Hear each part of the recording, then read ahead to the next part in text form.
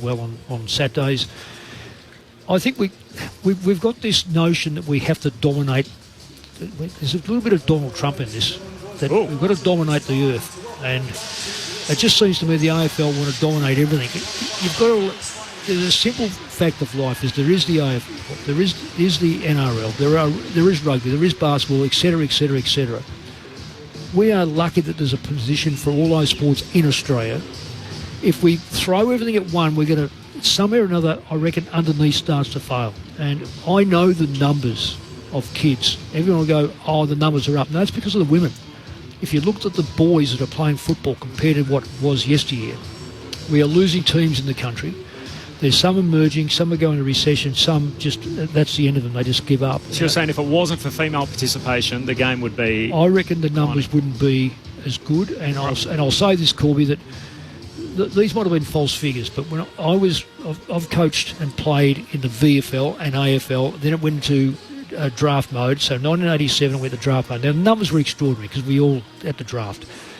But eating into the 90s and into the early 2000s, we were going at I know, say, Dean Kemp was 116. Now, we're lucky to draft 60 players these days. The cream will always come to the top. I think we're like a frog in the hot water. You turn into Bunsen burner up. We're not looking at the fact that the frog's going to die in there. And we've got to be careful that we still have players coming through. We've got to keep attacking Tasmania, South Australia, West Australia, Victoria, the heartland, to keep those players coming through, because there's a lot that are not playing. Believe me, they're not playing. Obviously, and that's the first thing you've got to address before we start worrying about trying to pinch supporters. That's a money thing. When the supporters come along, yes, there's players going to come along. And we've seen a lot of good players. Sydney have got a massive number of players that have come from up here. That won't die.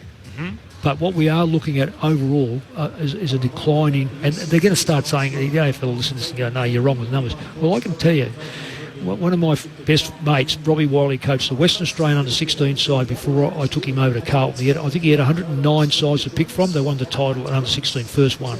He went back 5 or 6 years later, got the same job and had 56 sides. Wow. Now, that's a massive drop-off. Now, maybe there was some in recession, maybe a couple of little towns united, because I know a lot of kids from the bush go into the city. We understand all that. But we cannot have only 60 or 70 players drafted. Kids will start saying, I've got a good eye, I've got a bit of a willow in the backyard, I'm going to knock these over the top, and I'm going to start playing anywhere from South Africa to England to India to whatever. Or have a look at basketball. That's taken off. I'm going to join in there and I'll go to the States. And again, I'm not saying we shouldn't encourage these players to do that, but we've got to look after our own backyard. So you reckon every team should be playing opening round? I think every team should play opening round. But you know my thoughts totally. I think there's too many abnormalities in the AFL. There's the draft. Yep. There's the draw. There's father-son. There's free agency. We are so disjointed there. Only the better get better. We want a competition that the bottom sides have got a chance to get better. I felt like a State of the Union address from our president right off the top. Thank you very much. I've got a little compromise for you as I try and blend these kind of ideas together. I actually like the concept. I just feel like it's in the wrong spot. So I'd love to have every team open the season. So we start with a full round, all 18 teams involved. We've been waiting for footy since the end of September or the last AFLW game in November. So you basically haven't had any footy for, minimum 4 months. My team's back. I want to watch my side play. But keep this concept and solve the buys. So, the buys in the mid-season where we have 3 weeks of 6 games and 6 teams have the buy, and we all think, this is a watered-down version for 3 weeks. Imagine if we got that down to 2 weeks of buys. 1 week there's 4 games, the next week there's 5 games. On the weekend where there's only 4 games, put the spotlight on New South Wales and Queensland. Put good idea. The Suns and the Swans and the Giants. That's good. The Lions at home, and then they all have the buy. And then the next week, you can play in the other states and everything else, and the other 10 teams get their chance to have their involvement. But it'll also, imagine if you put it in the middle of winter. I mean, you grew up in Victoria. Everyone would take the opportunity to think, I'm getting on the plane, I'm heading up to Queensland for a couple of weeks or to New South Wales and find some better weather. And you haven't thought about joining the AFL board? Well, maybe it makes sense. Maybe it belongs better in the mid-season than it does at the actual opener. I don't know if the northern teams would buy that, whether they think it's as attractive. But I think it's attractive if you're getting the bigger clubs to come up as well, and it's and you create a celebration of footy and a spectacle. I think you want them to be quality games. Yep. So I certainly think there's merit in that. Maybe there's a spot going on the board there, Corby. But it's a discussion. I'll only argue one point in it. We keep saying we want the best sides. The best sides are from last year's 8. They're the best sides. If you look at last year's 8, didn't have Collingwood in it. Collingwood will win the premiership or go close this year. We've got to be persistent and consistent with our attack on the draw. And if it means that it's Gold Coast playing North Melbourne, you know what? So be it. Yep. And you build that game up. And that's not being derogatory about North Melbourne. Simply they finished second bottom or thereabouts, and they haven't got a massive supporter base like, say, Collingwood, Carlton, Essendon, this sort of stuff. But we can't keep letting these teams be the ones that are always, let's go to Collingwood because they've got the best supporters, or when Richmond are up, we go to Richmond. We've got to be able to say categorically that if it's Gold Coast versus North Melbourne, we pump it up like there's no other. Now, if it's 10,000 less than what was Collingwood, so be it. We've got to get rid of this notion that's the bottom line, because the league make millions of dollars. Tax-free dollars. For all our people that are tuned in throughout South East Queensland, of course, the ABC News website, best place to find all the latest on Cyclone Alfred, and all our thoughts and prayers, of course, all with people in that part of the world over the next 24 to 48 hours, of course, as that cyclone nears landfall. For more information on that, you'll hear it in the ABC News Bulletin, and, of course, emergency broadcasting through ABC Radio across the weekend. Now, the text line's back for the new season. It's the same number, 0437 774 774. As we count down to the season opener, Corbin Middlemass, Ben Cameron, Alicia Eva and Mick Moldhouse, Declan Byrne on the boundary, inside both camps with the Swans and the Hawks shortly. That number, 0437 774 774 from Anne. Totally agree with Mr. Moldhouse. Don't forget the Victorian heartland. Also, state school footy must be encouraged. So a little support for you straight out of the gates, Mick. There was an incredible story yesterday. I don't know if you caught up with this, where there was a bush shearer who tackled a teenage gunman on a plane at Avalon Airport. It was a phenomenal story, and essentially just a citizen's arrest. Took down this guy, waited for police to arrive, and we learned a little bit more about his story. He joined Warwick Long on ABC Drive in Melbourne.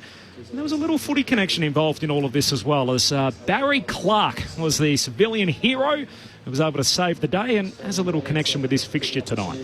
I was just put in the box seat, as I suppose, and the lovely air hostess was just questioning this bloke that come on, was dressed up as a worker, and he got agitated, and before we know it, there was a shotgun appeared, and I was worried about her being shot, so all I could do was push her out of the way, get the gun out of the way, break that, throw it down the stairs, and then put him in a hold and throw him to the ground, and until the police come. I'm on the ABC a lot, and we run a function centre down at Paracuta Station out at Moama on the river. And So what's harder, wrangling a suspected attack on a plane or a sheep? No, well, I'm with me friends, and one of my best friends, Tony Lloyd, his son plays his 250th game tomorrow night for Sydney Swans, so we're going up a night early to enjoy ourselves, but the airline has been fantastic, and they've got us on a flight tomorrow morning, and we'll get to the game, that's for sure.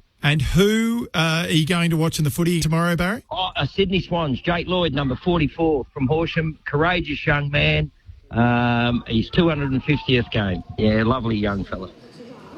What a story, Alicia. That's Barry Clark up here to watch Jake Lloyd. As he said, he was on the plane yesterday in a terrifying incident and responded on the spot and tackled the bloke to the ground and pulled off a heroic act. I only saw it flash up in the news this morning, and I couldn't quite work out what was going on, and then I read a bit more about it. That's incredible. And he's here at the ground tonight, made the flight? Made it. So he's here tonight, Barry. So I hope you enjoy the footy this evening. What a great story. Isn't it fantastic? Amazing. Yeah. Little footy connection as part of it as well. He's off to watch the footy and has to try and confront that. Luckily, our flights today, we didn't have anything that dramatic take place. You ever throw yourself in that same spot and just ask the question, what would you do? I think is it Andrew Leoncelli who made he made a similar citizen's arrest, the former Melbourne player, a couple of years ago. Yeah. maybe more than a couple of years ago. I'm not sure what the circumstance was, but certainly the Melbourne player was involved. There was a famous one, Michael Voss last year, remember? Yeah. Teens down the street. I don't think Ron Barassi, the late great Ron, that took on that bloke down at St Kilda Road, St Kilda Street. Yeah, you're right though. I mean, it's sort of one of those things where you never know how you're going to react in that moment. And he said, "Oh, what? You don't overthink it. Just do your thing and do it. Jump in there and away you go." But John Kennedy, don't think, do. Good on him. Good on Barry Clark here tonight to watch Jake Lloyd in game number 250. There's no late change. The subs are in. Tom Hanley for the Swans on debut, and Sam Frost, the unlikely sub for the Hawks. Declan Burns with us tonight. He's inside the Hawthorn camp. G'day, Declan. G'day, team. Yeah, I'm here with assistant coach Adrian Hickmott.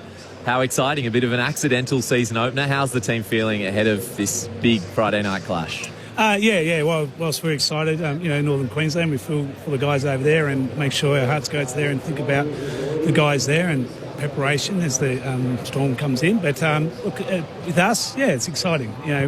Had a good prep and we'll see how we go from here. 2024 maybe didn't have as much expectation as you do this year, so could you sense that over the pre-season and this first couple of months that there's a bit more expectation around your group? On the outside there definitely is. Inside we've been working really hard. That's what we're about. Get the work done on the track as we know and be consistent in that. That's really important for an AFL club and to be consistent. A lot of the headlines go to the forward group, a group that you're very close with. How do you go in terms of the generational gap and getting to know them and being able to connect with them?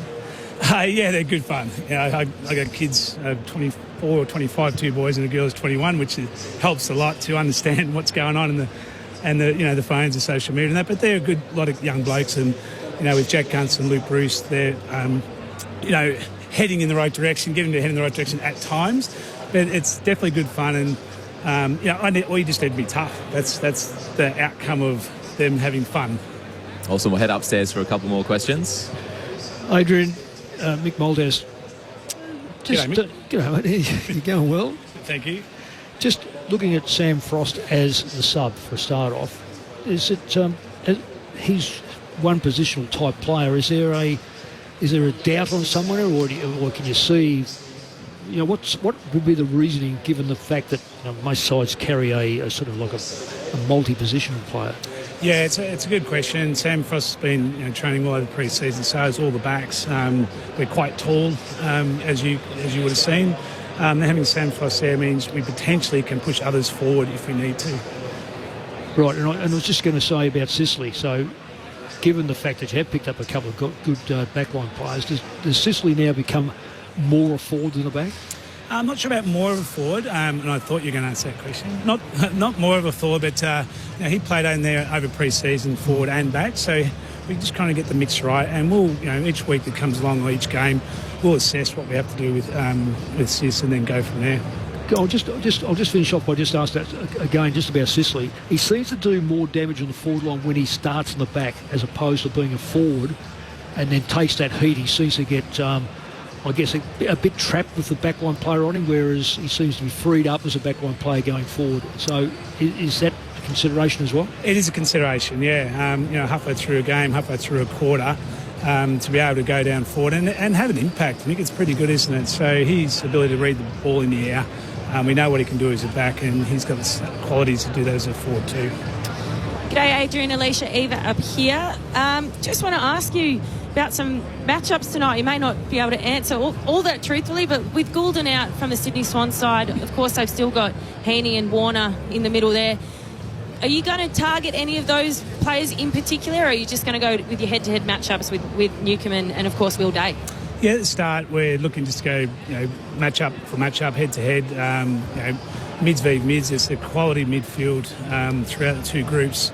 And to win that contest or halve those contests, the balls inside there is really important for us. So, and then as the game goes on, we'll just see how it unfolds. Fantastic. And look, I have to ask. In the documentary I saw during the week, you were playing guitar with Cal Shadir, and I just want to know how your version of Wonderwall is going. Yeah, it's getting there. It's going well. Young Calsh is doing a good job. It's we're slowly getting there. Adrian, it's Ben Cameron here. Great to speak to you again. One thing we have learnt about you this week as well is that you're the mindfulness coach of this Hawthorn group. What's the background with that, and why are you so passionate about it? mindfulness is, I've got no qualifications in it, but it's just the mind is a wonderful thing, and able to be present and stay in the moment. It's really crucial for games and for momentum in games to keep you in the same spot. So yeah, we've been working together with that over the last 3 years, and it's, again, just to keep the guys in the present moment, just to think about what we want from the game, and more so we can get them in a mindset where they can play off the instincts, play confident, instinctive football. I think you were the star of Full Sweat back on Wednesday night. I'm losing track of my nights with the cyclone, etc. But what was your takeaway from it? Did you watch it?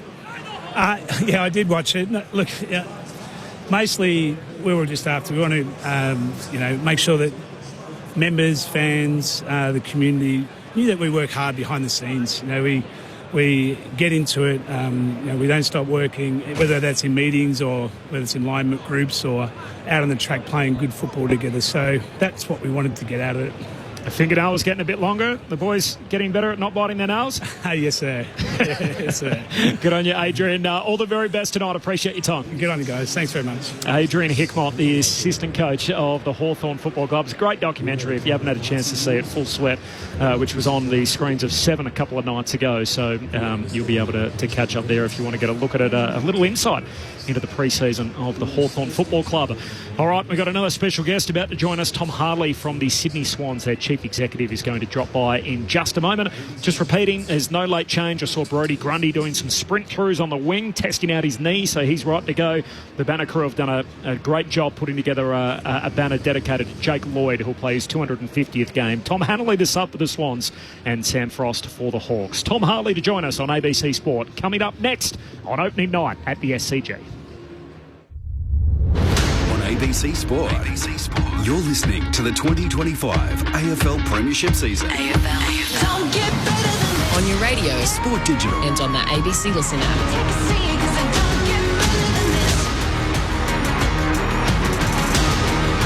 It might be an accidental season opener, but it ticks all the blockbuster boxes. Nevertheless, the beaten grand finalists under their new coach, Dean Cox, just their third senior coach in the last 23 years, up against Sam Mitchell's Hollywood Hawks. What a way to launch season 2025. It's great to have you with us on ABC Sport. Corbin Middlemass alongside Ben Cameron for the call. Alicia Eva, the GWS Giants star and a member of their coaching panel nowadays.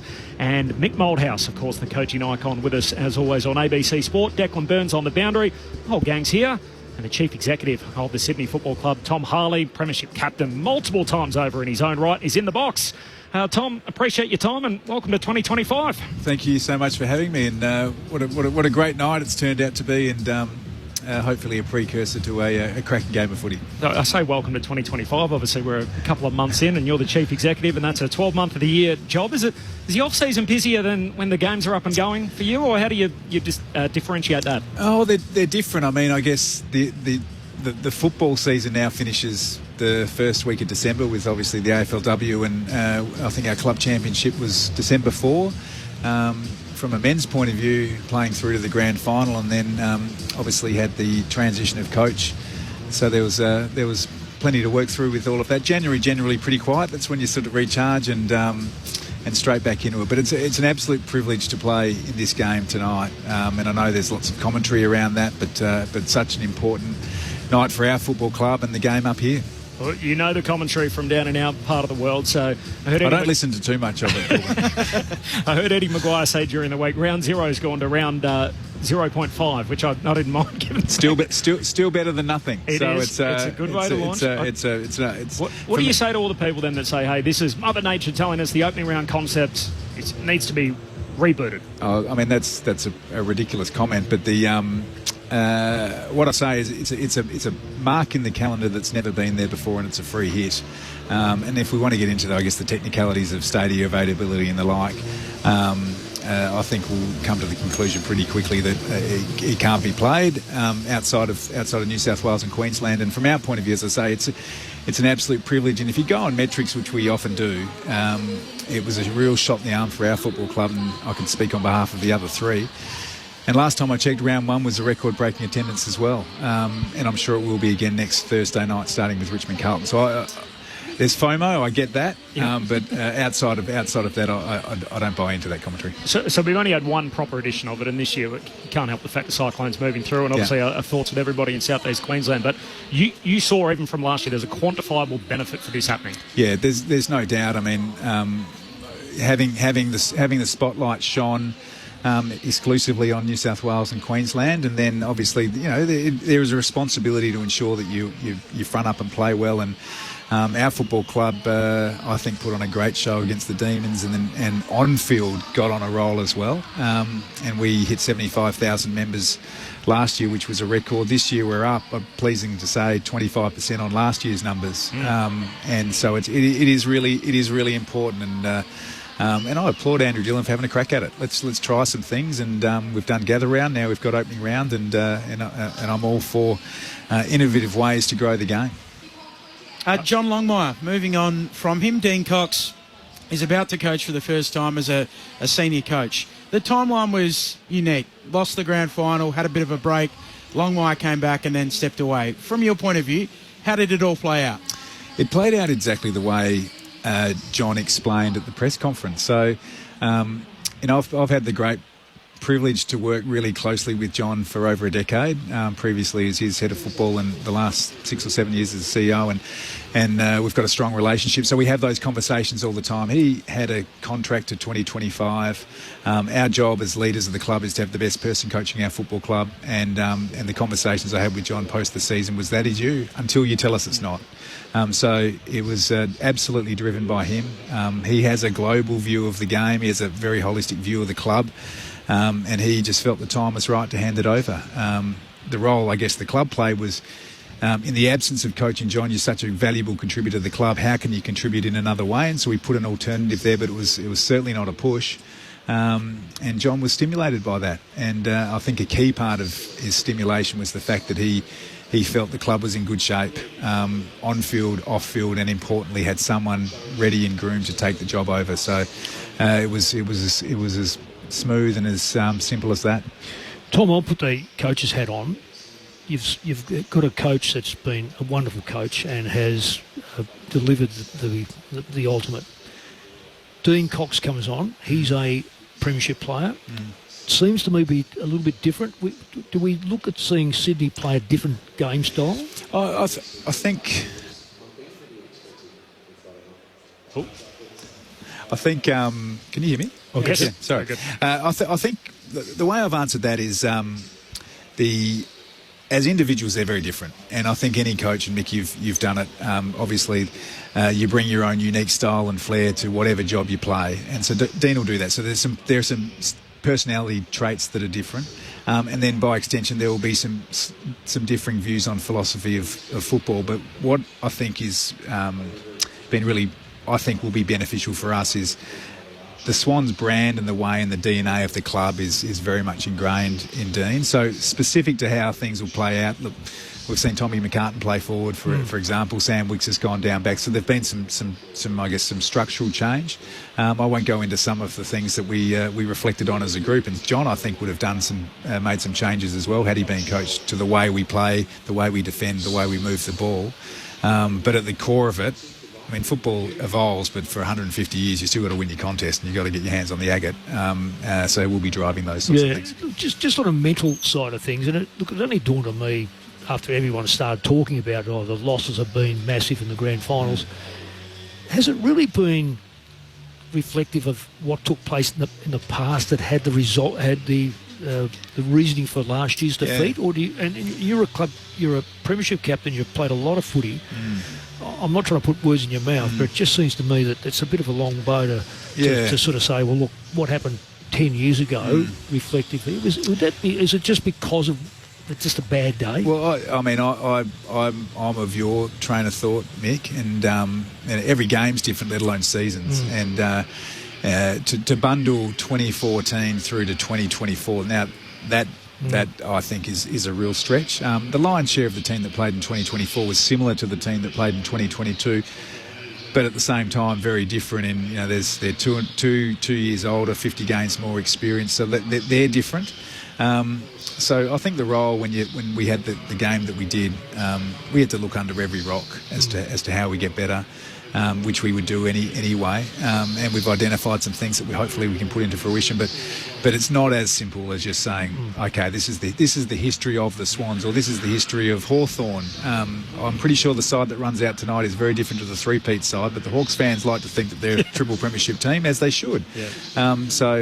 Did you uncover something in particular where you thought, look, in retrospect, that wasn't right? That's what led to that kind of, it's a bad day to have a bad day. I think it's really important to look at the game in isolation, but then also look at the season in totality. I mean, it was a record-breaking year for our footy club in every metric on and off the field, and we won more games than we've ever won before, and that was 19. So as much as you've got to look into those 2 hours on that Saturday, you've also got to look into the preceding 25 weeks, and there's some really great, rich stuff in that. So I think it's important in any organisation that, if there is let's call it a turbulent period, the organisations that I think do sustainably well understand that there's going to be peaks and troughs, but if you can keep yourself as consistent in the way that you do things and the conversations that you have and the things that you interrogate and the way you interrogate things,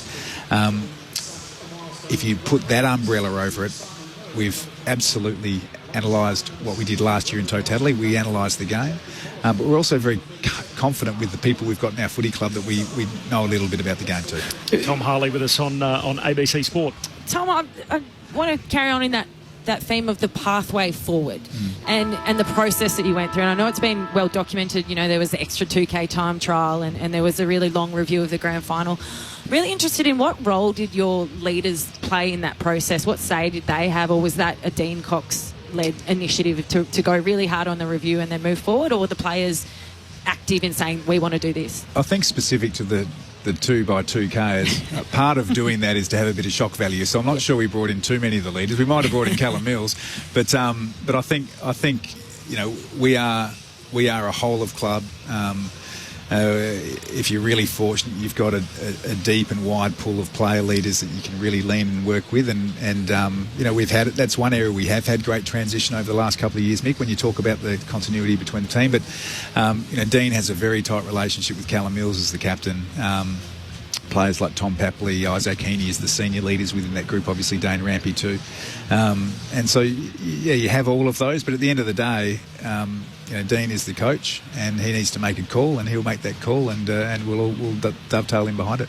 And in terms of the review process, I know everyone has their opinion on, do you review something to the death, or do you see it, accept it and move on? Was that a collaborative process with the playing group? Or? Yeah, very much so. Yeah. Very much so. It was. I sat in on that first day of pre-season, and people love to get inside the four walls of a footy club, and they'd love to review a grand final. But we did it the way we thought worked best for us.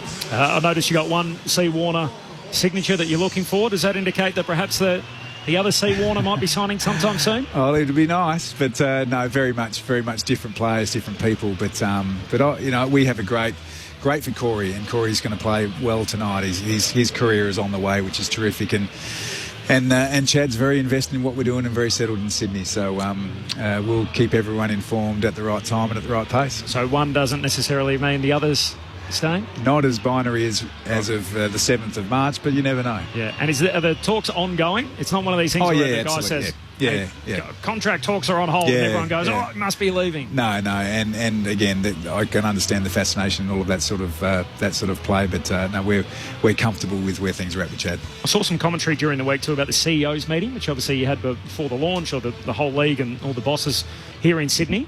18 clubs, it was a 19th seat. And Chief Executive of Tasmania, Brendan Gale, was there. I noticed there's a little bit of consternation from some clubs about whether the Tasmanian CEO should be included, given their team's not currently playing in either the AFL or AFLW competitions. Any beef on your end? No, not at all. I mean, we don't get together often enough and for long enough to really dive into really deep details. So that was very much an update from the AFL, and I think come mid-year, when we spend a couple of days together, is when we might dive into some deeper topics. Yeah, right. And so was Tasmania discussed as part of that? Yeah, absolutely, yeah. And reiterated that the conditional part of the licence is the stadium. That was a very strong word from CEO Andrew Dillon. So there's obviously a bit to play out, and we're fully supportive of the 19th team coming in. And I think it's important any club that comes in the competition is set up for success, and the stadia and the TNA is a really crucial part of that. And is 2028 realistic as a start point? Oh, I'm not close enough from the stadia point of view. So I know there's some pretty critical milestones in September this year with a project of state significance. So we'll be very interested onlookers in that as well.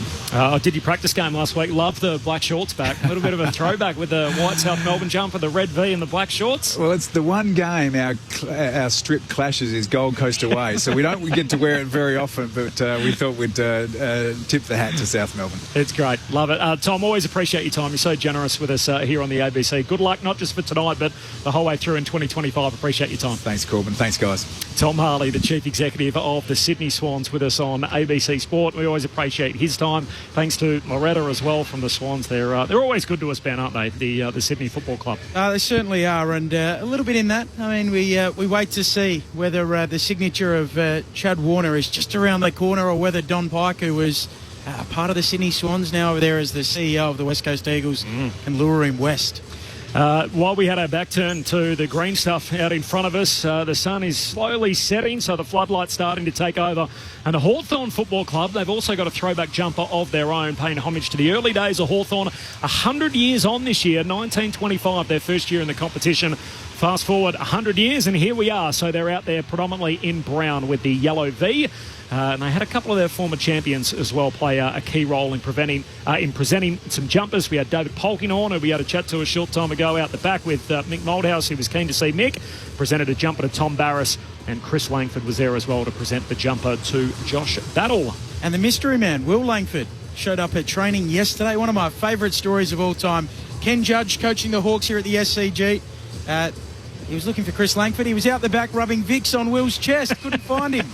No late change here. Sam Frost is the sub for the Hawks, and Tom Hannelly on debut for Sydney. Full game preview next. Foreign Correspondent returns to Tuesday nights in 2025. Exploring the unknown, discover the extraordinary, your window to the world. Foreign Correspondent returns. New time Tuesdays 8 p.m. on ABC TV and ABC iView. ABC Sport. ABC Sport. You're listening to the 2025 AFL Premiership season. Don't get better than this. Footy's biggest weekly stage, Friday night footy.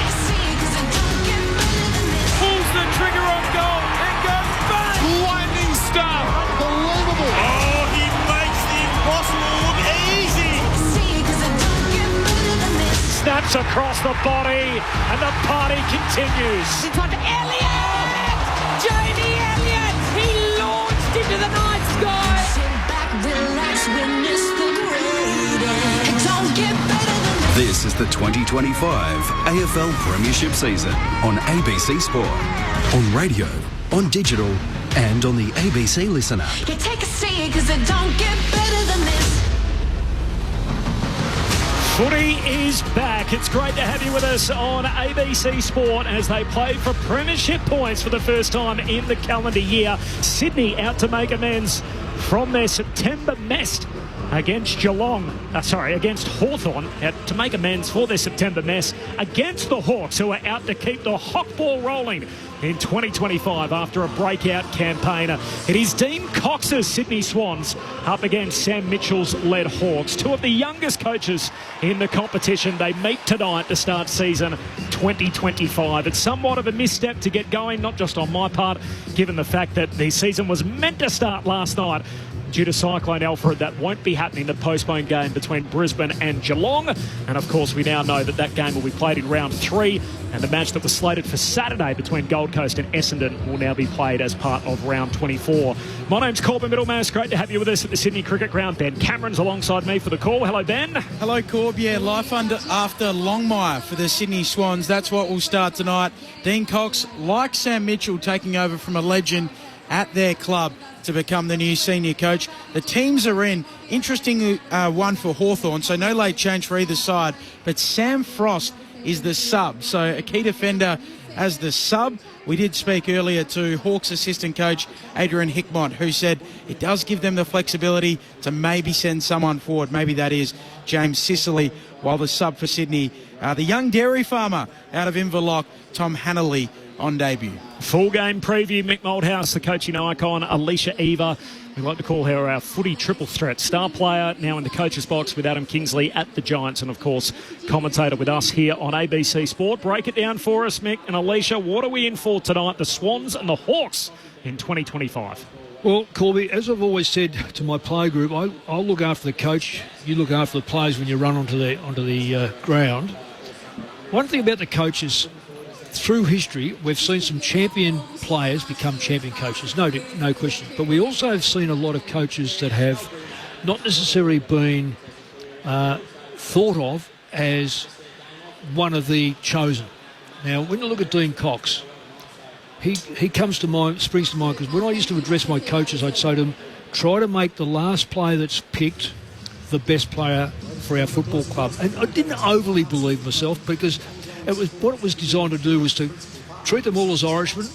Yes, they've got talent, but you have to bring it out. Now, Dean Cox was a rookie, become one of the best ruckmen in the competition, Premiership ruckman. Sam Mitchell had to battle his way through from Box Hill to convince the Hawks that he was a good player, become a Brownlow medalist. So the journey of these blokes has, in many respects, been a little bit paralleled, because they were probably thought, would they be good enough? Are they going to be good enough? And here they are now, coaching two of I'll call them glamour sides, because they really are. Hawthorn proved last year that they are capable of a lot of things. I'm with Tom Harley. Yes, they've been flogged in the last few premierships, but the relationship between that one some time ago and last year's one really was just time. It wasn't necessarily, and the colours. So I'd be very surprised that these sides aren't playing off in September. I think that, one of the things, and as I've said before, speed on the ball to me is essential. Both these teams can get speed on the ball. It's how they finish. Can Sydney get a forward line up outside of Papley to be able to finish? That's why McCartan, no doubt, has gone forward. And Hawthorn, Lewis is not out there, is he? No. Yep. So they've got, I don't know how long he's going to be out and has he recovered from that knee, but they've got a forward line that really can kick a lot of goals. So, and that puts them both sides in a really good position. What do you reckon, Alicia? I mean, my side, the Giants, played the Swans in a pracky game a couple of weeks ago, and the Swans look sharp. And in terms of how they play this SCG, they get a lot of run and gun from behind. So Nick Blakey looks to break the lines. We've seen Isaac Heaney, who might start at centre bounce and then flip forward. Chad Warner, we know, loves to run and carry the footy. So their goals can come from multiple different players on this ground, and particularly with that run and gun style. But what they've also shown in the pre-season is their ability to control the footy in a slow attack as well. So they've been able to hit up and find those marks and be able to reposition their forwards. So if they do need to go deep inside 50, they can create a contest, and it brings in the likes of Papley and whatnot at ground level. So I'm really interested to see how they match their fast blitzing play of the likes of Nick Blakey of half-back with their slower offence, because it was something that really shone through during the pre-season. We saw on grand final day, didn't we, what they took 145 uncontested marks, the Brisbane Lions, to try and slow down the Swans. And that brings me to my second point. I think there was a big focus on team defence from the Swans' perspective. They couldn't get the ball back. And when you're playing in isolation, particularly defending in isolation, it becomes really difficult to get the ball back. So that's another big area they've spoken about in terms of going to work on. So they're going to be fired up tonight, and a very, very healthy SCG crowd here. And I think that is also exactly what the Hollywood Hawks would be loving to open season 2025. A big crowd, majority red and white at the moment, but look, I can't wait to see the likes of Nick Watson, the Wizard, get going. James Sicily, I'm really interested to see where he plays. I know Sam Frost is the sub for Hawthorn, so when he comes on, does that mean Sicily goes forward? Who knows? Hawks were the number one team for points for and points against last year after round 8. So that was after that horror show against the Sydney Swans where they lost at the G by 76 points. At that point, everyone was scratching their head thinking, gee, is this team on the right track? And they played some blistering footy thereafter, Hawthorn on their return to finals footy. I gave you a little trivia question off air earlier, Mick. I said tonight Dean Cox becomes the 10th West Coast Eagles player to coach a senior game in AFL footy. And you listed off very quickly Worsfold, McKenna, Pike, Waters. Who are the other 5 that you're missing? Well, Dean Cox lines up tonight, of course. He hasn't had a game yet. So he's... Then you need 5 more. Oh, 5 more. I reckon one's coaching the other side tonight. Oh, Sammy Mitchell? Of course. He's on the list. We'll see. I'm There's just another one you coached on. I'm relating back to... one more you coach. 2 more you coached. Danny Laidley? Yes, and certain player who then went to Port Adelaide and came back and played for Fremantle. Coached them late last year, Jared Schofield. You would have had Scully. So there you go. That's what happens when you get to about my age. Start to forget those names, Benny. You be careful. Tell me how old I was getting today. Jamie Graham and Ash Hansen, the rest of the list. So, well, of course, we'll see this. As you say, just fill-ins. Mind you, both those lads have got good credentials. You never know. They might end up with their own side. I hope they do. Let's go down to the Boundaries Edge, and Declan Burney's there for us again tonight as the season opener is upon us. Good evening, Declan. Good evening, team. Yeah, it's really filled up down here in the last 10 or 15 minutes after 2024 saw record crowds at the SCG, so they averaged over 38,000. I think they'll comfortably get that tonight. It's about 20 degrees. The sun has just set, so this purple sky is just getting a little bit darker. It's a beautiful way to start the season. Slight wind favouring the Paddington end. Heaney, in his first outing as captain for the Swans, has won the toss, so good start for the home team. They're going to kick towards the Randwick end, so against the wind to start for the Swans. Good luck to Jake Lloyd, as we've touched on, his 250th game tonight. First 249 under one man in John Longmire, and he plays his milestone game under his second senior coach in Dean Cox tonight. Quick tip, Alicia Eva, in a word, who wins? Sydney by 8 points. Mick? No, I think Sydney will win, but this is one game I would not be surprised that Hawthorn turns it on its head. Ben? Sydney for me. Yeah, I'm on the Hawks for whatever that's worth. Corbin Middlemass, Ben Cameron to call the footy, Declan Byrne on the boundary, Alicia Eva and Mick Malthouse. The stage is set. It's the best theatre of all. The footy's back. The curtain comes up on season 2025. It's opening night on ABC Sport. You're with Ben Cameron. Simon Meredith in game 500, lays it down. Grundy wins the tap, getting involved quickly as Newcombe. Borg spits out. Impey with it for the Hawks on the wing. Chips it to Morrison, takes the mark. Hawthorn with the opening possessions. Morrison feeds a handball forward to Impey. Forward handball to Ginnivan. Nice pick up. Tackled by Grundy. Ball spits out. Sydney with it. Jordan, hand pass to Papley to Warner, kick intercepted, Newcombe does well. Hand pass away to Moore, he's coat hangered by Warner, advantage applied, Amon on the end of it, shoots goalward for the first of the season, he's hit the post. It's taken 32 seconds, the opening score, a poster for Carl Amon. Hawthorn on the board first. Hawthorn season starts like their last season finished with a poster. Lakey to take the kick in for the Swans down at the Paddington end. Slithers to the pocket, then kicks up towards the wing, turns it over. Mark taken by Day, Hawks with it. High half forward here for Hawthorn. Wants to stab it short, kick doesn't go the distance. Emerging with it, McDonald, kicks towards full forward. Getting back, fisted away there by Melican, out of bounds and a throw in.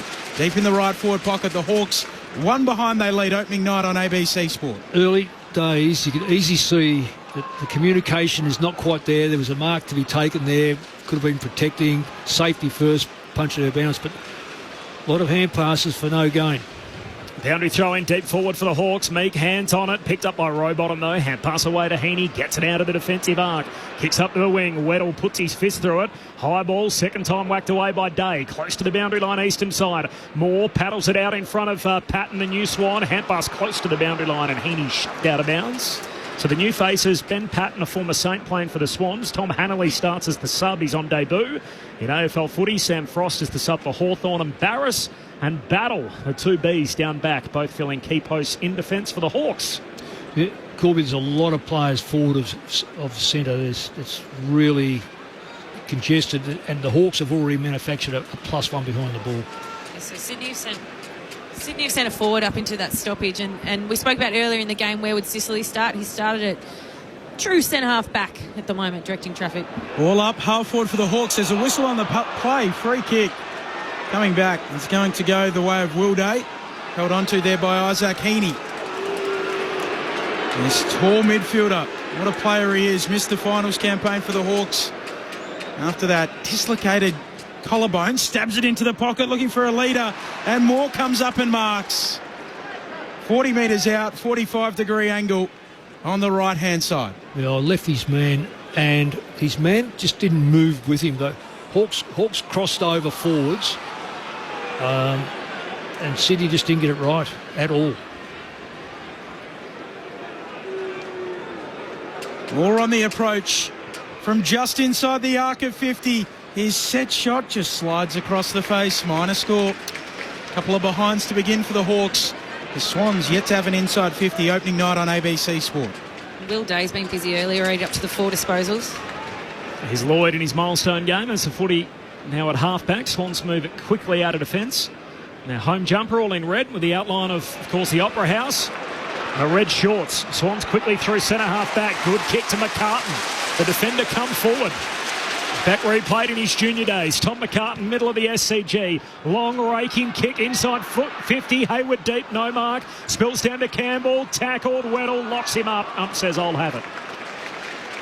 If I could just make one observation. I know it's early, but when that ball got turned over and McCartan marked it, I reckon Hawthorn had 5 or 6 players back of the ball to protect. Leak down to Day, dispossessed, Chad Warner, Hawks a goal! Sydney's number 1 kicks the first of the new season. Chad Warner, the most wanted signature in the game, 1 straight 6. Hawthorn 2 behinds, 4 minutes in, opening night on ABC Sport. Mick Malthouse, Alicia Eva.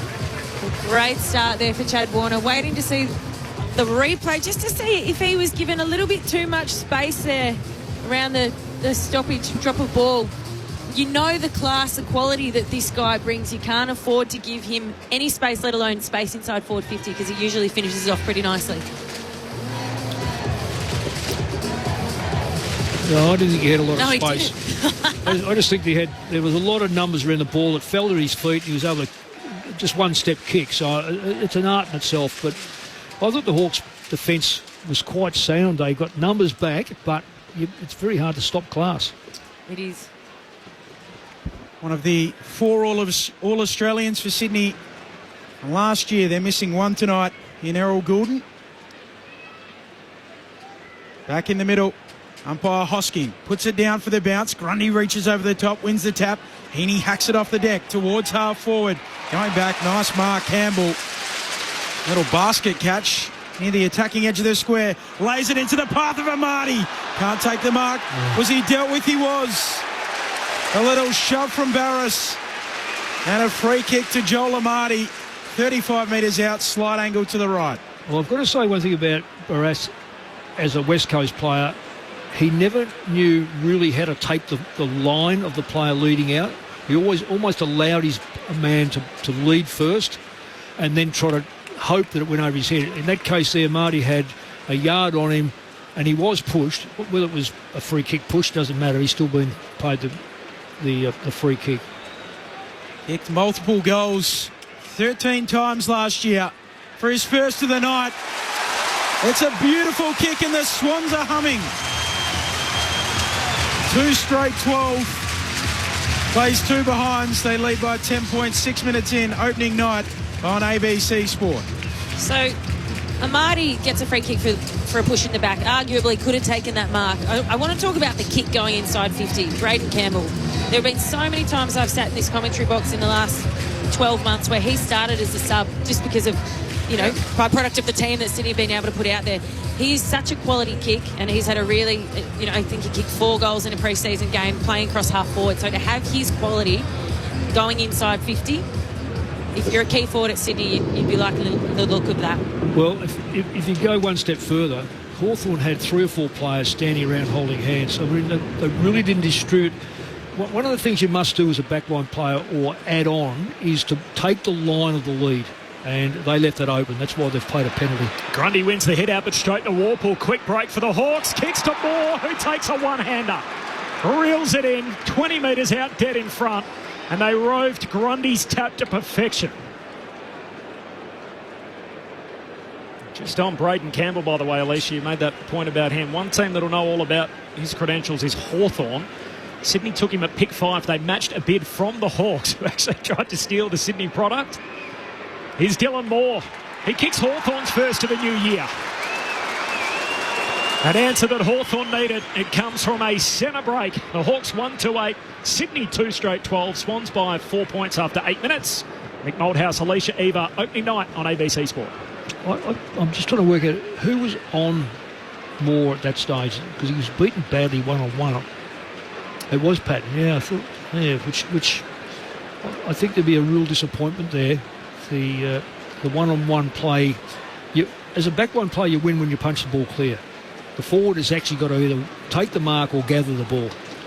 One of the things about a backline player is just, even if you cut 50-50, just punch the ball clear. And he was like, he just allowed his opponent just to be able to take the line of the ball. And what I mean by line of the ball is where the kicker kicks it, you hold your ground, you keep your backline player out. But as a backline player, you've got to get under his hip. Mick Malthouse here on ABC Sport. Both rucks with hands on it. Free kick from the restart going the way of Meek. So the Hawks ruckman to get it right in the bullseye in the middle of the SCG. Will drive it as long as he can. Chole's down there, so too Grundy. Grundy gets a hand on it. Ball comes to ground. Melican comes away with it for Sydney. Short kick. Warner drops the mark. Claims it. Ooh. On the second juggle. Like a dodgy slips fielder, you think, Mick? I'd play it, Ben. Kicked the first goal of the night, the first one of the season. Chad Warner for the trivia buffs out there as he kicks down the eastern wing, finds Heaney. It was a really clever kick, that one. It looked like he was shaping a kick long down the line and he just pulled it. This is what I'm talking about. Sydney pulling their kicks to find little hit-up marks so they can control the ball. There's another one. Short to Tay Adams, now short to Rowbottom. Sydney with 17 of their beaten grand final team out there tonight. Adams, one of those 6 new faces, didn't play in the grand final. Switches on. Rampy in the centre of the ground. Now to Melican on the wing. Kicks into Chole. Ball ricochets out the boundary. Chole's going to run onto it. Trying to turn Melican inside out. Back on his left boot. Finds D'Ambrosio. Another lefty along the boundary line. Wicks breaks it up. There's a new role for Sam Wicks this season, playing in defence, as he has done throughout the pre-season. The former forward off contract. He's got the job on Ginnivan. And a boundary throw in here. High half forward for the Hawks. Sydney by 4 points. 10 minutes in. Umpire spins it back in. Western side of the ground. Grundy lays it down in front. Newcomb coming through, leaves it behind. Meek picks it up. Snaps the Hawks inside 50. Chole down there with Blakey. Works him underneath it. Tracks it to the pocket. Bouncing ball. It tumbles out. Throw in the left forward pocket here for the Hawks. Sydney lead it by 4 points. Opening night on ABC Sport. Ben Cameron, Corbin Middlemass. Play-by-play commentary, Alicia Eva and Mick Malthouse, your experts. Declan Byrne on the boundary. Forward 50, deep at the Randwick end where the Hawks are attacking as Amadi palms it down. Jordan through the traffic. Hand pass goes straight to his opposite number, Meek. Gets it for the Hawks. Hand pass to Warple, to Newcomb. Hurried handball out of the attacking 50. Sicily on the wrong side. Gives it to Weddle. Now to D'Ambrosio. Left peg against the boundary. Superb. Hits up big Lloyd Meek, who marks on the 45. He's about 30 metres out. Yeah, once you find a ruckman marker, first thing you do is look for his opposition ruckman. He got caught right out. Now, I don't know whether they swung around different rucks, so I can't see how they've done that. There it is. There it is. You just cannot, when the opposition have got the football, you cannot make your changes. Big Lloyd Meek off the back of a career year. He starts 2025 in the right fashion. Through it goes post high, and the Hawks back in front. Lead change number 2 in the opening quarter. Hawthorn 2-2-14. Sydney a 2 straight 12 before Alicia Eva and Mick Malthouse. Declan Byrne on the boundary on ABC Sport. Yeah, Grundy came off about 30 seconds before Meek marked that, shook his head as he took that marker and, put the goal through. And all year last year when he came down to me, John Longmire was in the background, his big loud voice. Dean Cox starting his first game up in the box rather than down on the bench here. So Amadi goes into the ruck to relieve Grundy. The handover must be complete. It's not a matter of running off and then Amadi's all of a sudden works his way from full forward into the ruck, working on the ground. One of the principles of coaching is that when you've got the football, then you want to force the opposition to making changes off the bench. Coach Keller, might have been a 30 seconds, but Amadi he's just whether it be Grundy's move too quick or Amadi's lack of concentration, it's cost him a goal.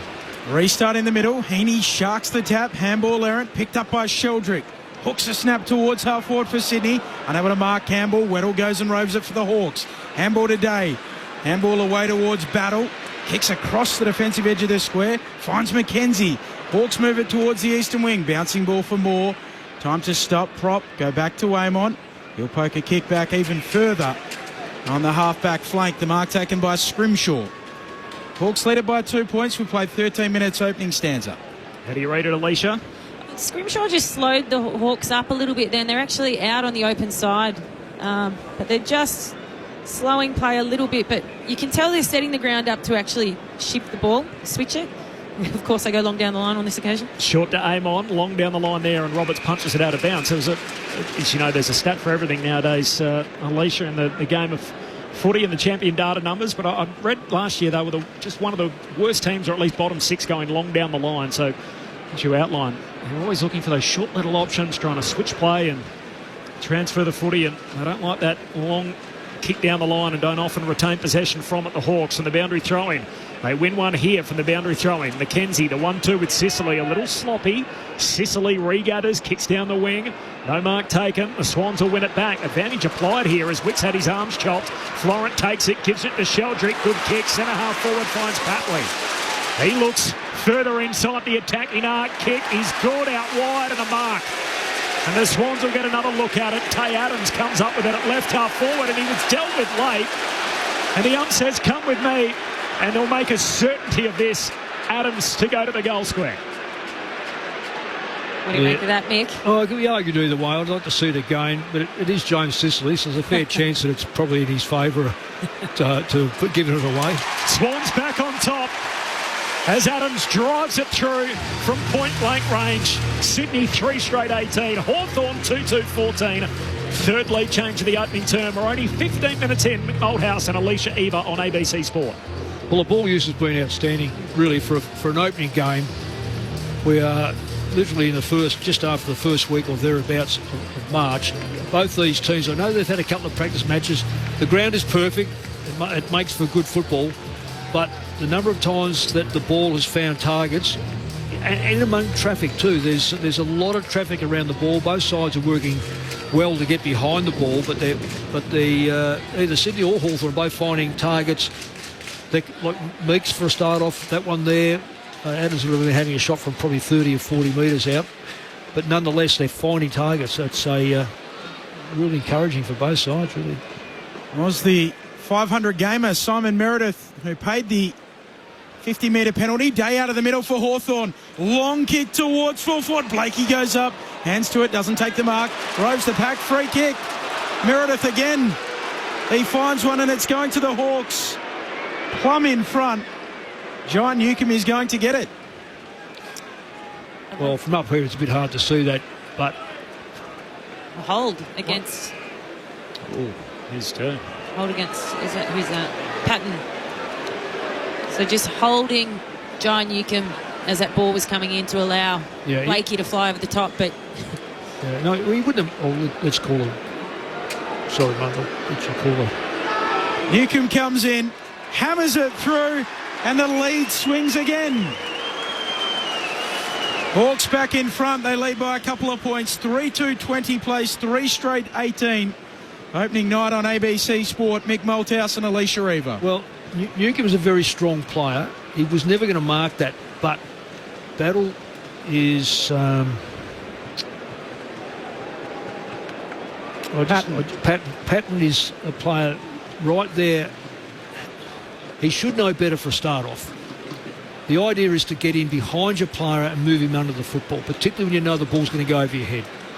So there are techniques so far tonight. I suppose it'd be fair to say there are a couple of players that have been found out technique-wise, particularly by Sydney players in the back half, where there's been 2 goals. One was One was by, I think... Dylan Moore. Dylan Moore kicked the ball. What a one-on-one. Two free kicks, so it gets down to being able to have the right technique.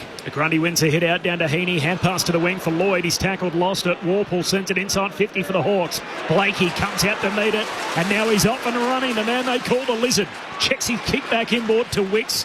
Not 15. Hand pass down the wing. Finds Lloyd. Back to Blakey. Keeps on running. Great anticipation, Scrimshaw, as he leaves his man and takes the intercept mark for Hawthorn. He goes back with the kick to Battle, and now the switch is on for the Hawks out to D'Ambrosio on the back flank. He wants to kick onto his left and move it up to Impey. Was a part of that Full Sweat documentary. They had to show him the Zoolander clip. He only ever turned left. Joel goes up, can't take the mark. Comes down at ground level for Florence. Sydney back in possession. Handball to Heaney, twisting, turning. Handballing to Corey Warner. Handballing to Florent. Another handball on. Here's Hayward chiseling a ball, a good kick. And it finds the chest of Adams. Half forward out wide here for Sydney. Kick Sydney's last goal. That's not his best effort as Weddle takes the intercept mark. Not 15. Some hot on that throughout the pre-season, so watch that. The distance on the kick, and he switches play to the opposite pocket for Morrison, who marks in the right back pocket. Declan Byrne on the boundary. Mabia Chol with that high-flying effort. He's come off grabbing his sort of left buttock, so we'll keep an eye around, what he's in the doctor's hands at the moment. Not ideal. Thanks, Declan. Yeah, he's landed straight on it. Just didn't have any leg or arm to the ground first, just landed on his butt. Morrison today, long kick down the wing, no marks. Spills front and centre, and now the ball's locked in as Watson's tackled on the wing. So we spoke earlier about Hawthorn's ball movement. They really want to switch play. And if you look at Hawthorn's forward line, if Chol's not on the ground, they're very small up forward, so they can't really go long down the line to a tall marking target. So whenever they're turning the ball over across half back, they're trying to switch the play, and on that occasion, Sydney were too good, chopped it off. All up on the eastern wing. Great to have you with us on ABC Sport. Slapping it down, Meat. Trying to burst through it, comes out towards Scrimshaw. He loses possession of it, goes in again. Heaney eventually extracts it. Sydney in possession. Rowbottom swings onto the right boot. High ball towards full forward. Coming out, McCartan hands to it.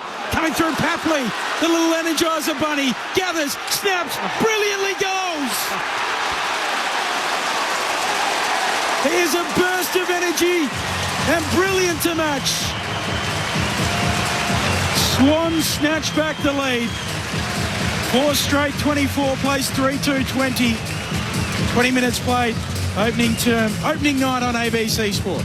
Well, talk about some textbook plays, and earlier in this game we've seen maybe some technique not be quite there and give up goals, but on that occasion that is small forward craft to a T, getting to the front of the contest.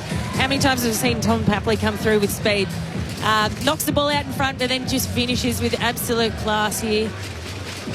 Gives himself some space, and just that snap, the balance, the poise, and celebrates as Tom Papley usually does at the SCG. I love that guy, Tom Papley. There are all sorts of hands thrown at it on the line. The goal umpire in the box seat. Every goal will be reviewed, as we now know. They've drafted a guy in the mid-season draft last year, Tom Hanley, who makes his debut tonight. Bit of a Papley clone. He's also out of the Gippsland region, little small forward. There's a lot of hands close to that ball on the line. Yeah, I just look at the umpires have a look at this now. So it's an interesting one. I dare say they freeze it and see. Yep, looks like it's okay. It's a great highlight. And maybe not. Did Jarman Impey get a fingertip on this? Yep. You think he did? Well, if he didn't... I think he missed it. I reckon he missed it too. He'd like to see another shot from behind the goal to see if there's a gap there. What do you see down there, Declan? Well, you look at Impey, and he was lying down afterwards and wasn't protesting massively, which is usually a giveaway. If a backman isn't protesting, then I don't think he's touched it. So if he hasn't touched it, what about his mate on the line? So obviously there's another Sydney player threw his hands at it. And McInerney, I think it might have been McInerney who might have touched it. No, nothing conclusive. This is off on the verdict, so the goal will stand and the Swans lead by 4. Lead change number 5 in a highly entertaining opening quarter. Clean look out the middle again for the Hawks. McKenzie, hand pass goes away towards Meek. He gives it to Nash. Kicks out to the wing, and Morrison takes the mark. 60 out at half forward. A beautiful night. Temperature in the low 20s. Humidity around 60%. No rain. Morrison Lays it up to the top of the goal square. A few bodies hit the deck. Ump says play on. Roberts shakes the tackle on the left footer, just backs it out of defence. Amati to target, flies at it. Can't complete the mark. Barris right there with him. Amati wins the ground ball. Hand pass onto the wing.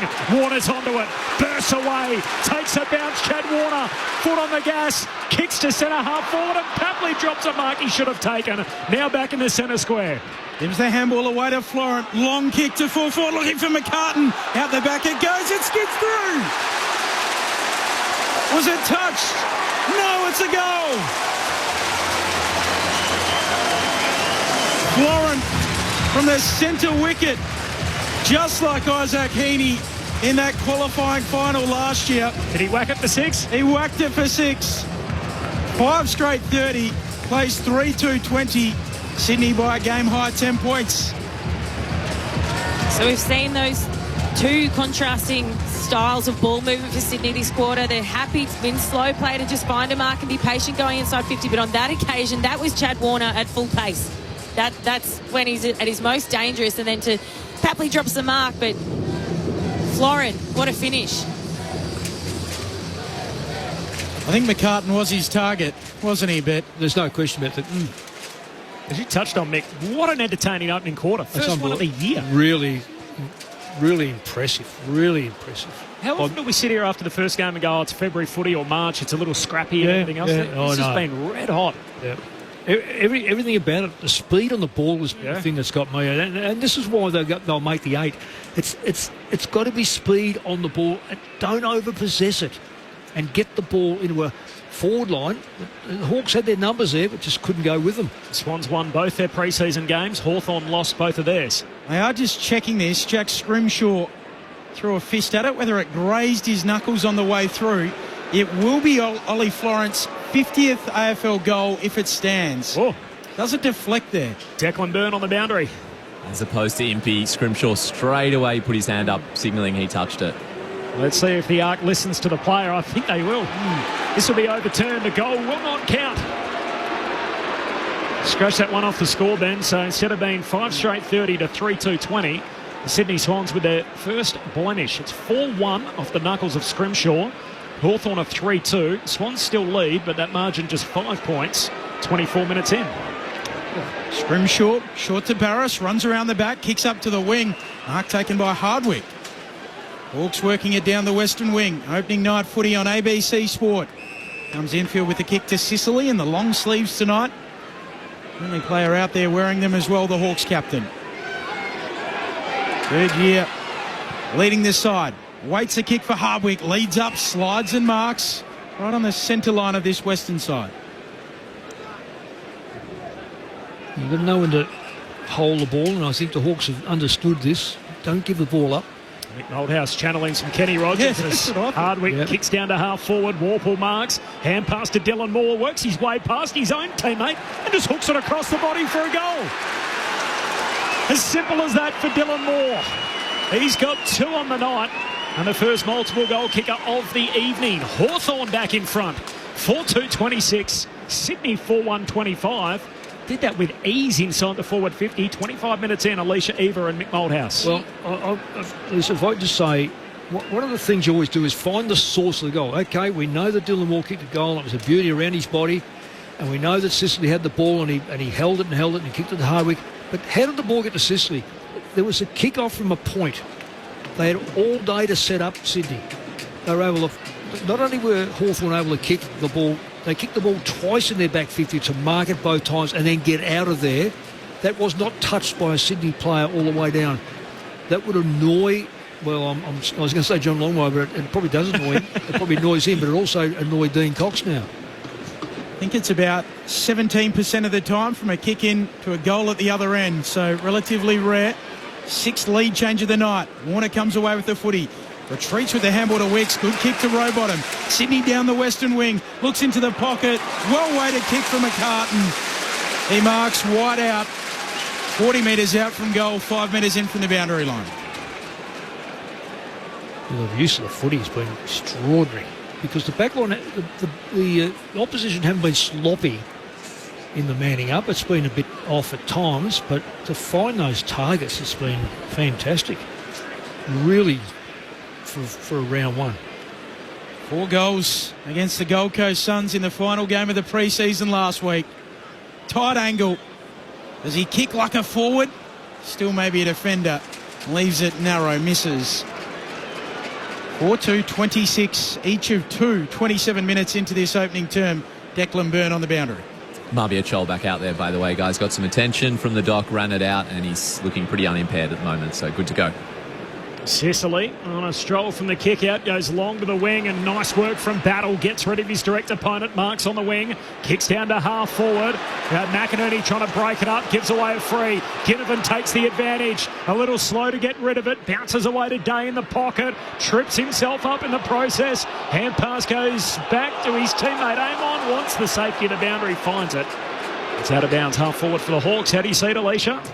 I'm just looking at some numbers here, and I mean, it's such an even contest, but Heaney's had the 7 going at 71 disposal efficiency. Warner has had 6 going at 80 with a goal in that. Both midfields, they're sharing, getting a lot of the footy. Clearances are even. It's just centre bounce where Hawthorn were on top early, but it's evening itself out now. Big tackle on McKenzie from Rowbottom, and the umpire wants it. Rowbottom, the tackle leader in the competition last year, 186. Impressive. Loves the contact. Meek taking it out of the ruck. There's a free kick going to Hawthorn too. At centre half forward, and Warple, the recipient, the mark set 47 metres out, as good as directly in front. Another free kick inside 50. Yeah. Didn't touch wood, I think. But what have you made of the umpiring to start, Alicia and Mick? Jeez, we're 28 minutes into the season. We're on them already, Ben. No, I think there's been some... Tiki Touchwood, he started it. No, I think it's been pretty good.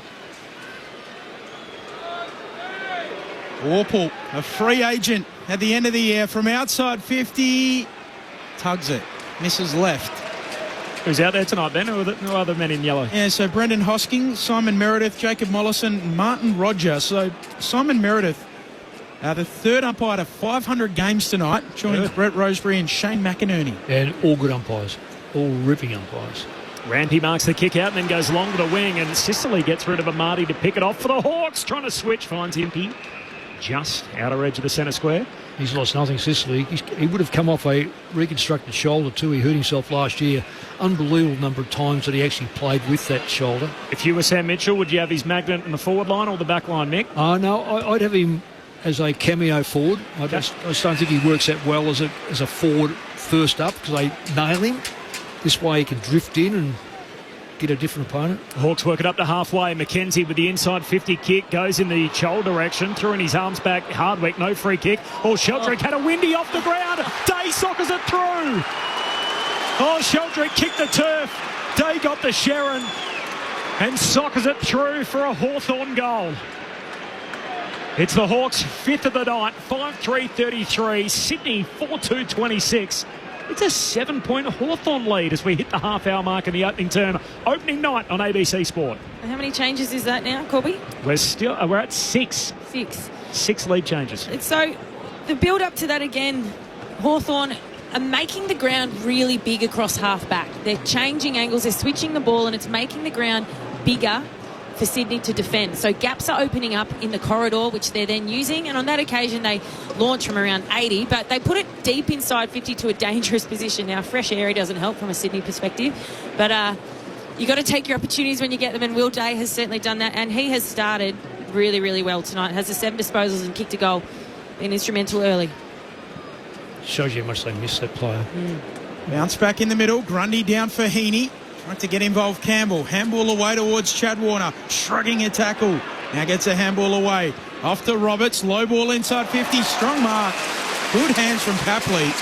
Claims it right on the arc of 50 at centre half forward. Well, that wasn't aimed for him, and it was a finger breaker, and it's you've got to be very, very good with your hands to mark that. Papley is that sort of player. I know he's dropped an easy chest mark. That was after he kicked that beautiful goal, but he is so dangerous because he's good on the ground and he can take these sorts of marks. He so often ignites the Swans. Can he do it here? His drop punt is just missing. Went right to the line, just the wrong side of the goalpost. So back to 6 points, 1 goal neat. Here's Hawthorn's lead, Declan Byrne. That wind's picked up as well over the last 5 minutes. So Papley was kicking basically into it there. It's going towards the Paddington end. Thanks, Declan. Declan down on the boundary. The four of us up here in the box. Corbin, Middlemass, Ben Cameron, Mick Moldhouse, Alicia Eva. Sydney win it back on the wing from the kick out. Rowbottom. Hand pass along the ground to Jordan. Long kick into the pocket. There's Tommy Barris. Arriving late, the new Hawk, and punches it 8 rows back.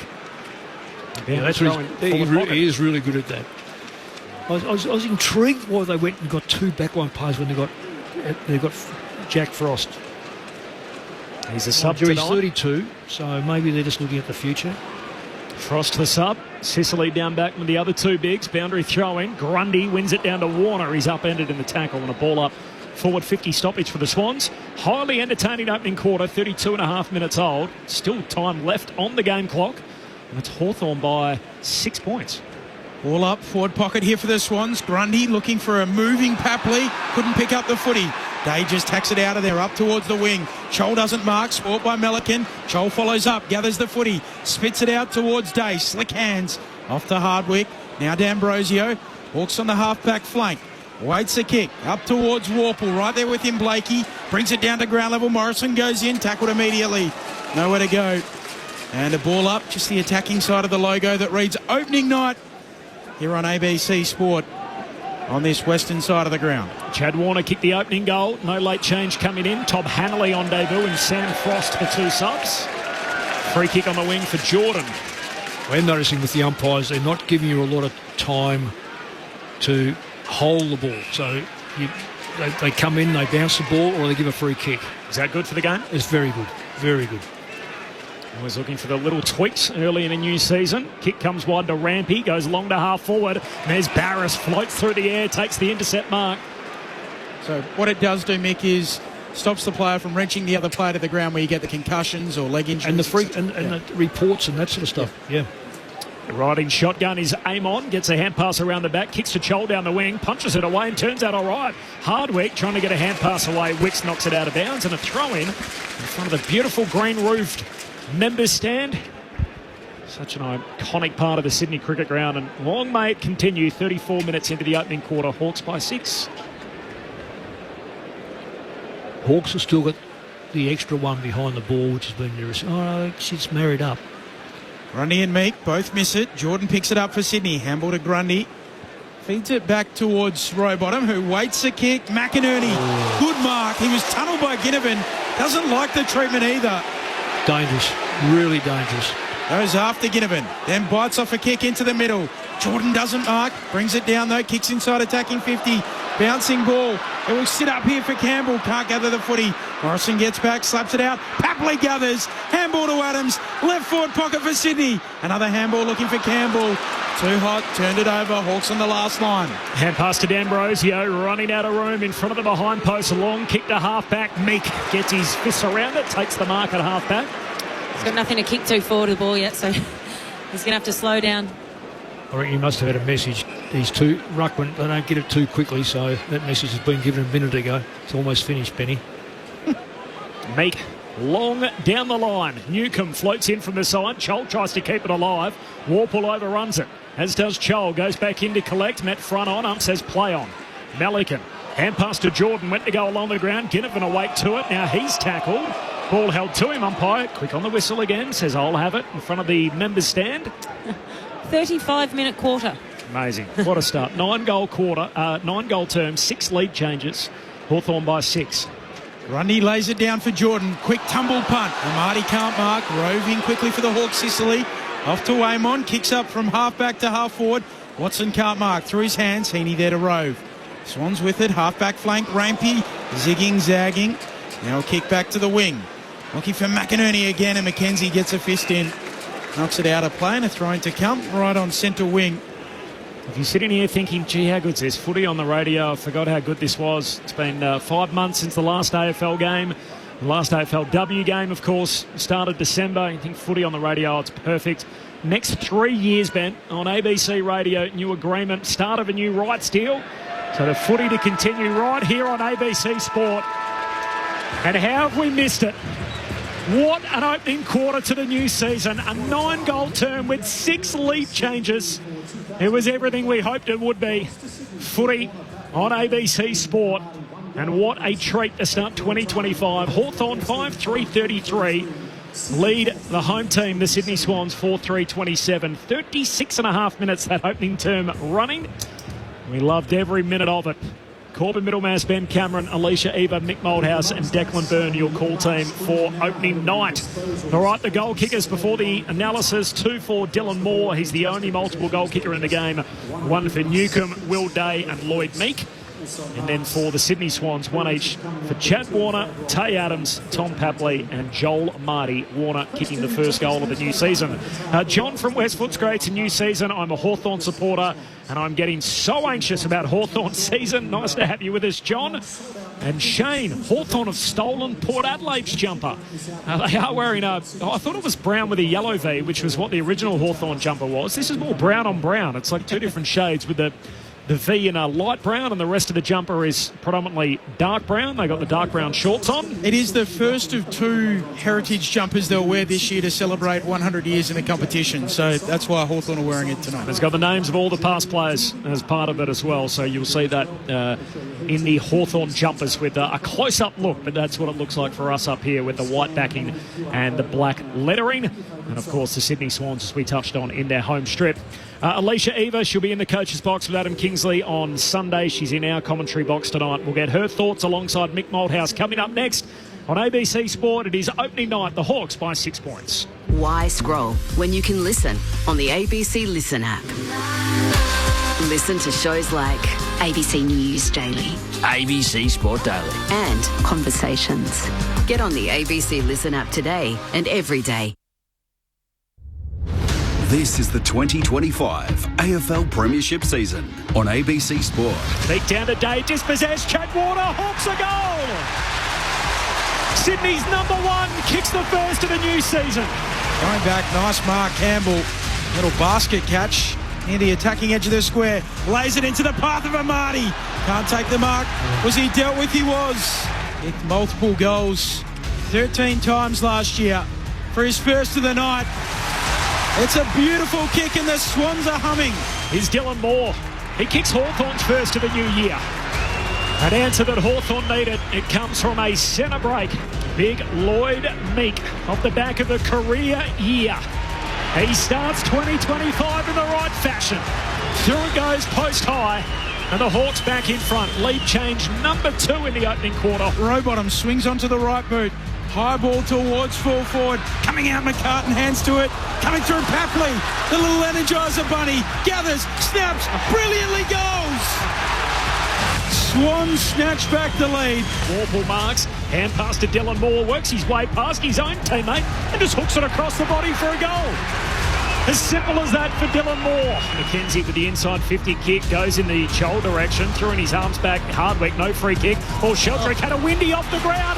Day soccers it through. Sheldrick kicked the turf. Day got the Sharon and soccers it through for a Hawthorn goal. This is ABC Sports coverage of the AFL.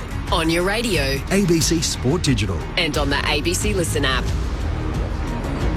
Sounds from the opening quarter of season 2025. First of a 3-year deal to keep the footy right here on ABC Sport. It is Hawthorn by 6 points. Around the footyverse, Dan Houston still suspended, so he won't be playing for Collingwood. Final teams in for that game against your Giants. Alicia Eva on Sunday, so Membry and Perryman both to make their club debuts. No Degoe, but Maynard is in. And for the Giants, Cornelio named. There's no Hogan, no Green, no Stringer, all missing. James Leake, the Tasmanian, pick 17 in the 2023 draft, is going to make his debut for GWS. And there's been a bit of drama tonight at Port Adelaide. The intra-club that Port Adelaide played there, Connor Rosie, the captain, tackled by Jason Horne-Francis. They were worried about a foot problem. The club saying it's a toe injury. He has been cleared and he's A-OK, so good news. But a bit of drama there for Port Adelaide on the eve of the season. The club say he's still on track to play Collingwood next Saturday night in the Powers season opener. The thoughts of Mick Moldhouse and Alicia Eva on ABC Sport. It's quarter time at the SCG. As you can hear in the background, the Hawks by 6. Well, where do we start here, Mick? It's been a very evenly balanced contest going end to end, goal to goal. contrasting game styles at times. Sydney have looked really dangerous when they put speed on the ball, as you mentioned earlier, Mick. Chad Warner breaking the lines, getting the ball forward to one-on-ones ahead of the ball where Papley's look really dangerous. Amati gets that free kick early from some beautiful ball use. And then in contrast, Hawthorn have built the ball up, have switched it, have changed angles on the field, made it harder for Sydney to defend, and then they've maximised off the back of that. Usual suspects are busy for Sydney with Heaney with the 9 disposals, couple of clearances there. Warner's been busy, kicked a goal. I've been really impressed with Will Day for Hawthorn on first game back. He's had the 10 disposals, kicked a goal, and has been instrumental in setting up a few more. Yeah, it's been... It's so even. The midfields have got good players. The forwards have been able to kick the goals. The backs have been able to get some run. The one difference over the ground has been the ruck.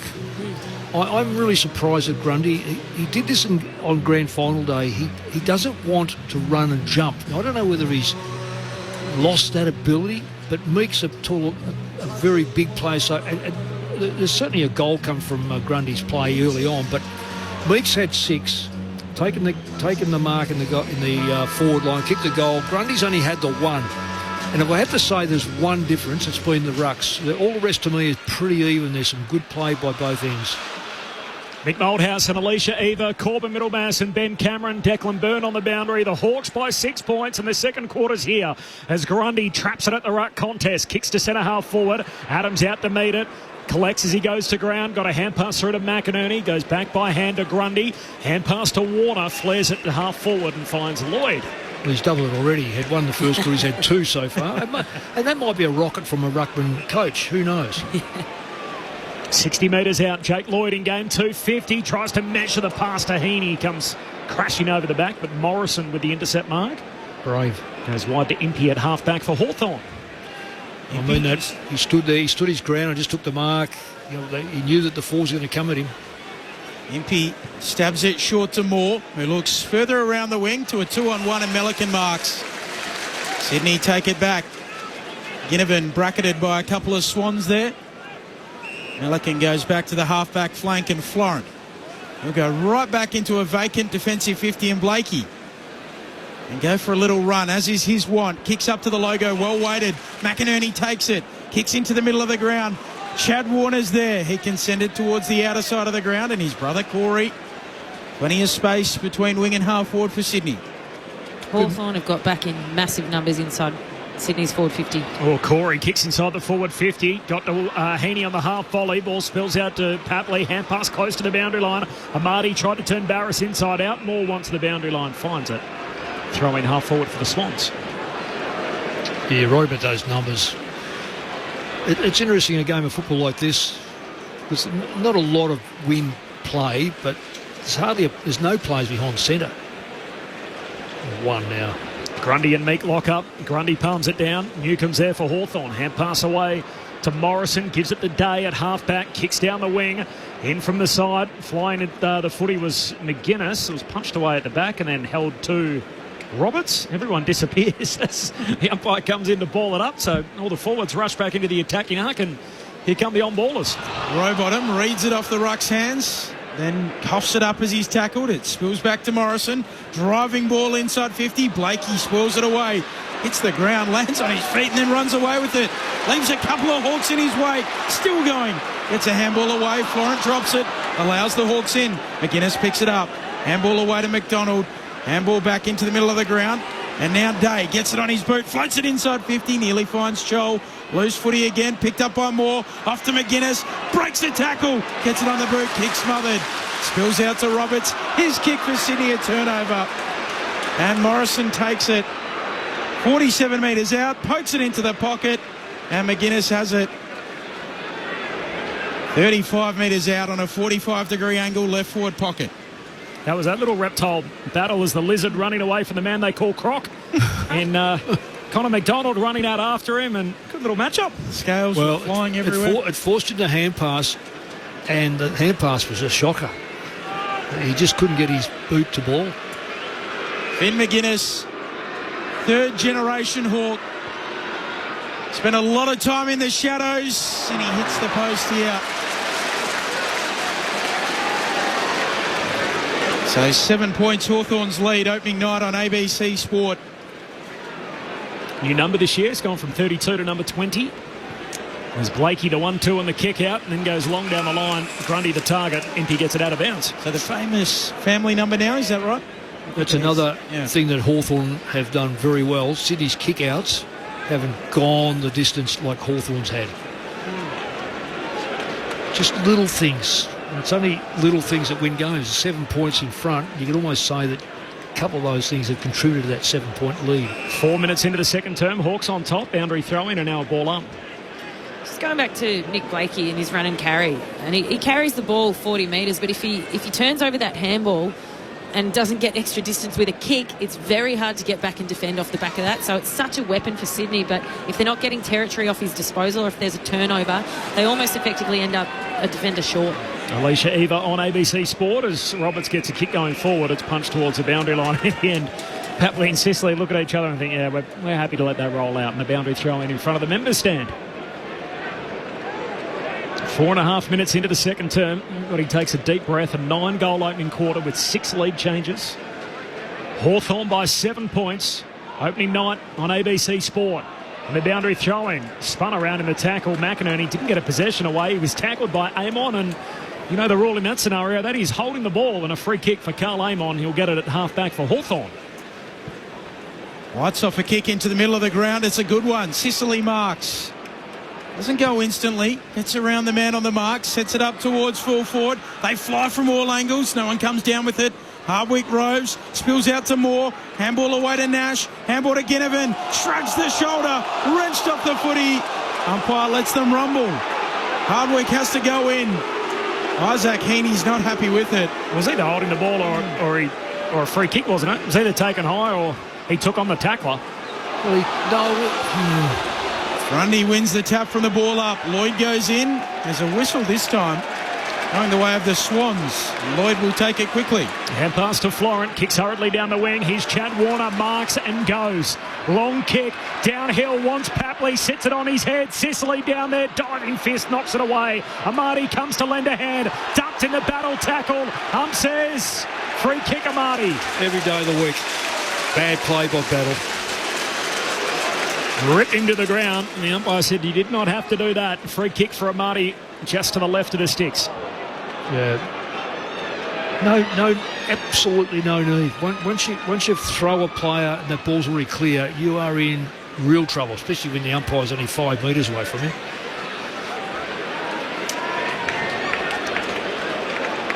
Joel Amati. And he's got one already. Can he kick the first goal here of the second term? Hooks it across the body, kicks it very high, kicks it straight enough, sneaks it through. Sydney back within a point.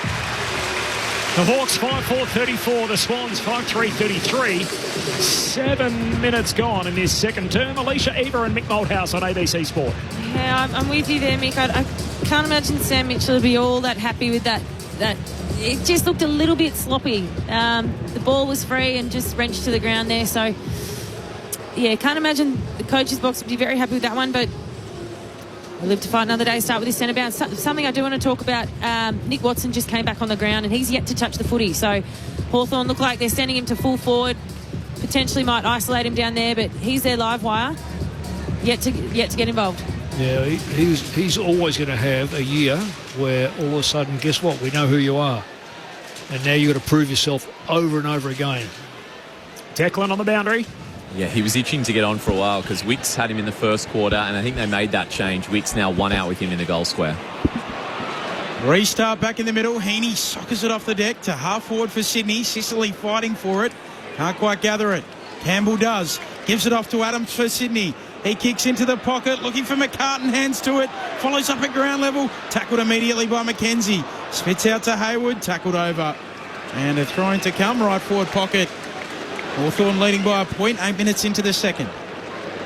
0437 774 774. That's 0437 774 774, the SMS line.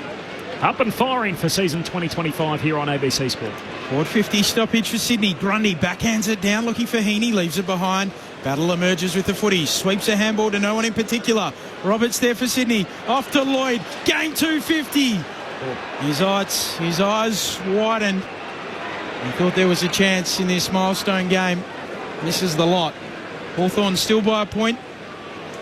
Again, there's that hot rule on the length of the kick. So Scrimshaw told to keep moving. Hands it back to Sicily. High up and under the centre half back. Still a live footy inside the Swans forward 50. Lloyd attacks it again.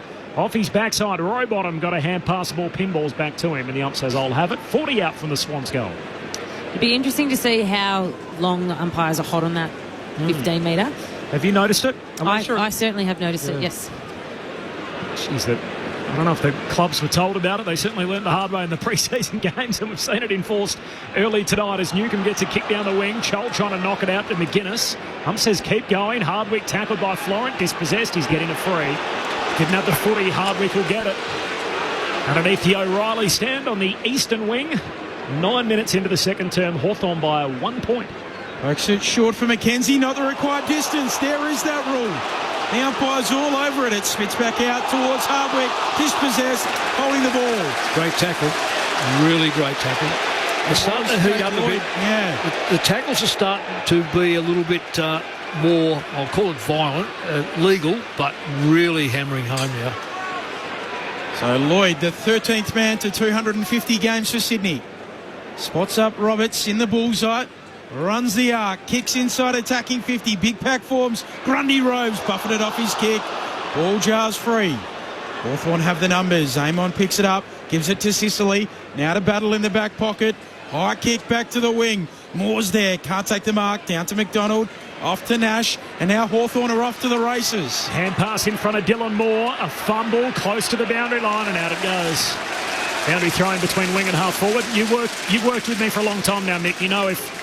If there's one thing about me, I am quite observant. I notice things that perhaps more highly functioning people don't generally pay attention to or care about.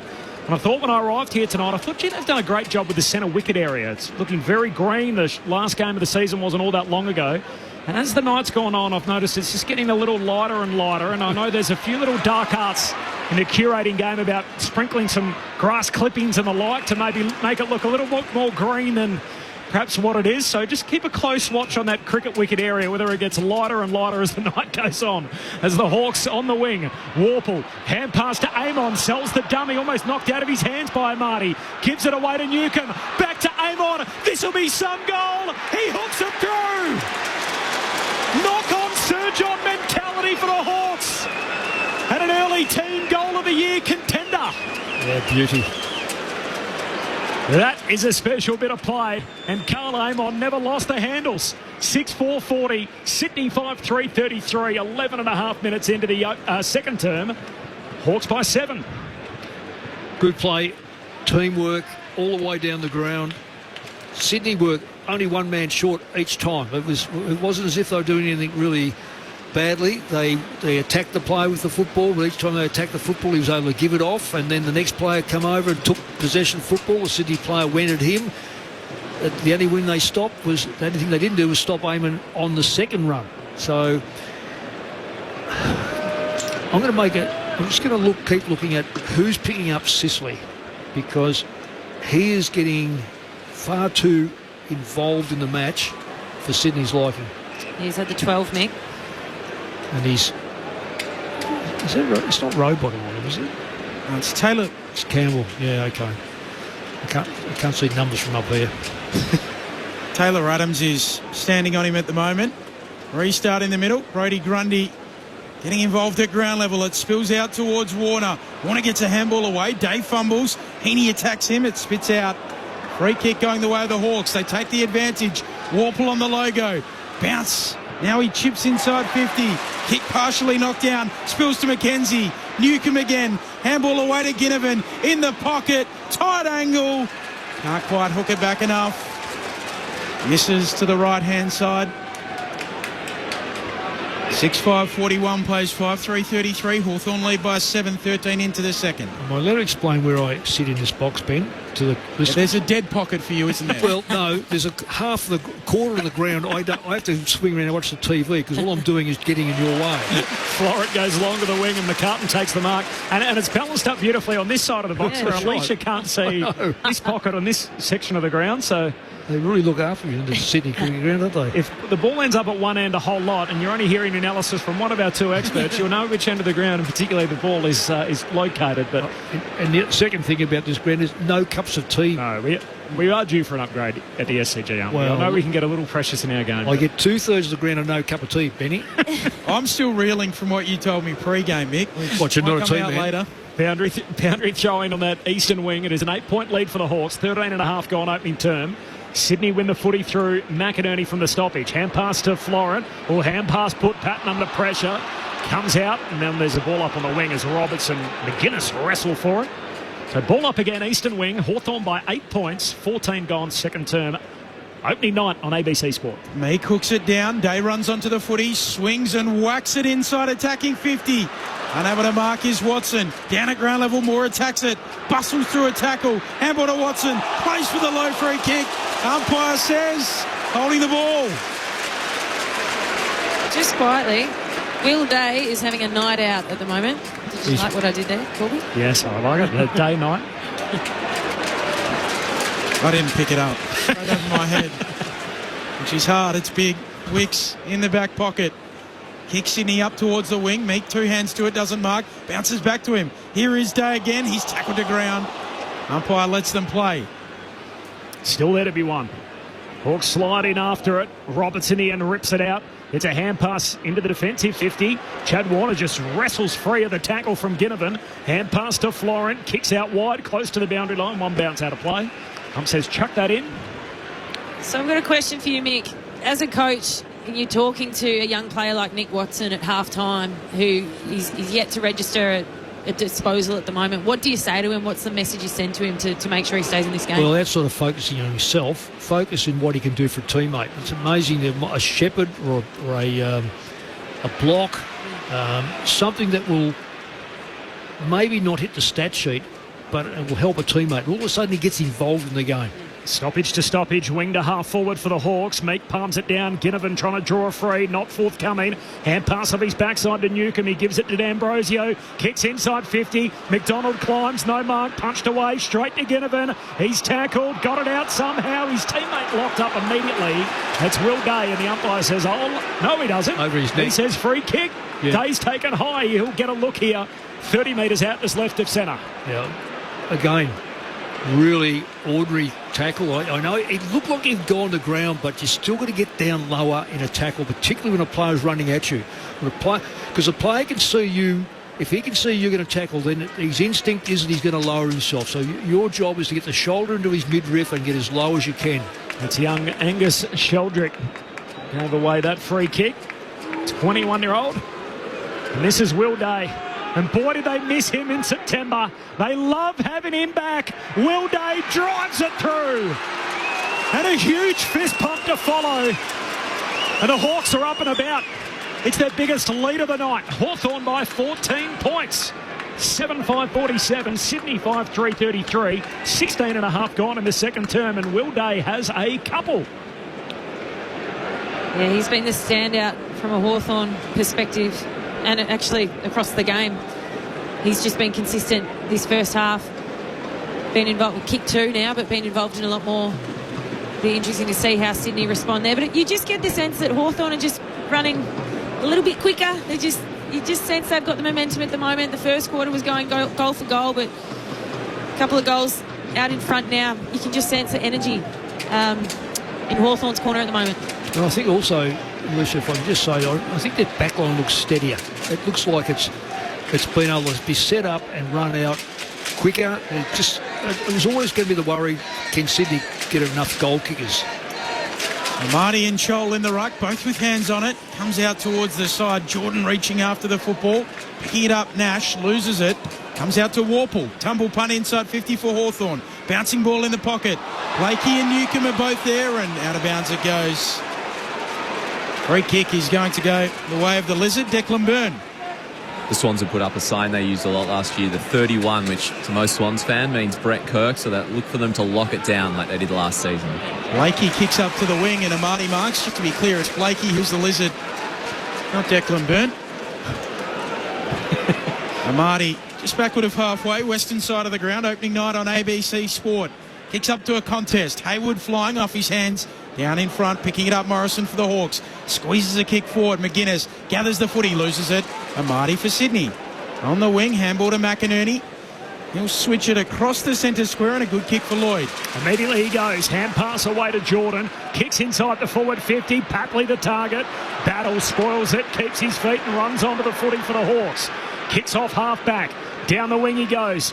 Hardwick the target. His opposite number Wicks is there with him. He punches it away. Patton collects. Hand pass back to Wicks and gets a hand pass feeding further forward to Lloyd. Lloyd looks up for McCartan. Marks almost right on the elbow of 50 in the boundary line. Hawthorn leading by 14 points. Kick inside 50, a poor one. Turnover, Warple. Hawthorn go up the middle. Spots up McGuinness. Right on the centre line. Not a lot of options in front of him. Looks out to half forward. Tried to find Hardwick. Melican late arriving. Punches it away. Loose footy for Wicks. Gathers the footy. Tackle quickly. Watson's got him. Ball spits out. Close to the boundary line. D'Ambrosio carries it out. Throw in neutral territory. Eastern wing. Well, Sydney have been saved by the extra number getting back. Hawthorn have been ordinary at identifying that Sydney got the extra player instead of holding the play up or going to a shorter option instead of kicking the ball to 2v1. They've lost two opportunities to Hawks to score. Opening night on ABC Sport. Hawks by 14 points. Here's Nash. Kicks down to half forward for Hawthorn. Up to meet it is Watson. He's tackled, dispossessed by Wicks. Holding the ball. And Sam Wicks has been all over Nick Watson. Wanting like a glove. Yep. I think there is a common thing about taking closer to the goals. I think sometimes you're going to bring the player away from the goals and bring him up into play where players don't necessarily man up as tight or as quick. So the closer you are to goal, the player's going to be all over you. So if I was the Hawks, I'd bring him up almost to a wing. Wicks back to Roberts, who goes long down the wing, and here's Sicily takes the intercept mark. He straightens up and just gets it to Amon, who marks at half-back for the Hawks. Back feeds a handball to Weddle. Switches across half-back. Battles up to mark. Wants to go quickly for the Hawks. Down the western wing, spots up Impey. This is what they did as well as anybody last year. They switched and then got it inside 50 and so often were able to score. Got speed on it too, Ben. Impey just stops for the time being. Sets it up towards half forward, close to the boundary line and out of bounds on the full. Free kick will go the way of Patton for the Swans. Left half back. Hawks by 14. What's Dean Cox going through right now, Mick Malthouse? Well, we've been trying to examine why the fall off, because they really have fallen off. The possession rate's relatively the same. It's just a product. And the product at the moment, they're just not finding that right forward. Patton kicks down the wing. Chad Warner's going to get a free kick here. He's held without it. 50 metres too, I reckon. Down 50, yeah. You can't bring people from there, pull them to the ground. The umpires will look for that all the time. As Jarman Impey let that linger a little. 14-point lead for the Hawks, so all of a sudden momentum totally with the Hawks. They've kicked 4 of the last 5 in the game. As Chad Warner kicks it deep towards the goal square. Barris down there, punches it once, twice. Through for a rush behind. The other area Sydney have dropped off in is clearances, so +9 clearances to Hawthorn. Yeah. So that gap's opened up. Hawks by 13 points, 22 gone second term. This is opening night on ABC Sport. Amon short with the kick in to Impey, who then spots up Harry Morrison. Godson of the late Ken Judge, wearing his old number 1. Judgey wore at the Hawks. Short to Amon, who pokes it over the top, looking for Ginnivan. Right there with him, Rampy. Works him underneath it. Off hands out of play and a throw in between wing and half forward. Nick Malthouse, Alicia Reaver, Corbin Middlemass, myself, Ben Cameron, Deck Byrne. Between the benches as well. Opening round at the SCG. The umpire brings it back in. Nash playing as the second ruck. Gathers on the bounce, then loses it. Meek comes in to get involved. He picks it up, stripped of it. Comes out to Corey Warner. Sydney in possession. Handball to Rowbottom. Kick around the wing. Up goes McCartan. Doesn't quite bring it down. Spills to Scrimshaw. He cops an unkind bounce. Here's Patley. Tackled front on, holding the ball. Yeah, good decision. Took them on, ducked his head. Once you do that today, especially when you've got umpires like these blokes have been around forever. He switches on. He goes all the way back to Battle, and Battle now to the back pocket. Finds Weddle, who takes the mark left back pocket for the Hawks. 23 gone in the second term. Hawthorn by 13.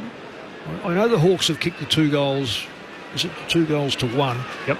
But it has dried up because Sydney have worked out that Hawthorn are using the wide ball, so they're just now settling inside them and now forcing them to go up the line more often. Weddle to D'Ambrosio, long down the line here. Ball hits the deck. McGuinness cleans it up. Hand pass to Watson, who's involved. Hand pass away to his mate Ginnivan. Kicks to half forward, leaping for it and hands to it from Meek. It's knocked out of his hands on the way through, and that'll be 50. Yep. And Rowbottom and Rampy look at each other with their hands on their heads.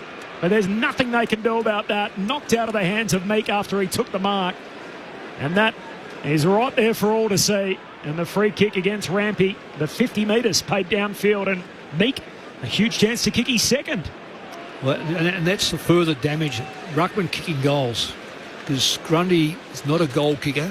And started this quarter well, but has drifted off again. So, again, the Hawks rucks just seem to have... And Meek's been an improved player. He's keeping out some good players too. Lloyd Meek on the back of a career year. He's got 2. And his first game back in the first half. And Hawthorn's lead swells. The Hawks are out by 19 points. 25 gone in the second term. Hawthorn 8-5-53. Sydney 5-4-34. Opening night on ABC Sport. Declan Byrne on the boundary. Yeah, I know we've talked about it a bit, but Grundy and Meek came off at the same time. Meek went on maybe 2 minutes before Grundy, who was off the ground when Meek kicked that goal. So that's 2 goals to Meek when Grundy has been off the ground and Almardi has been the backup ruck. Yeah, and it's a very good comment to make about the timing of this. You've got one genuine ruckman, then you have a non-ruckman. To scale it back to say, how do you get an advantage? You've got to be able to manipulate your main ruckman against the secondary ruckman as often as you can. Nick Malthouse on ABC Sport. Bounce back in the middle. Grundy back on. Opposed to Meek. Meek with the palm on it. Rowbottom sharks it. Loses it momentarily, and then Meek comes up with it. Off to Nash. A very Irish-looking kick. A high ball inside 50. No mark taken. Melican leaves it behind. Day nearly pinches it. Melican gets a hand in, picks it back up.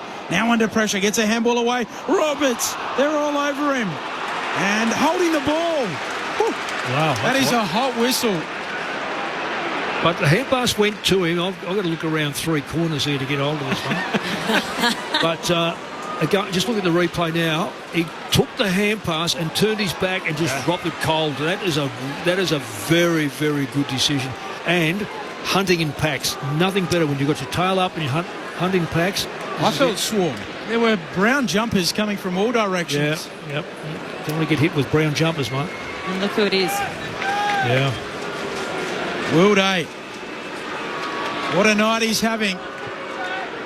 It is lights, camera, action for the Hollywood Hawks.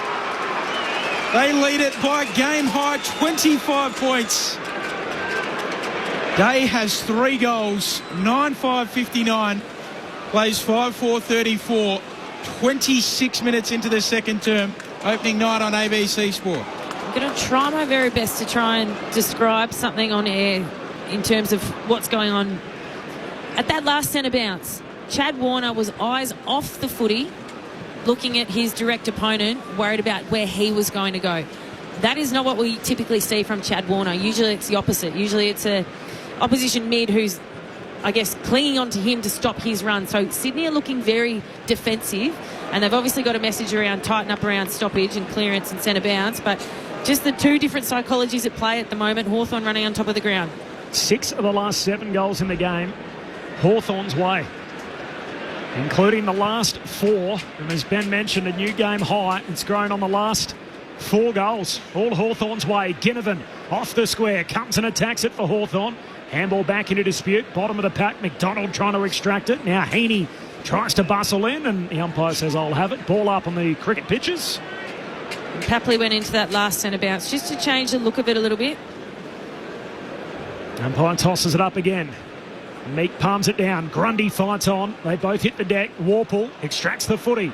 Got it out, but straight to Lloyd. His kick smothered. Ricochets to Heaney. Handball away to Roberts.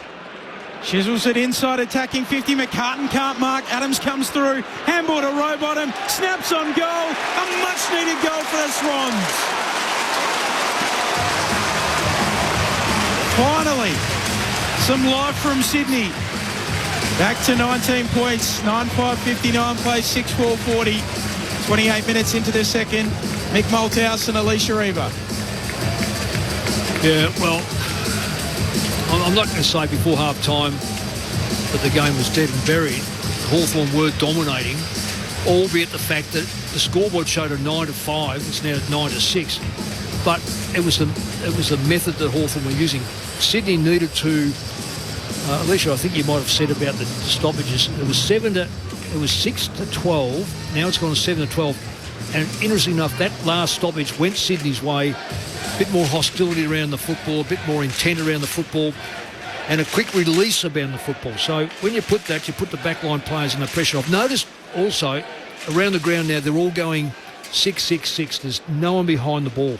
Meek palms it down towards Newcomb. Hand pass to Day. Gives a 1-2. Day gets it back. Hand pass out to Ginnivan.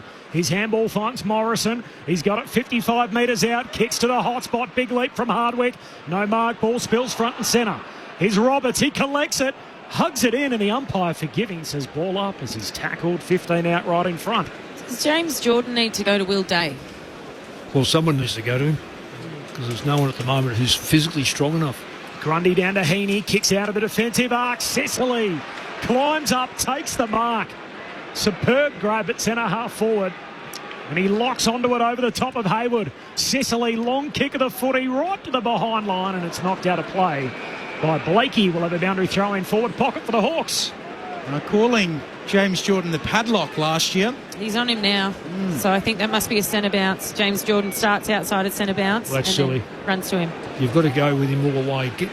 Don't let the player get his confidence up that you're off him. Play on him everywhere. Throw in forward pocket for the Hawks. Chol trying to make his way through. Drops the ball. Melican picks it up. Another ball upcoming. Declan Byrne.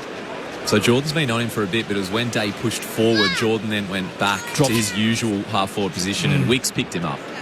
Yeah. Meek slaps it down. Ball bobbling around. Hacked out of there by Sydney. Towards centre half-forward here for the Hawks. Gathered by Weddle.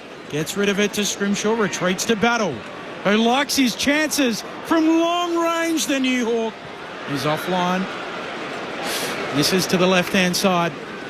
They lead it by 20. If you're going to do a job on a bloke who's dominant, you can't do part-time jobs because it becomes too hard. It's like rucking and one sits on the bench. No. And you've got to organise your back line and forward line accordingly. Hawks by 20. Long kick down the wing from the Swans. Papley roves from the contest. Hand pass goes back to Roberts. Short kick to McCartan.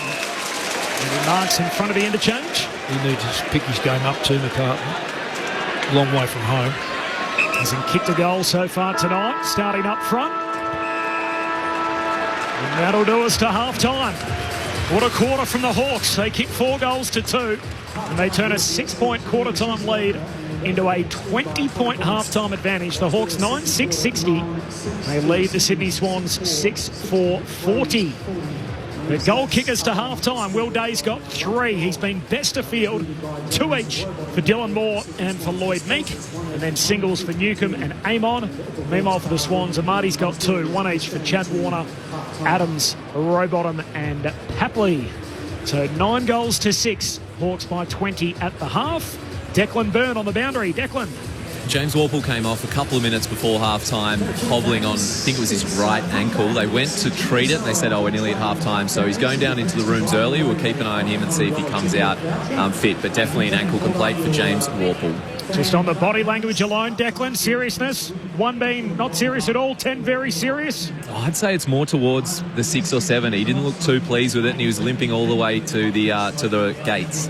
Okay, that's a big watch. Thanks, Declan, a free agent at the end of the year, James Warple. So opening round, opening night, the Hawks by 20 points. The thoughts of Alicia Eva and Mick Bolthouse with the Hawks on top by 20.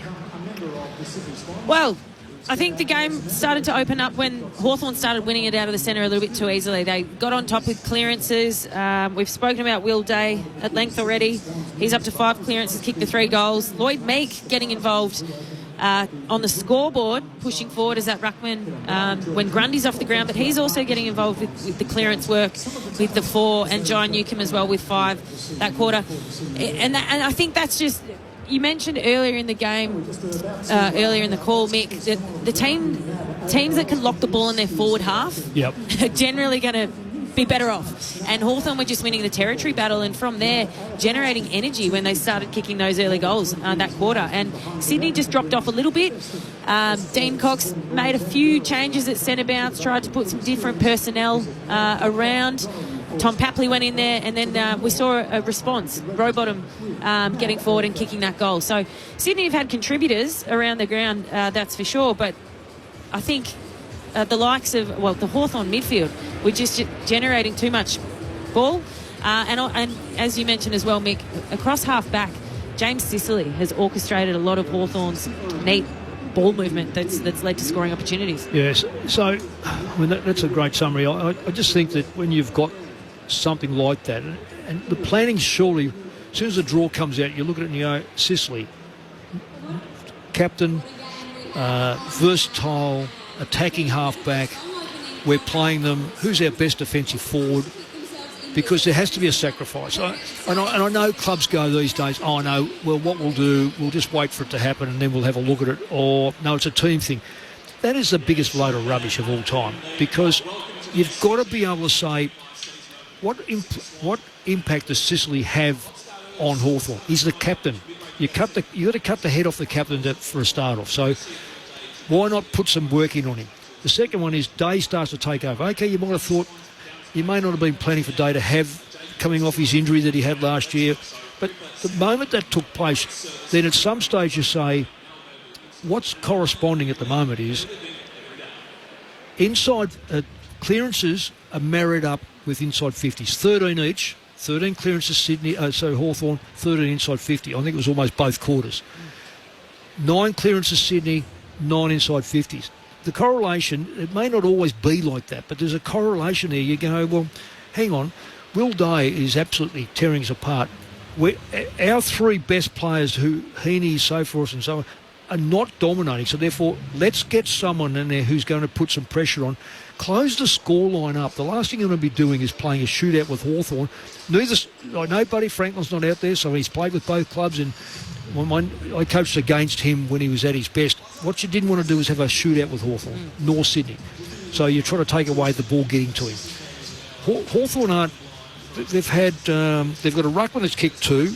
Will Day is a mid-come. I don't know if he's resting forward or if he's going forward, but he's kicked his 3 goals. So they've got 5 from midfield players. So it's hardly that their forward line is dominating. What it is they're getting the football in there into good positions.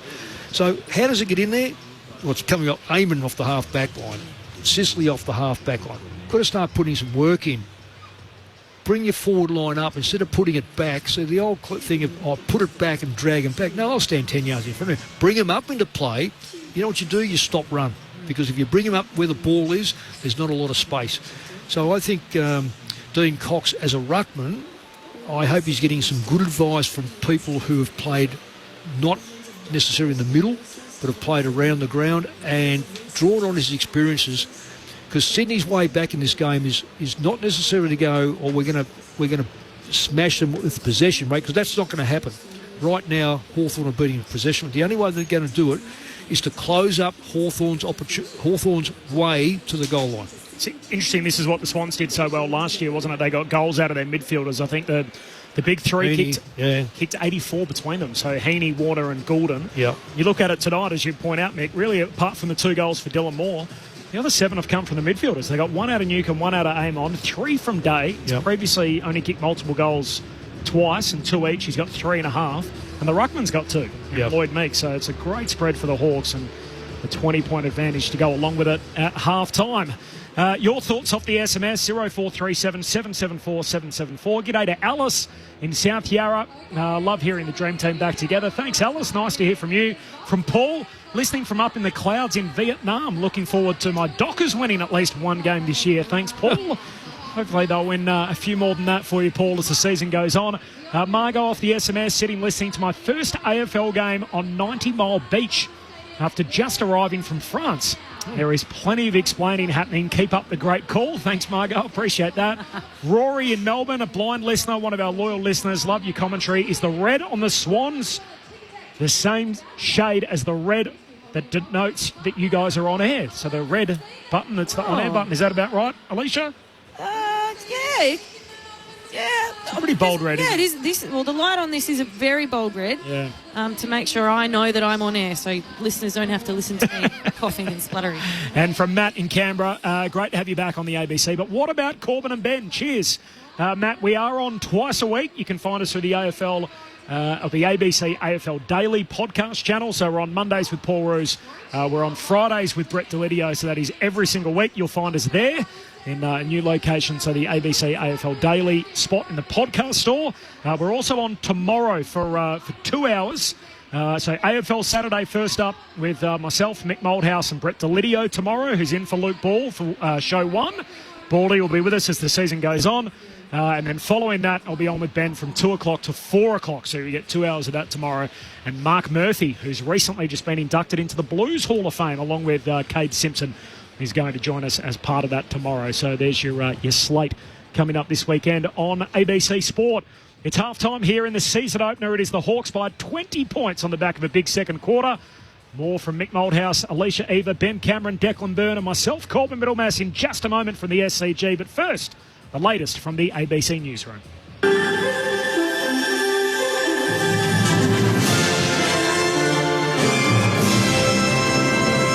ABC News, I'm Thanmay Navada. Police are cracking down on risky behaviour on Sunshine Coast beaches as Tropical Cyclone Alfred approaches after several rescues in recent days. Liz Gwynn has more. 2 teenagers have had a lucky escape after they were caught in rough surf off Sunshine Beach yesterday. Lifesavers and a rescue helicopter located and rescued the 17-year-old boys near Alexandria Bay. 3 people on a jet ski were also rescued near Noosa, with conditions said to deteriorate. Sergeant Kyle Bates from Sunshine Coast Water Police says boaties could face fines in excess of $32,000 if they're caught operating their vessel. It's dangerous activity under the current conditions. Businesses could face fines in excess of $100,000. In northern New South Wales, police and SES water rescue teams are searching for the driver of a vehicle which washed off a bridge and into floodwaters near Dorrigo. Police say the man managed to escape the four-wheel drive and secure himself to a tree branch about 30 metres from the riverbank. Officers were able to communicate with the driver before he was swept from the tree and disappeared below the surface. Police and SES crews are searching the area and a rescue helicopter has been called in. Australians will not be going to the polls on April the 12th, with the Prime Minister ruling out calling an election this weekend because of Tropical Cyclone Alfred. It's been widely speculated Labor was planning for the election to be called on Sunday or Monday, with staffers converging on campaign headquarters in Sydney during this week.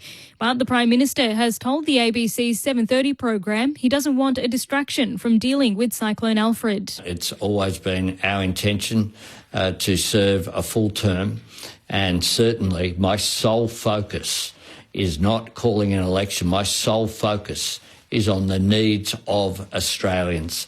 That is my concern at this difficult time. An election must be held before the 17th of May. And if you're in an area affected by Tropical Cyclone Alfred and need emergency information, tune into your local ABC radio station or via the ABC Listen app. Also in the headlines today, the Transport Workers Union is calling for the formation of an independent body to oversee airport safety measures. It follows a major security incident at Avalon Airport yesterday where a teenager allegedly tried to board a plane armed with a shotgun and claiming to have explosives. The union's National Secretary, Michael Caine, says the aviation industry is in crisis. Urgent action has to be taken to address this crisis, not just this incident, because at some point this type of incident is going to end up in catastrophe. Workers and passengers should not have to board an airline feeling like they have to have some Rambo element ready to fight. An Uber driver has today been found guilty in the ACT Magistrates Court of committing an act of indecency on a university student in front of her friends while they were on the way to a formal in 2021. Emily Anderson reports. The court heard the victim froze as 28-year-old Mohammed Chima put his hand on her breast while putting on a seatbelt. The court heard her friend remarked she looked terrified. The incident was reported to Uber and the police soon afterwards, but not properly investigated until after the Territory's review into why so few reports of sexual assault were leading to charges. Magistrate Jane Campbell said the delay did not reflect well on the police. Chima will face sentencing in May. Overseas, a war monitoring group says more than 70 people have been killed in heavy fighting between forces linked to Syria's new rulers and fighters loyal to deposed President Bashar al-Assad in a coastal area of the country. Jono Wakely has more. The British-based Syrian Observatory for Human Rights says dozens of people have been killed in the fighting. It's the worst violence in Syria since rebels toppled the Assad regime in December and installed a transitional government. A curfew has been imposed in the port cities of Latakia and Tartus, where the fighting has broken out. The clashes started when government forces were ambushed during a security operation in Latakia. And US President Donald Trump has signed an executive order to establish a strategic reserve for the cryptocurrency Bitcoin. The US will not sell any Bitcoin deposited in the reserve and will instead keep it as an asset. The White House says the reserve will hold cryptocurrency forfeited to the federal government as part of criminal and civil proceedings. And you're up to date with the very latest on ABC News. It's all about love right now on ABC iView. The hit series Love Me, Love on the Spectrum, Summer Love, and more great titles. Seriously? I can't stop smiling. Find them where it's always free, always heartwarming. Cheers to us. ABC iView. This is the 2025 AFL Premiership season on ABC Sport. Joel Amati hooks it across the body, kicks it very high, kicks it straight enough, sneaks it through. Sydney back within a point as the Hawks on the wing. Warple, hand pass to Amon, sells the dummy, almost knocked out of his hands by Amati. Gives it away to Newcomb, back to Amon, this will be some goal, he hooks it through! Knock-on surge-on mentality for the Hawks! And an early team goal of the year contender. This is Will Day, and boy did they miss him in September. They love having him back. Will Day drives it through. And a huge fist pump to follow. Just quietly, Will Day is having a night out at the moment. Lloyd Meek on the back of a career year. He's got two. And his first game back in the first half. Will Day, what a night he's having. It is lights, camera, action for the Hollywood Hawks. They lead it by game high 25 points. Chisels it inside, attacking 50. McCartan can't mark. Adams comes through. Handball to Rowbottom. Snaps on goal. A much-needed goal for the Swans. This is ABC Sports coverage of the AFL. On your radio. ABC Sport Digital. And on the ABC Listen app. Well, I know they got pretty long memories, the Sydney Swans fans, and they're doing their best to try and forget what happened on the last Saturday in September last year, but it was the second quarter on that occasion, which was the Swans' undoing, and the game and the premiership slipped away from them. Well, the second term here, the Hawks have stamped their imprimatur on this game. They lead by 20 points. They kick 4 goals to 2 in that second term, and it's Hawthorn 9-6-60 leading the Sydney Swans, who are 6-4-40. Corbin Middlemass alongside Ben Cameron calling the footy. Declan Byrne on the boundary. Alicia Eva, one of the Giants' coaching panel members, alongside Adam Kingsley in 2025. Mick Malthouse, the coaching icon, with us in the box here at the Sydney Cricket Ground. Now, it's the first of 2 games this weekend. Ben, you're hanging around. in Sydney. You'll be here for Sunday's fixture, of course, the GWS Giants up against Collingwood. What we know is that Steve Cornelio's been named. James Leake, pick 17 in the draft from 2023's on debut, the Launceston lad. And for the Collingwood, we know that Tim Membry and Harry Perryman will both make their club debuts. We should have just asked Alicia. We could have got an inside word on what happened at match committee and why the changes or the inclusions have been brought in. No changes. Move from one season to the next. She's probably claiming credit for the young fella playing. Yeah. I'll claim. No. No, credit to himself, if you want the cliche line. No, it's a good story. He's worked hard. He's had a few injuries to deal with in his first year at the club. So, when he thought he was getting close to playing last year, there'd be a couple of setbacks. So, great opportunity for him. I know that there was a loud roar coming from Adam Kingsley's office this afternoon when he let him know. So, and maybe a few tears were shed by family. What kind of player is he? He's a midfielder, but he's played a lot of his footy across half back. Pretty big build as well. So he's versatile, but he's been working away hard in the midfield brigade. But he's got the capabilities to play at both ends of the ground when you need him. What sort of injuries did he have when he came over? Because a lot of these kids, they come to a football club, they're inevitably carrying something. Yeah, from memory, I think there were a few quad complaints that he just had to manage. I think that's when you get young kids coming to the program full of zest and vigour, and he was managing when he was drafted. When he first came up, there was just load management, as there are with many young players. So just a few things he had to get right, but it was good to see him play some really good footy at the back end of last year, and he's had a really solid pre-season, so it's fantastic to see him get an opportunity. Were you at Green Day on Monday night? I was not at Green on Monday night, but I'm interested to see how NG Stadium recovers. We hear the cranes on the playing outfield on Tuesday trying to clean up from the concert, pack it all up, get the turf down ready to go for the AFL season. So let's see what kind of shape the turf is in. Has it been a wet week here in Sydney? There was a little bit of rain earlier in the week. A little bit of rain out there today, but nothing torrential. But I think we might be expecting some weather on Sunday. So there's forecast rain. So the Pies and the Giants had his game too. There'll be no footy tomorrow, so we're on air from 12 noon Australian Eastern Daylight Time. AFL Saturday, Mick Moldhouse will be in the studio with myself and Brett Delidio for AFL Saturday. Corbin and Ben following that. Mark Murphy in the house. We'll also catch up with one of the newest members of the ABC Sport commentary team. One of our new signings over the off-season. Mick, I don't know if you've caught up with this in the press release. Marquee signing, I'd go as far as to say. Marquee signing. Well, umpire Razor Ray Chamberlain joining part of the ABC What a Sport great team. bloke. He's a ripping bloke. He'll be with us tomorrow. He'll have an opinion, and he'll never be wrong. You know what umpires are like? Final say, that's it, I'm not changing my decision. And then Matt Clinch will get you through from 4 o'clock tomorrow, Australian Eastern Daylight Time, with through to 6:30, obviously, in place of the fact that there is no game. That match rescheduled between Gold Coast and Essendon for round 24. Then Sunday, of course, Clinchy and Lingy from 12 noon. Following that, it'll be the Footy Forum, and then out to the Sydney Showground for the game itself between GWS and Collingwood. Very briefly, I know we'll talk about this tomorrow. I want to talk about this tomorrow. You're an Essendon person. Are you happy with round 206 to be the last one before finals? Ask me after round 23 and what's at stake. And how many concussions might take place? Jeez. Can you imagine? Well, why have it? I feel like this is a little mixed messages loading. Maybe the first one of 2025. Look, I just feel like I keep belting them over the head. Probably they deserve it, though. I mean, you've got to... Let's start thinking about what's happening out there. He's in early season form. Now, Mick Moldhouse, 0437 774 774. Corbin Middlemass and Ben Cameron, Declan Byrne on the boundary. Alicia Eva, the All-Australian, and Mick Moldhouse, the coaching icon on ABC Sport. I copped an uncalled for mixed messages pre-game today, didn't I? Okay. While we're on air, we'll get down to Deck Byrne in a moment as well. Just worry about James Worpel. Hawthorn lead by 20 points.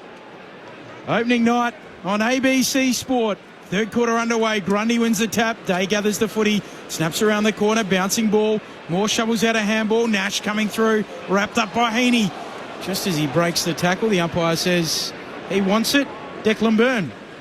Yeah, confirmation James Worpel hasn't come back out. So Sam Frost subbed into the game. James Worpel out for the Hawks with that ankle. Newcomb wins the footy at ground level. Half forward for the Hawks, gives it to D'Ambrosio. A couple of balks either side, then kicks towards full forward off hands. Punched through there by Blakey. Right into the padding of the post. So 21 points, Hawthorn's lead. 9-7-61, plays 6-4-40. I'll say Chol is not putting himself in a position like he did last year coming at the football. He just seems to be thinking that he put it on my head and I'll mark it. It's not happening. He's had 1 and 2. I know Hawks are playing well, but they could do a lot better. Blakey on a stroll from the kick out, then goes to Campbell on the wing. Impey over the top, punches it out of bounds. Dan, Hawks look to have tailored their game and adapted after quarter time. Thanks, Dan. Appreciate that. Jeff in Queensland, miss my beloved Cats playing the Lions due to the cyclone, so getting my first footy fix for the year through your excellent commentary, even though it's listening by candlelight due to no power thanks to the cyclone. So thanks, loving the call. Thanks, Jeff. Stay safe up there to all our friends in southeast Queensland this weekend with, of course, the imminent arrival of Cyclone Alfred. Yes, and I've got my sister living up there, so she's listening, I think, for the first time, Geraldine, and my wife's listening down the other end in Victoria. So there's 2 listeners anyway. Shout out to Nanette as the kick goes inside 50. D'Ambrosio to Chol, and Mick's message got through. Well, he led onto it. He came at the footy and he marked 25 metres out, as good as directly in front. Might have to clip that up for the opener, Mick. Mick's messages got through. Yeah, well, isn't it easy up here, isn't it? Huh? That works out for you. Thanks, a great player of us all, the commentary box. Oh, I tell you what, the Sydney lad on him will be having another look at that and thinking, what have I done? I didn't do enough on him. Lewis Milliken, the player in question. The very casual Chol guides it through. Danger for Sydney. The haughty Hawks are well and truly on top. They lead by 27 points. 10-7-67, plays 6-4-40. 2.5 minutes into the third. And Day's had another possession. I know it's only 1 and we only got a couple of minutes, but there's got to be some work done at the stoppages. At the moment, Grundy is a real... I know that the 2 big men are coming at each other and they're coming at each other hard. But at the moment, Meek is... I've got Meek in the top 3 players at the moment. I just think he's been so impressive. And I'll watch this again. And for those that are watching on TV, listen to us, Grundy wants to come and meet him halfway. He doesn't want to jump at him. You've got to jump at a play like Meek. James Jordan has gone to Will Day at this centre bounce. New game high, 27 points. Meek palms it down. Sydney win the footy. Jordan, hand pass out to McInerney, kicks to Amati. Got his hands around it. And hands like Velcro there as it just sticks out in front. He's got it centre half forward. And the Swans players all get around James Jordan on that occasion because he hasn't been in at every centre bounce. There might be a flip where he then goes to Will Day, but he started in there this quarter and he gets the clearance. So they get around him. It's not just a nullifying role. He can go and win the footy too. Yeah, well, it becomes a one-on-one, and if you're good enough, you win the footy. You can't do it if you're sitting out the wing. The other defensive role, we spoke about James Sicily in that first half. Will Hayward's playing a defensive role on him. Kicked multiple goals 13 times last year. He's done it already tonight for his 3rd. Amati, goals. He's got 1 in each term. And the Swans needed that. Back to 21 points. Hawthorn lead at 10-7. Sydney 7-4. Early stages, 3rd quarter. Opening night on ABC Sport with Alicia Eva and Nick Moldhouse. It really is a hard tag now. As Day comes off the ground, so does James Jordan. But as Amati was strolling in, I was mentioning James Sicily, so he's playing down back, but he was so influential in that first half, orchestrating Hawthorn's ball movement, that Will Hayward is now paying close attention to him. You'd almost think that Hayward was the defender and Sicily's playing forward. Well, there was nothing wrong. There just seems to be a stigma about, we don't tag anymore, we don't do this, we do it on a team. There's no stigma in trying to close down the side's better players. And if you do that, then you bring it back to a bit of like a trench warfare as opposed to just free ball. Grundy and Meek from the restart. Grundy lays it on a platter there for Heaney. Has to hook his kick across his body. Tumbles inside 50. Sicily can't gather. Warner does. Tackled by Morrison. Dispossessed, comes out to Hayward. Now Rowbottom, back to Hayward. Hayward kicks laterally. Inside 50 though. Punched away by D'Ambrosio. He impeded McInerney. Free kick to Sydney. And a little bit of momentum for the red and white. The mark set, 40 out directly in front. Well, it's interesting about the momentum you say, because it's around stoppages, and the stoppages have been now fallen into place for Sydney. What is it now? It's this quarter. It's still only 2-3, but it's very clear stoppage clearances by the Swans. Haven't kicked back-to-back goals since the opening two of the game, and still haven't done that again. Jeez. 4 left off the tee box in golf there. That was a bad miss. Back to 20 points, Deck Byrne. Sam Frost came on. He had a big chat with an assistant coach right before he jumped on the field, and he ran straight to Sicily, had a bit of a chat to him. So we await that switch, I reckon, where Sicily moves up front. He goes straight down the pipe here on the kick out, turns it over Sicily. Melican takes the intercept mark. Swans are set up for the switch. Melican goes back and across. Finds Roberts, dabs his kick short to Sheldrick. Another left footer. The young West Aussie kicks inside 50, and at the drop, a chest mark. After all that for Scrimshaw. Yeah, good mark. Used the body well. Covered the line of the football, made sure his man couldn't get across to it. Scrimshaw goes wide to Morrison.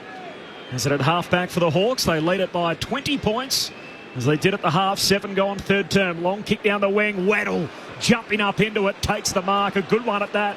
Contested grab on the wing. Looks corridor for Nash. Finds Nash. Handball away to Empey. Here go the Hawks. Looping a handball for McKenzie. Run down. Caught. Got rid of it, says the umpire. Wicks picks it up. Centre half back for the Swans. Off to Heaney. Flares a kick to the logo. Marked by Papley. Goes immediately. McInerney marks half forward. Warner bursts into the pocket. Spots him up. 45 out. Warner marks. 45-degree angle, maybe slightly worse. Just outworked his man, Warner. Went through that corridor unopposed. Sicily didn't get across. Should have come across earlier. Sicily just stood in between them. The Sydney player wasn't going to kick it straight to him. So this is the end result.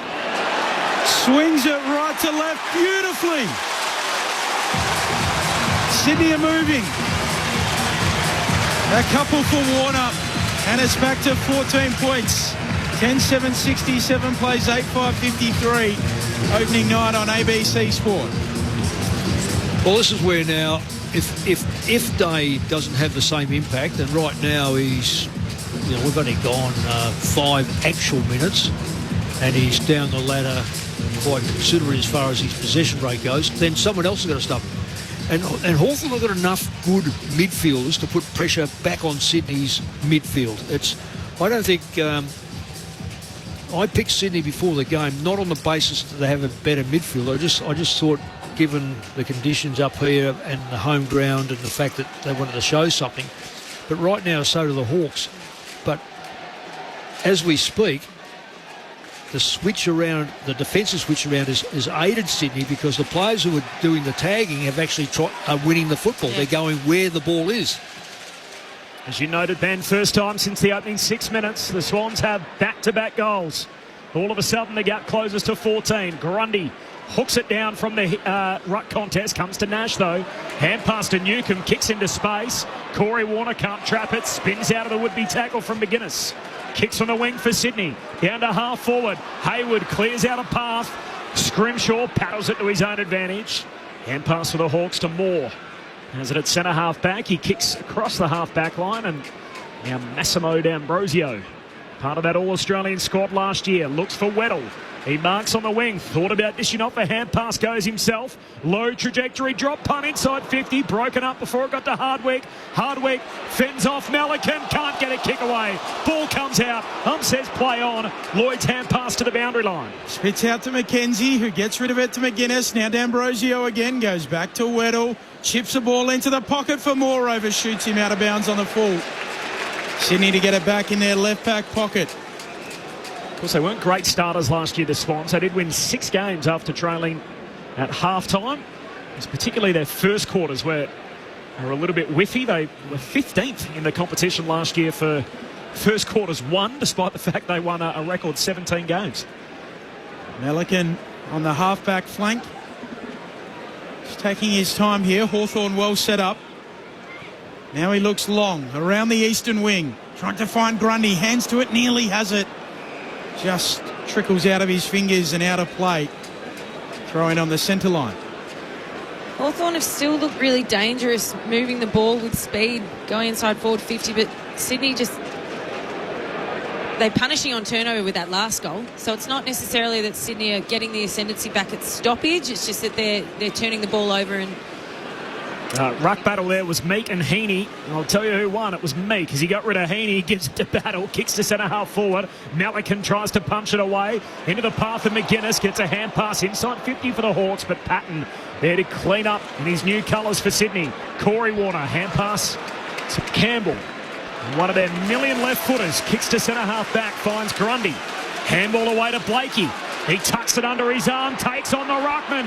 Hand pass away for the Swans. Got it to Lloyd. Handball over halfway to Warner. A little step back on the inside. Kicks to full forward McCartan. And that is why they were the number one team at the end of the home and away season. In 2024, the Swans put it on show. so to my point, the last two inside 50s, I'll let you call this. McCartan goes, hooks across the body, and the new full forward is on the board.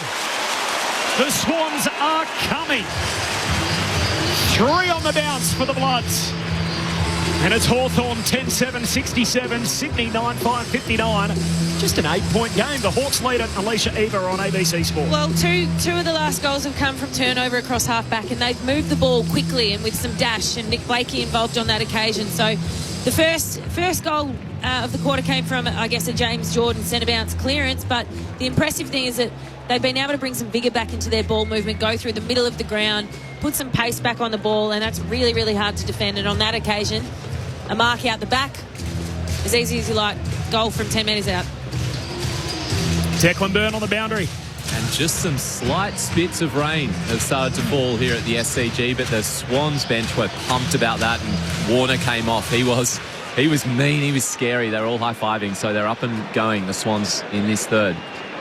Tom McCartan, one of 17 players from last year's grand final side, out there for Sydney today. Neither ruck touches it. Heaney gathers it, gives it to Florent, who bursts through the middle. Handball away to Sheldrick. Long kick inside 50. Sydney go forward again. Impey spoils it away. D'Ambrosio gathers for the Hawks. Clearing kick. Straight to Rampy. Sends the Swans back inside 50. Looking for a marker. Sicily's there. Down at ground level. Free kick. Going the way of the Hawks. In the back pocket. It'll go to Frost, who stubs his toe on the kick. Shanks it.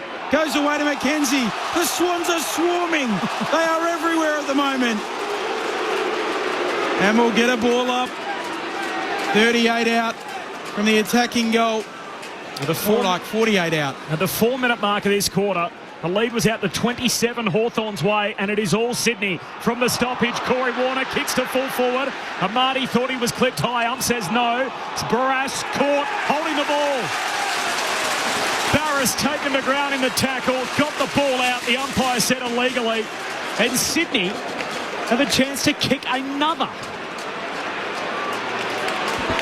What has changed in this game, Mick Moldhouse?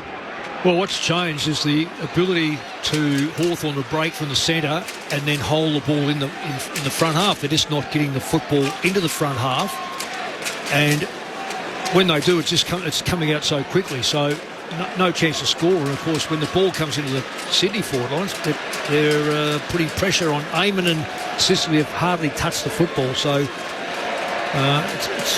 don't have to be a road scholar to work out why. That 27-point lead is long gone. Hayward drives it through. Sydney within a kick.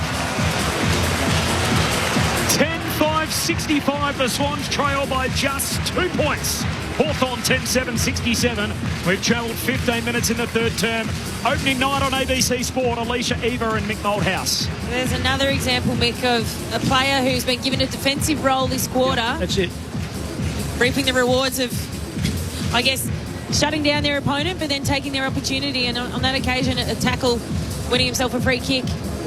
Well, if you're not in the game and you're then given the task of tagging, you're not going to tag a mug, so you're tagging, in this case, the captain. The ball is going to be around you, and if you can make something happen, Sicily's still not great above his head when there's a pack because he's worried about his shoulder, and he should be worried about his shoulder. He's just been reconstructed. So that ball, when it falls, you've got to really hunt it, and that's what's happened. They've picked up their tempo. Just 2 points, Hawthorn's lead. Back in the middle, Chol in the ruck, slaps it down. Jordan for Sydney. Feeds a handball to Lloyd, snaps to half forward. Papley's there, hand to it. Adams slaps it away, onto it Nash for the Hawks. Handball to McDonald. Away towards Scrimshaw, now back to Nash. A running room down the eastern wing. Bounce doesn't come back. Has time to retrieve it. Kicks to half forward Watson. Goes up and marks. Sweeps a handball away. Amon, a lethal left footer. Likes the major opening and misses. Slides it away to the left. Skids it through. So if that water, rain has had, or even if it's drizzled, has had any effect on the ball, it's going to fall shorter. It's going to be more football on the ground because it'll be less. Oh, gee, Lloyd, it got the ball at half back and then he was pushed as he kicked. And I think he's going to get a free kick here. It was dumped after he got rid of the footy, and had he not, that went through for a behind. It would have been a rush behind from 45 metres out as he was trying to switch it back to Blakey. So free kick for Lloyd. He goes short to Florent. Long kick to right half back for Melican. Sydney start to push downfield again. Short kick to Wicks. Wicks finds his way through the maze. Looks inboard to McInerney. And this game has flicked in 11 minutes. The Swans have kicked 4 unanswered goals. Amon crosses himself over on the mark, almost loses balance. McInerney goes short to Sheldrick. Hawthorn by 3 points. They led it by 27 earlier in the quarter. Sheldrick long to full forward, in from the side. Hayward hands to it, no mark. Close to the boundary line, and Barris sees it out. Boundary throw in forward pocket for the Swans. 17 gone in the third term. Hawthorn by 3. Declan Byrne. Well, we spoke to Adrian Hickmott before the game about the unusual sub in Sam Frost. He couldn't really give us a straight answer, so I wonder if this is part of the reason the Swans have been on top since that injury to Warple. Well, it's a medium for another tool that they do not need. On the throw-in in the forward pocket for Sydney. Amon shoots out a handball. Corey Warner steals it. Off to Jordan. Buffeted as he kicks. Floats it. Out of bounds on the full. It was the mark taken. Touched. Out of play. McCartan trying to sit under the high ball. A throw-in to come. So the Hawks have led since the 25-minute mark of the second term. Sorry. I was just going to say, I think you were in the best seat of the house. In the house to see that mark. Mick wasn't. I'm joking. You can't see that. I know. I'm watching the telly and I reckon it's about 3 seconds behind. Ryan in the forward pocket for Sydney. Weddle doing the ruck work for the Hawks. Hacks the ball out of there after getting it to his boot. Well roved by Watson. He's away and running. Handball to Chol. Chol gives it off to Ginnivan. A little fumble cost him. Spits out to Roberts. Wins it for Sydney. Kicks to half forward. McInerney climbs. Caught at the back. Spills to Campbell. Up says. Arms chopped. Free kick Hawthorn. Weddle gets it. And moves it quickly to Ginnivan. Plays on straight away. Tries to draw Corey Warner on the mark. Kicks to a 2-on-1. Chol the target. Rampy spoils, but straight to Moore. Free player in the pocket. Pokes the kick over to Newcomb, who takes the mark. Left forward pocket for the Hawks. That was all in slow motion. Yeah, good positioning by the Hawks, though. Yeah, there's Watson coming up the ground. I hope he's playing up the ground to get involved because Sydney are just swamping him back. He's losing confidence, so he has actually set that up by coming up the ground. So it'll be interesting to see where he starts and finishes. Number 3 on his back. One of the most famous numbers in the club's 100-year history. Joey Newcomb misses everything. Out with the near side and can't get that settling goal the Hawks desperately need. Sydney have kicked the last 4 in the game. Hawks by 3 points, 19.5 gone in the third term. This is opening night footy on ABC Sport. On their BNF and polled 24 Brownlow votes last year, did Newcomb. Warner goes up for a high mark, doesn't quite complete it. Live footy now, half forward for the Hawks. McKenzie knocks it to Ginnivan, cuts a swathe through them. High floater into the pocket, Blakey underneath it, slaps it on, Chol's there, gathers in the pocket, and tackled very close to the line. Free kick, Blakey anyway. Yeah, pushed him. Ball in the air. Again, kids up very, very deep, getting swamped. Raining heavily now. Hawks by 3 points opening night on ABC Sport. Blakey long down the middle, doesn't work out, and Scrimshaw takes the intercept mark alongside the centre circles. Short kick to Day, who's been electric, and he takes the mark at centre half forward. He was so clearly the best player on the ground in the first half, kicked 3 goals. It's his second position for the quarter, Corby. He's really been well held, and that's, you ask why Hawthorn are struggling. Well, have been struggling. They just haven't had the football, and he hasn't had it in his hands. He's had James Jordan go to him. Alicia Eva posed that question. Dean Cox did it, and we saw the results. That's a great kick. And that's why he's such a weapon with the footy. Perfect placement, Nash marks in the corridor, 25 out, dead in front. Yeah. Ask the question, Corby. In the corridor, by himself, 25 metres out.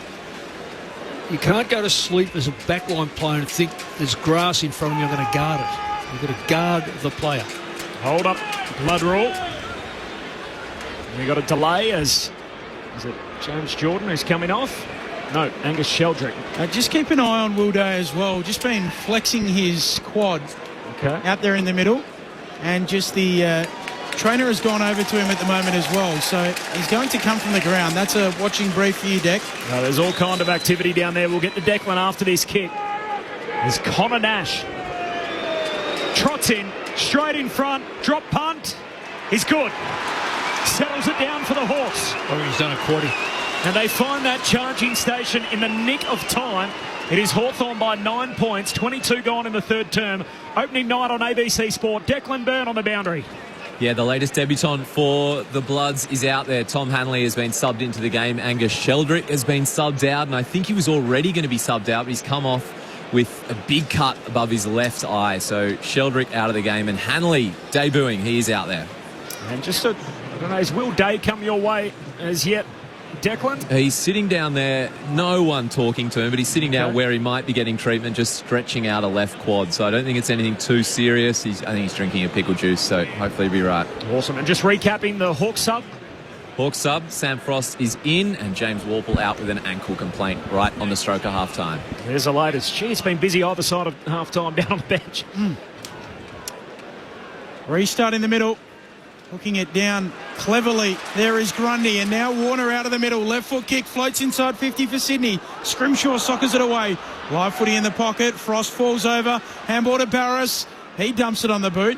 It will stay in play close to the boundary line. No one can mark it. Scrimshaw taps it down. Live footy inside 50 here for Sydney. And the Hawks apply a gang tackle. So ball upcoming. 49 metres out from the attacking goal for Sydney.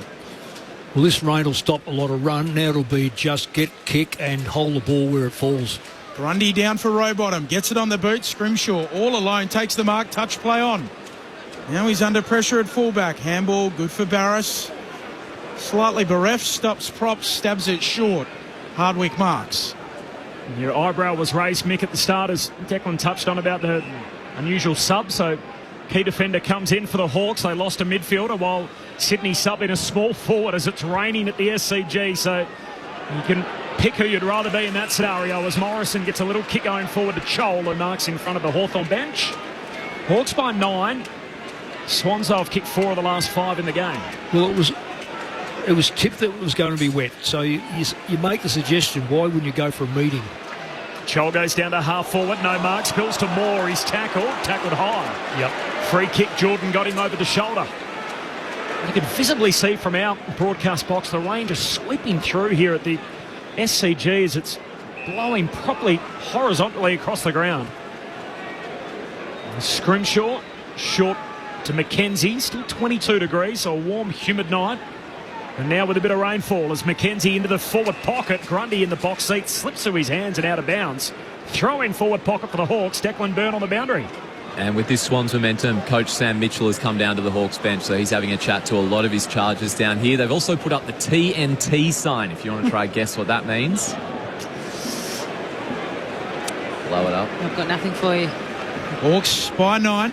Opening night on ABC Sport. Grundy punches it away, but Hawthorn come up with it. Half forward, Amon wants to get onto the left. Tackled. Cuffs up the footy. Corey Warner for Sydney. Caught handball to brother Chad. He just pokes a ball that will sit up and be marked by McInerney. Did well. Had some Hawks around him. Did that go 15? Just inside the edge of the centre square. Would have just gone the 15 if it did. Short kick to Roberts, who stabs it short again. Here's Papley, handball over their shoulder. Blakey slinking by, slapping it on the left and hammering it through. Here comes Sydney. Full throttle, they're right back into it. 3 points the margin. 11-8-74 plays 11-5-71. And the group of grown men dressed as lizards in the crowd, they loved it. Is that what they are? Yeah, they're lizards. Oh. Look, I just want to go back before we talk about Nick Blakey. I joked about the kick of Warner. Did it go 15 metres or not? But it was a really clever kick because as he came dashing through the centre corridor, he looked up and Hawthorn had a player back inside 50, multiple players. So they were outnumbered. So if he had just kicked it, he would have turned the ball over. So to actually just chip that ball up and find that mark was critically important. They find another mark, and that's all Blakey needs. Held ball 70 metres out, run pass, handball received. Thank you very much. And there are the lizard men on the big screen. Would you be rocking something like that for Halloween or something, Alicia? I think I'd look as good as they do. From the restart, coming off the wing, no clean pick up for the Swans, slides all the way through to Newcomb, looks for Chol, broken up by Blakey, the goal kicker. Chol keeps his feet, wins it for the Hawks, hand pass, so coughs it up. Picked up by Jordan, he's tackled immediately. Says I'll have it. Ball up, left half forward for the Hawks, Declan Byrne. Rain just keeps getting heavier as a lot of the crowd are making their way under the shelter here. It's bucketing down. 3-point game, still eyes and ears on the footy. Knocked away towards D'Ambrosio, shakes the would-be tackle from Heaney, who's been quiet. Hand pass goes back to Moore, kicks inside the forward 50. Melican trying to shove McGuinness out of the way. Ball hits the deck, Ginnivan had it, lost it. McGuinness gets a second look, snaps goalward, sneaks it through from behind. It is Hawthorn by 4 points, 27 minutes gone in the third term. Friday night footy on ABC Sport, the season opener. Great to have you with us all year long through the ABC Listen app and, of course, on ABC Radio. Roberts with the kick in. Pokes it to Wicks in the pocket. Rain falling. Wicks sets it up towards Grundy. Meek there with him. Coming across Barras. Punches it out. Throwing between wing and half forward for the Hawks. So there's 20 possessions different in the second quarter. Hawthorn dominating. Right now it's around about even. So that dominance has equated to the goals where Sydney have been far more effective in running the ball through the corridor. Grundy and Meek. Meek works his way to the front. Newcomb just spikes it forward towards half forward. Bouncing ball. Weddle tracking after it. Right there with him is Patton, and they just watch it go out. And a loose player in behind the ball by both clubs. So that puts same numbers at the stoppages, but one extra behind the ball, and that's good play in the wet because the ball will hit and slip. Rain coming in this third quarter as we tick towards the final break. And the boundary throw-in, Newcomb becomes tackler on Heaney. Pack forms around him, a ball up. To Heaney's credit, he's had 16, but it hasn't been the dynamic Heaney we saw last year so far, has it? No, it's been adequate. The first 3 quarters of play, obviously no Goulden. Missing for the first half of the year with that ankle break. Here's Heaney on cue. Got it from McInerney at the stoppage. Hand pass back into traffic for Grundy. Knocks it away to Patton. His tap back into dispute. Greasy, wet footy. Weddle can't trap it. Fumbles it. Comes out the back door to Roberts. Kick smothered. Great work, Ginnivan. He'll get a look at it. Goes along the ground. Touched on the way through. A lot of players back for the Swans. Lloyd trying to rush it between his legs. Tunnel ball. Gets it out the back and through for a minor score. Hawks by 5 points, 29 gone in the third term. They did lead this game by 27 earlier in the quarter. The Swans have kicked 5 of the last 6. Blakey on his left boot, up towards Heaney, overshoots him, and it tumbles out. Umpire wants them to throw it in.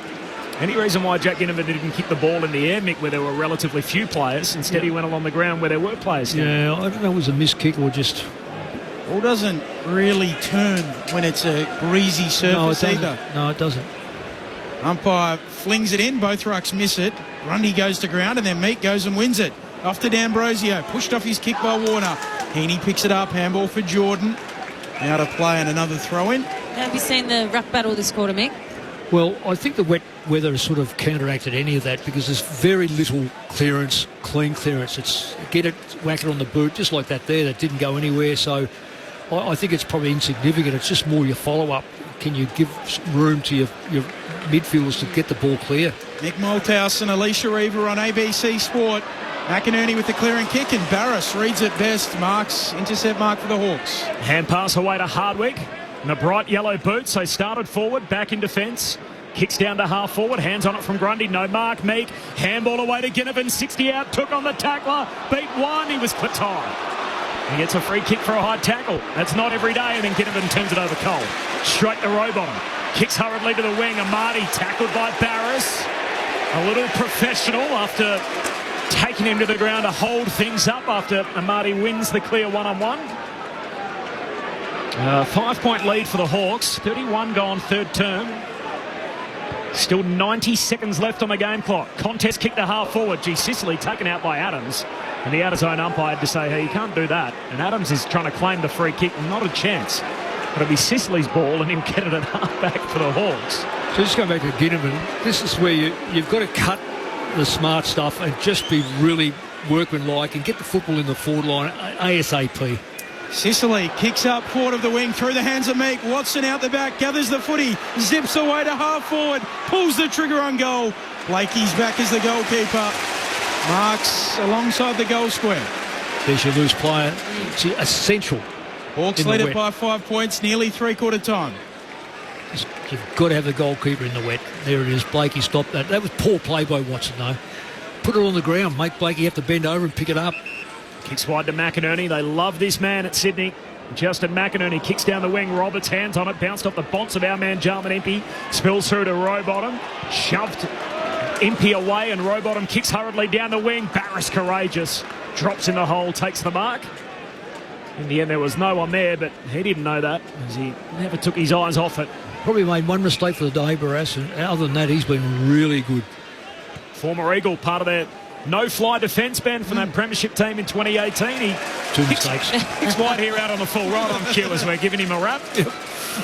That's always a lay, isn't it? Oh, yeah. Commentator's curse. Hawks by 5 points as we close in on three-quarter time. It's a little bit different to Tom Barris as Rowbottom kicks around the wing to end the third quarter. As you say, he's a little bit different. Yeah, I'm allowed to say that. His mum, of course, works for us at the ABC in ABC Perth, Danny Bender. Give Danny a shout out as well. But the Hawks lead by 5 points at three-quarter time. 11-10-76 plays 11-5-71 Sydney. They kicked 5 goals to 2 in that third quarter. The goal kickers, 3 for Amati, 2 to Warner, singles to Adams, Rowbottom, Hayward, Papley, Florent and Blakey.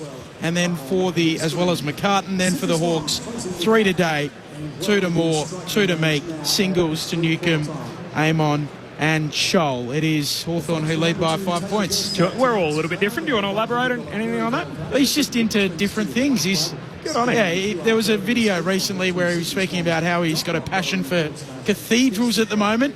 Right. So Declan Byrne might have more. He might have a bit more on this. What do you got for us, Declan?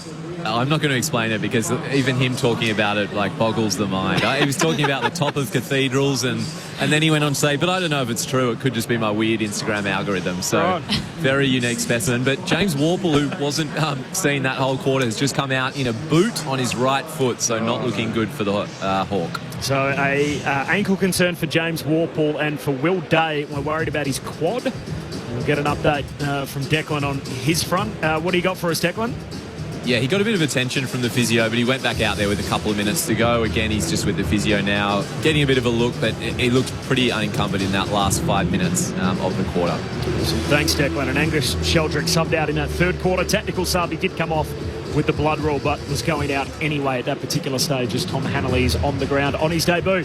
Fascinating game. It's been an absolute treat, the season opener. The Hawks by 5 points. Alicia Eva and Mick Malthouse to break it down in just a moment on ABC Radio, Sport, Digital and News Radio. This is ABC Sport, our coverage of the footy in 2025. Do you know what your bushfire risk is today? The bushfire danger rating system is the same no matter where you are in Australia. For warnings near you, go to the ABC Emergency website and listen to your emergency broadcaster, ABC Radio. This is the 2025 AFL Premiership season on ABC Sport. As the kick goes inside 50, D'Ambrosio to Chol, and mixed message got through. Well, he led onto it. He came at the footy and he marked 25 metres out, as good as directly in front. The very casual Chol guides it through. Danger for Sydney. Multiple goals 13 times last year. He's done it already tonight for his third. Amati goals. He's got one in each term. And the Swans needed that. Off to Heaney. Flares a kick to the logo. Marked by Papley. Goes immediately. McInerney marks half forward. Warner bursts into the pocket. Spots him up. 45 out. Warner marks. Swings it right to left beautifully. Sydney are moving. Got it to Lloyd. Handball over halfway to Warner. A little step back on the inside. Kicks to full forward. McCartan. McCartan goes. Hooks across the body. And the new full forward is on the board. There's Connor Nash. Trots in. Straight in front. Drop punt. He's good. Settles it down for the Hawks. Here's Papley. Handball over their shoulder. Blakey slinking by. Slapping it on the left. And hammering it through. Here comes Sydney. This is ABC Sports coverage of the AFL. On your radio. ABC Sport Digital. And on the ABC Listen app. 6 lead changes in the opening quarter. Then Hawthorn led by as many as 27 points early in the third before the Swans have come with a rush. They kicked 4 in a row. They've kicked 5 of the last 6 in the game, and it's Hawthorn by just 5 points as we turn for home. And just to add another little wrinkle in all of this, it is raining at the SCG, the final quarter of the opening game of the season in front of us. Mick Moldhouse and Alicia Eva on ABC Sport. Well, the rain certainly has had an effect. And I said before the match, and I said it yesterday on the ABC when I was doing the tipping, any side that can train in the rain, and it might be over, I know it rains more in Sydney than it does in Melbourne. Sorry, Sydney, but it does. And this is true. And certainly rains heavier. And when you train it, you actually build a muscle memory in it. Hawthorn in Melbourne, we've had no rain. The Hawks would have come up and probably expected to train in one day in the rain. I don't think it rained yesterday. So therefore, they haven't really had that physical, mental, muscle training in the wet, and it's so evident.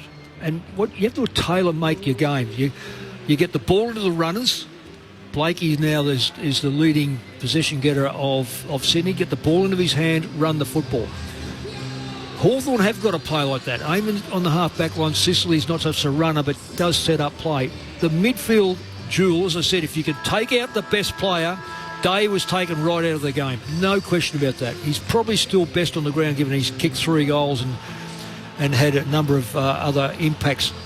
But right now, regardless of the fact that, in fact, I'm going to stick my neck out and say Hawthorn, because they get the ball inside the front 50 more so than Sydney, if they can capitalise better than what they did that quarter, they will hang on and win the game. Yeah. But if they don't score, if they don't use that football, then Sydney will run that ball out and use that corridor, and don't worry about the flanks. When you've got wet like this, you do not worry flanks. You go corridor and you stay in it and you lock it in, and that gives Sydney the opportunity. You hit the nail on the head there, Mick. I think Hawthorn were winning the footy, but they were turning it over going inside 50, and Sydney scored 3 goals off turnover that quarter, and a lot of it was generated by Nick Blakey and McInerney on the wing as well, so getting involved in between the arcs off turnover, creating scoring opportunities off the back of it. They last led at the 26-minute mark of the opening quarter, the Swans. They're down by 5. Final term underway in the proper driving rain now at the Sydney Cricket Ground as Nash takes on the tackler, tried to get a kick away. There's a loose boot in the middle of the SCG. Play continues on. No clean pick-up. Aim on. Boot on ball. Just gets it going forward. Watson left it behind. Nash bangs bodies with Patton. Ball comes to Patton. Got a hand pass out for the Swans to Jordan. Hurried kick forward. Punched away by Frost. Heaney clever in the conditions. Just sockers it into an open forward line. Ball skids close to the boundary line and Marty needs a kind bounce. Doesn't get it. Keeps it in anyway. Hooks it across the body to the forward pocket. Weddle spoils. Hanley's there. Weddle wants the boundary. Umpire says, fair enough. Spin it in. Declan Byrne in the rain. Declan. Yeah, properly bucketing down here, regretting leaving that raincoat in the car, boys. Girls, this is not good. No, umbrella, nothing? Nada. Jeez. I've put one in the bag for us. Forward 50 stoppage. Grundy reaching to get a hand on it. Papley coming through, bundled over. Ball socket out of there for Hawthorn. So Sicily forward. Now Newcomb taps it down. Warner gathers it, spirals it, bounces it towards goal. Getting back, Impey under pressure, rushes it through. Hawthorn lead by 4 points. A minute 20 played in this final term. Yeah, Sicily's forward. Good move? Oh, absolutely a good move. A ripping move. Not a good move to have Frost on the bench. But it's happened. 4-point game. Impey coming out of defence. Almost turned it over. Chol knocks it away. The Hawks are away. The hand pass from Hawthorn comes the way of Nash. He kicks hurriedly inside the forward 50. It is properly raining now as Malikan whacks it out towards the boundary line. Moore's got it for the Hawks. Hand pass away to McGuinness. Turns, kicks inside the forward 50. Malikan breaks it up. Centre half forward for the Hawks. Nash got on the end of it. Hand pass away to Newcomb. Kicks to full forward. Sicily. There you go. There he is at full forward for the Hawks. Oh, he's played on. Hand pass to the man on the goal line in McGuinness, who pokes it through. And the Hawks get the first of the final term.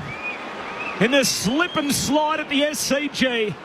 It is bucketing down, but Hawthorn with a tone setter to start the last. 3 minutes into the final term. Hawthorn 12-10-82. Sydney 11-6-72. Opening night on ABC Sport. To your point, Mick, or to add on to your point, you would say Hayward nullified Sicily's impact down back last quarter anyway. So in a way, because they couldn't control the ball, Hawthorn, for start off, yeah. But, see, I think that when you throw a play like that, Hawthorn or Sydney surely would have been going, yes, we know who's going to take Sicily when it happens, but you don't know when it's going to happen. Now, it's pretty obvious it was going to happen now because the game's in the balance and you just need a bit of a split. He is such a unique player. Have a look at him. He's come out and taken the ball. It's so unique that he actually had a hand pass goal. Yeah. I mean, really. But it's worked for them so far.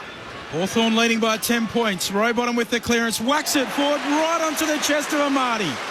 Touched. Not paid. Touched on the way through. Swings a snap on goal. Frost is back there. He looked a little lost for a moment as it floated down, but got a hand on it. 9 points Hawthorn's lead opening night on ABC Sport. That's what I mean about Barras. He lets the player lead on the ball. Paddle kicks it out of defence. Sydney win it back on the wing. Grundy got it away to Rowbottom. Interesting decision. Trickled a little kick out wide, a turnover. Wicks couldn't trap it. Moore soccers out in front. Shoved out of bounds. Says boundary throw in. Eastern wing. How are you going down there, Declan, by the way? Mick, did you have a snorkel in that bag as well? I've come prepared for Sydney, mate, because we've got a drought in Melbourne, so I just tossed anything that... Fill up your bottles here and take them home. There's plenty of water to go around. When it rains, it really does rain in Sydney.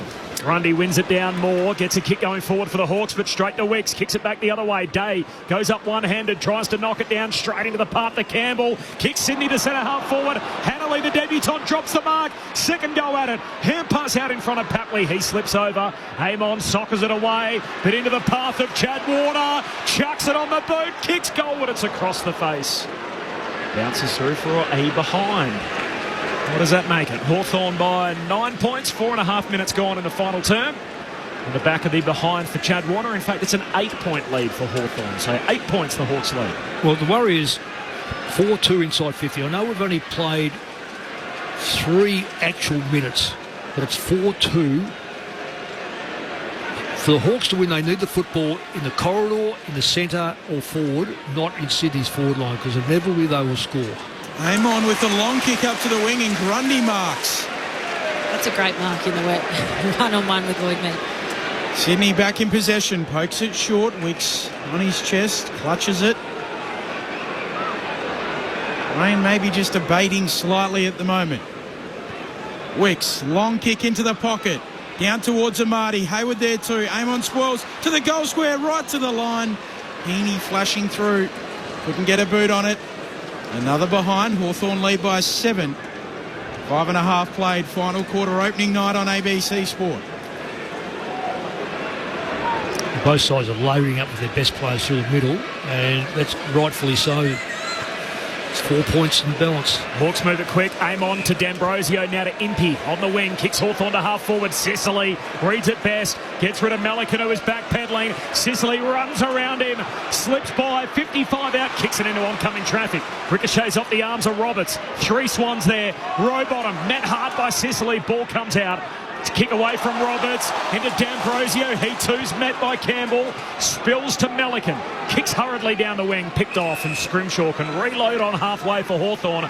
It is the Hawks by 7 points. Final quarter action on ABC Sport. Scrimshaw, a shallow entry. Sicily, 2 hands to it. Doesn't take the mark. Goes again at ground level. Sydney come up with it. Roberts to Lloyd. Back to Roberts. Overlapping off halfback. Kicks up towards the wing. Barris comes from behind. Punches it away, thrown between wing and half forward. Here for the Hawks. Mick and Alicia, I know he's their all-Australian calibre defender, but he's their best key forward, James Sicily. Yeah, well, yes, he is. Yes, he is. Oh, he's the best forward on the ground. Isn't it harder to find a key forward than it is to key back? Oh, well, absolutely it is, but starting him there sometimes doesn't work. McCartan takes a nice mark forward of the wing. Sydney get their chance going forward. McCartan veers out to his right. Sets it up towards the goal mouth. About 20 out from the Sydney goal. Frost punches it away. Papley first there in the pocket. Puts it on the left. Can't control it. Out of bounds on the full. So let him find his rhythm in the game and then put him forward when absolutely, it's hot. Absolutely. There's certain players who they come off with a little cameo and you start them the next week in that position where they kick their goals and they get picked off. You're better off just using it sparingly, using it when you need to. Morrison goes long up the wing. Offhand, spills down to Wicks, soccers it off the deck. Out in the path of Corey Warner. He's locked up straight away and a ball up in front of the member stand.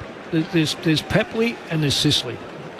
Really, Hayward's a fair player and there's, you get it and you could maybe, but... Meek wins it down to McKenzie. Hurried kick down the wing for the Hawks. Spills through to Rampy, throws the boot at it. Ball clean bowls Big Meek on the way through, close to the boundary line. Hanley can't keep it in. Slides out of play along with Amon. So Sicily is the deepest forward for Hawthorn at the moment. They're isolating him on Melican. Yeah, he's the scariest one. Yeah, and every time he gets in behind Melican, that's when he looks dangerous. If Hawthorn can change angles on the field, let you call this. Grundy punches it forward. McKenzie there for the Hawks. The Swans swarm. Ball spills out. Holding the ball. Newcomb just wrapped up by 2 Swans and Hanley, the debutant, with the free kick. Mark set 47 metres out, tighter than a 45-degree angle left of centre. I'll just finish my point there. So now Melican's got Sicily in front of him, so he knows where he's going at any point in time. When he gets in front of Sicily and doesn't know where he is, that's when Sydney look a little bit vulnerable. Well, Sicily won't get in front until they've got the footy. They get behind him until they've got the football. Here is Hanley. Elects to just set it up towards the top of the goal square. No one there for Sydney. Amon takes the mark. Top of his defensive goal square for Hawthorn. Hawks by 7 points. Played 9 minutes, fourth quarter on ABC Sport. Rains thinned out somewhat after the heavy downpour earlier in the quarter. Long kick out to halfback. Slides off a few fingertips through to Jordan. Rocket hand pass to Hanley. Took him off his feet. Hand pass back inboard to Adams. Drilled in the tackle from Scrimshaw. Still a tough footy. They all burrow in on the wing.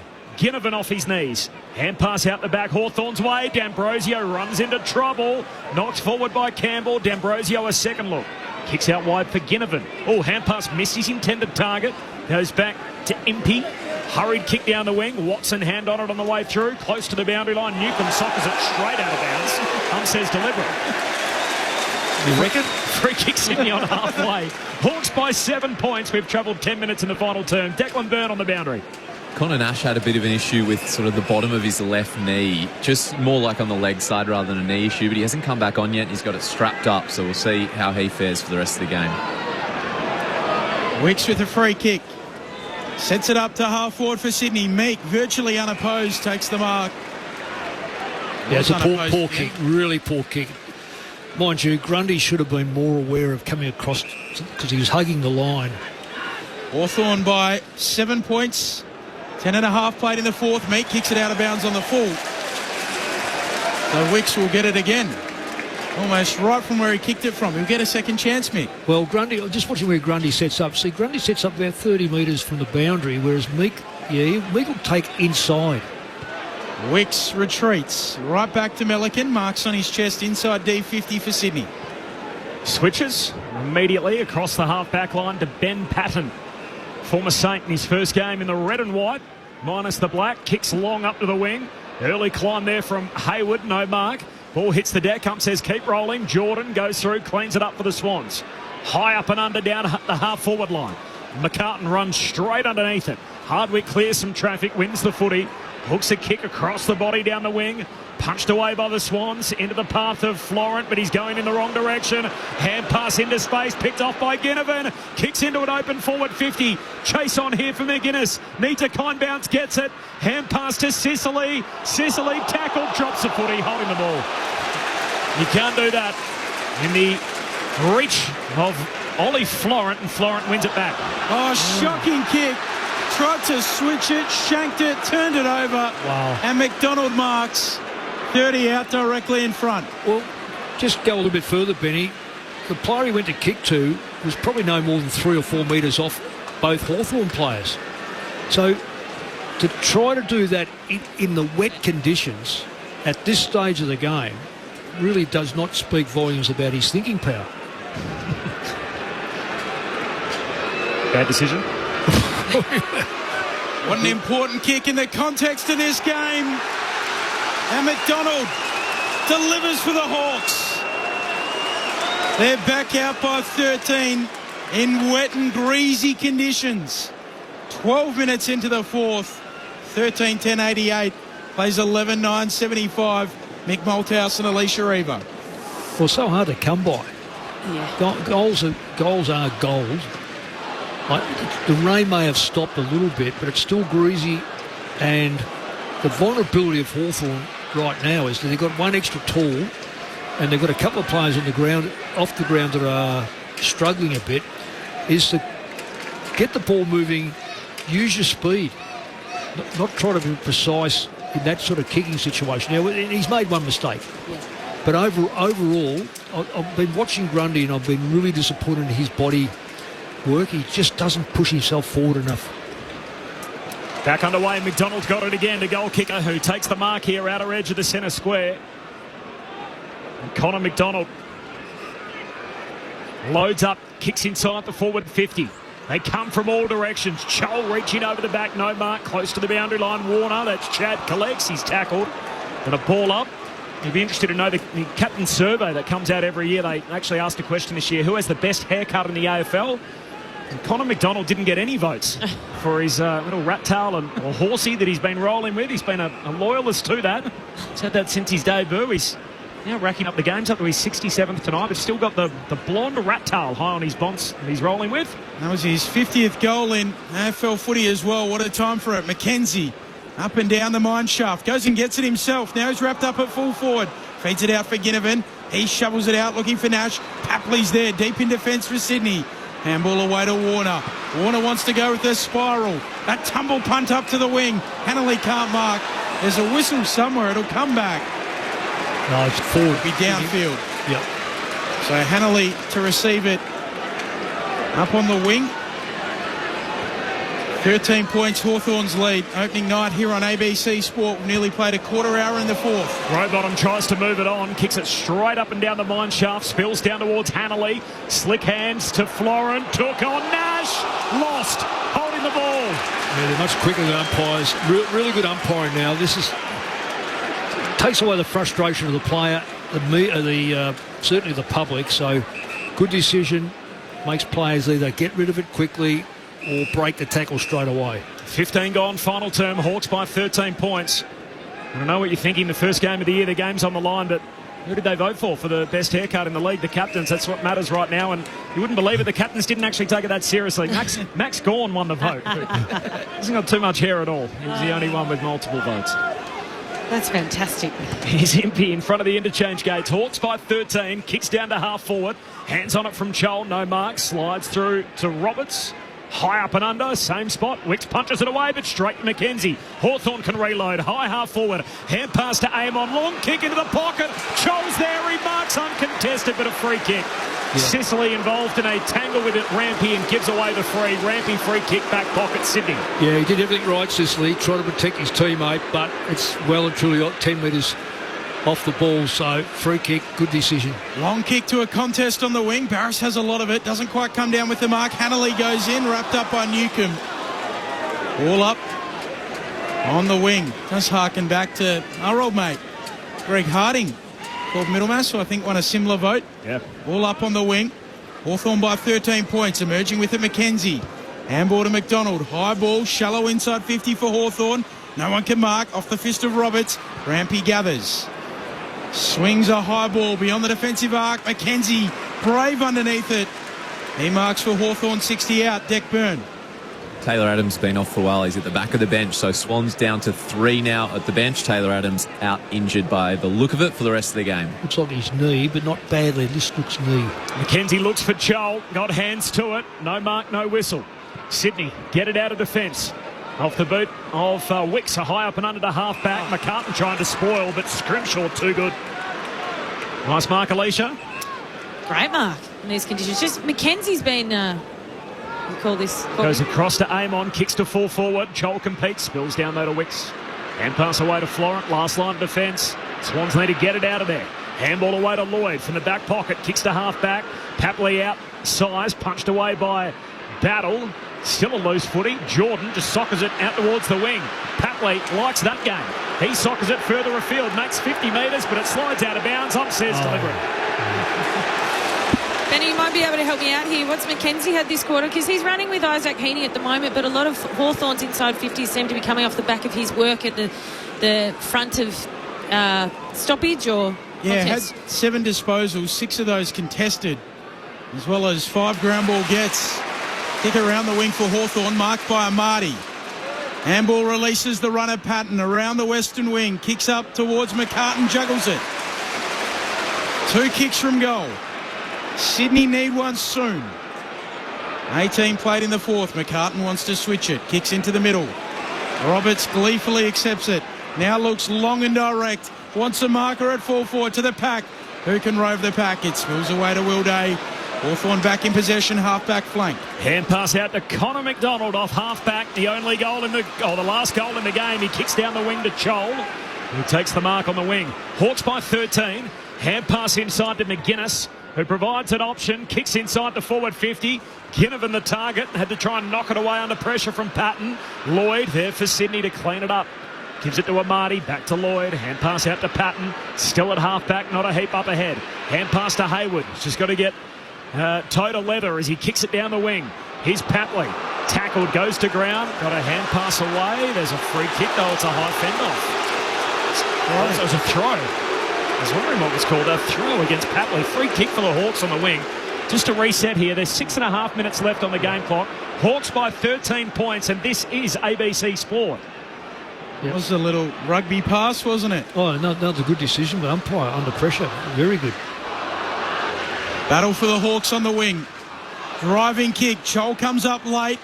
Lots of hands on it. Sicily stands in front and marks. How about that? Well, he just makes such a difference. You know, he can knock this over, Sicily. If he's got a bit of a cramp, that may not take it out. But, and I know it's a bit damp, but he is a serious torpedo player from 3 or 4 steps. Very brave, too, for a bloke that's come off a shoulder. He's a good footballer, isn't he? He's a ripping footballer. I don't know if he's good for this one, though, because I just worry about his legs. He just seems to be really... But on a good day, he could knock this over. Not dissimilar to the kick against Port Adelaide in the semi last year. This one doesn't have the legs on it. Blakey drops it close to the line. Slips through his fingers. Minor score. Hawthorn lead by a handy 14 points. Declan Byrne. Heaney was making his way off. They said, stay on, stay on. He said, no, I'm cramping. I can't run. So they're down to 2 at the moment on the bench, the Swans. 40,000 as well, 40,310. The crowd's just come in. Thanks, Declan. Not all of them as brave as you, staying in your seat in the driving rain in this final quarter. It's go time for the Swans. They're chasing the game, but Hawthorn have hemmed him in as Barris takes the intercept mark. He's got better and better, and not only better and better, he's by bringing him up the ground, he's able to go for his marks. Hawks by 14. Kicks in a Sicily direction. Hands to it, no mark. Is he getting a free? He is. Over the shoulder. Free kick for Sicily. Right forward pocket. And again, he's given them a target inside the forward 50 in this final term. And you mentioned it, Barras, just his ability to come across an intercept and force that turnover. Forward half turnovers are worth their weight in gold, and now there's a shot on goal. The way the game's gone, he's almost the most important player on the ground and has demonstrated it, Sicily. Sicily to put it on ice. He hooks it through for a goal. And this guy can really go. James Sicily. What an impact player he is. The Hawks by 20 again at the 22-minute mark of the final term. 14-11-95. The Swans with it all to do. 11-9-75. Opening night on ABC Sport. Alicia Eva and Mick Malthouse. Mick, we've called it. We've been talking about it all night. He's orchestrated ball movement from down back in the first half when you would argue the Hawks were well and truly on top. When the game becomes a bit more of a fight, when the rain comes, they need something up forward. They've got 4 tools down back. How lucky are Hawthorn that they've got a bloke of his calibre to go forward and just take this game on.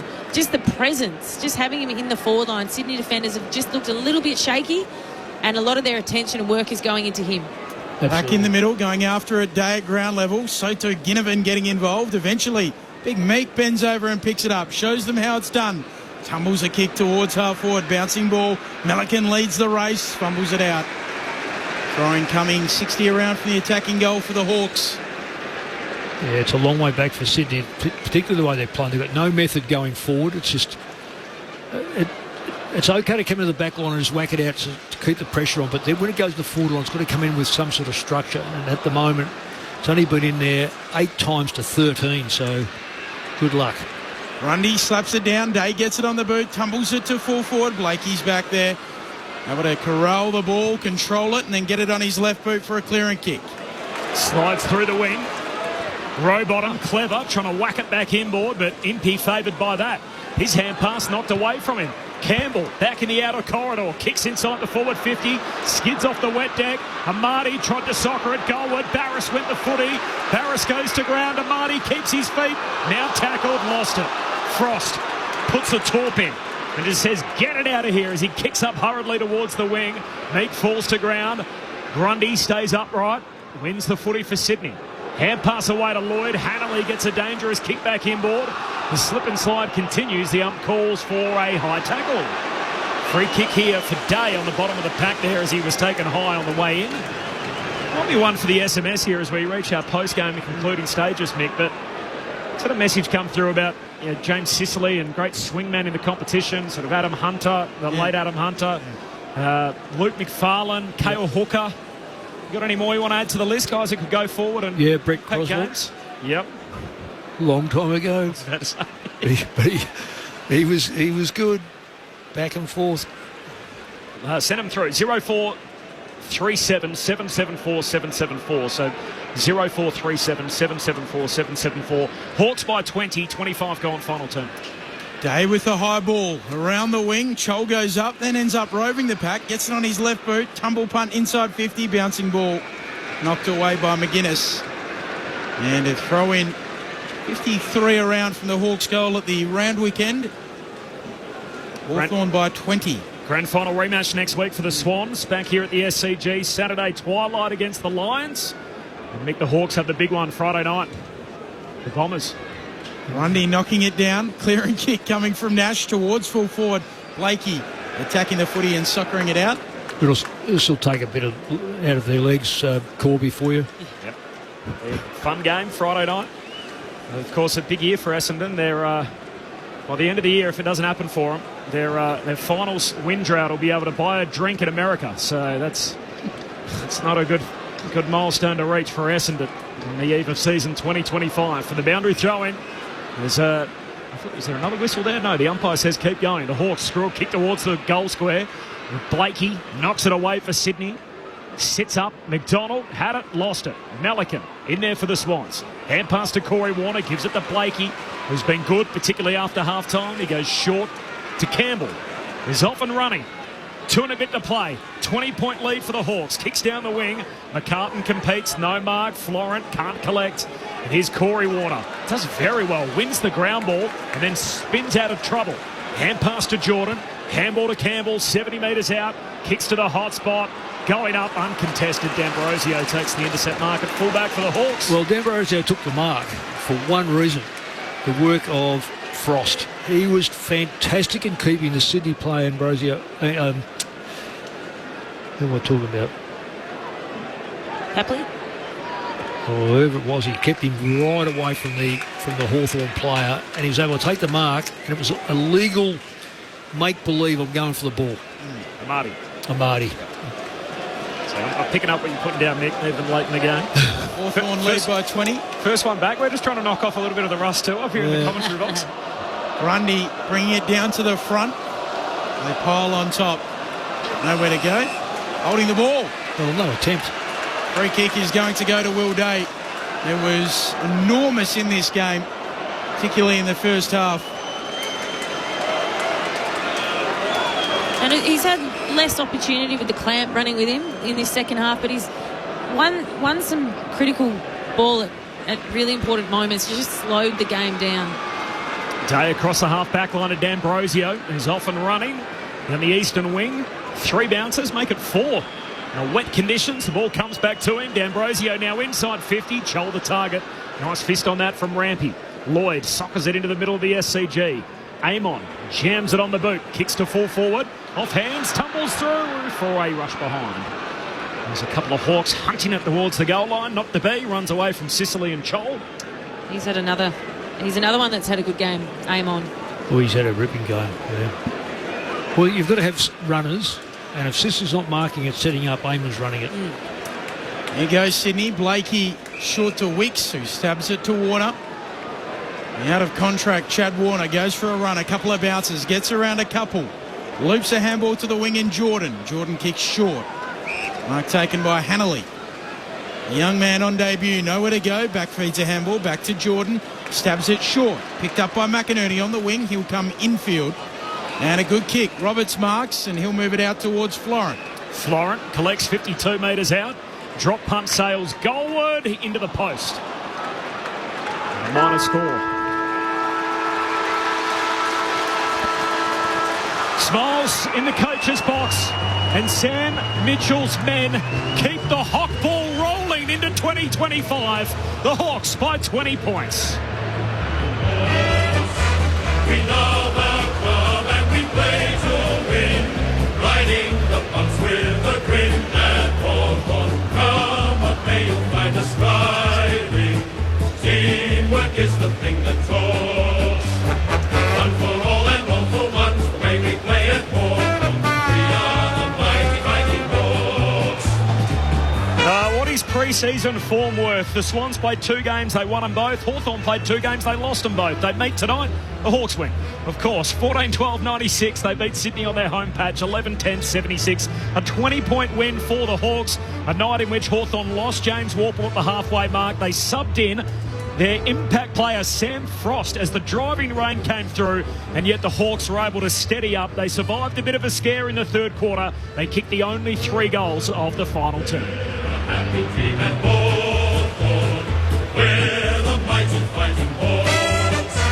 We love our club and we play to win, riding the bumps with a grin at Hawthorn. Come what may, you'll find us striving. Teamwork is the thing that talks. One for all and all for one, the way we play at Hawthorn. We are the mighty, mighty Hawks.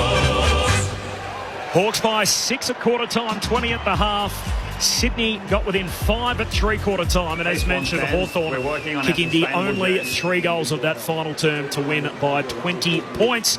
As we love our commandments here on ABC Sport, and one of them is don't overreact, and provide context. So not to give the Swans any kind of an out, but this is a team, of course, without Gordon, without Mills, no McDonald, no Cunningham, no Fox.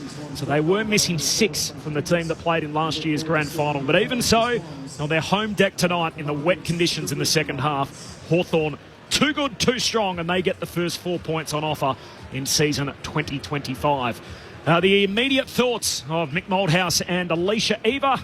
We've got another 35 minutes on air, so we'll get all the follow from downstairs as well, and particularly on the injury front in the Hawks camp. Initial reactions, do you want to kick us off? Who wants to go first? You go first, Alicia. What did you make of that before Mick chimes in? Well, very entertaining game of footy, even when the rain came down. Look, I think that first quarter was a shootout, and then Hawthorn took advantage in the second quarter of, I guess, the work of Will Day. He was unstoppable in that first half, kicked 3 goals.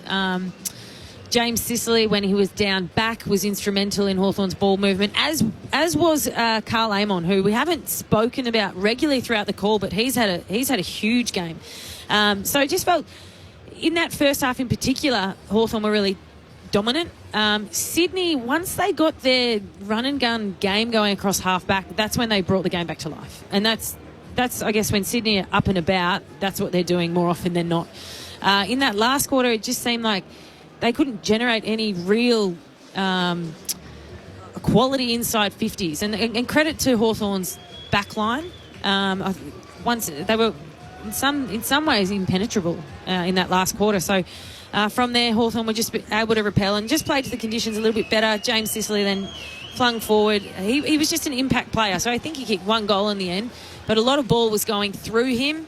Also really liked the work of Mackenzie in that last quarter when the game was getting pretty dirty. He was in and under, winning a lot of contested ball at ground level and generating inside 50s. So, yeah, fantastic win, Hawthorn.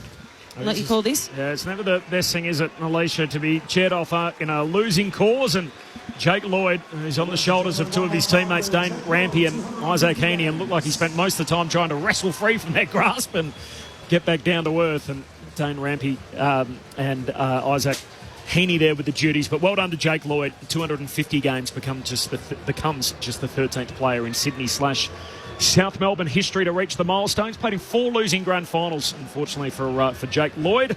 And season 2025 starts how last year ended for the Sydney Swans in defeat. The Hawks winners here by 20 points. Break it down for us, Mick. What do we see here tonight? It started red hot, didn't it? We had 9 goals and 6 lead changes in the opening quarter. Yep. Hawks pulled away. Swans got close. Could never quite put their nose back in front. Yeah, it's very interesting first games, particularly when they're played this time of the year. It's what happens.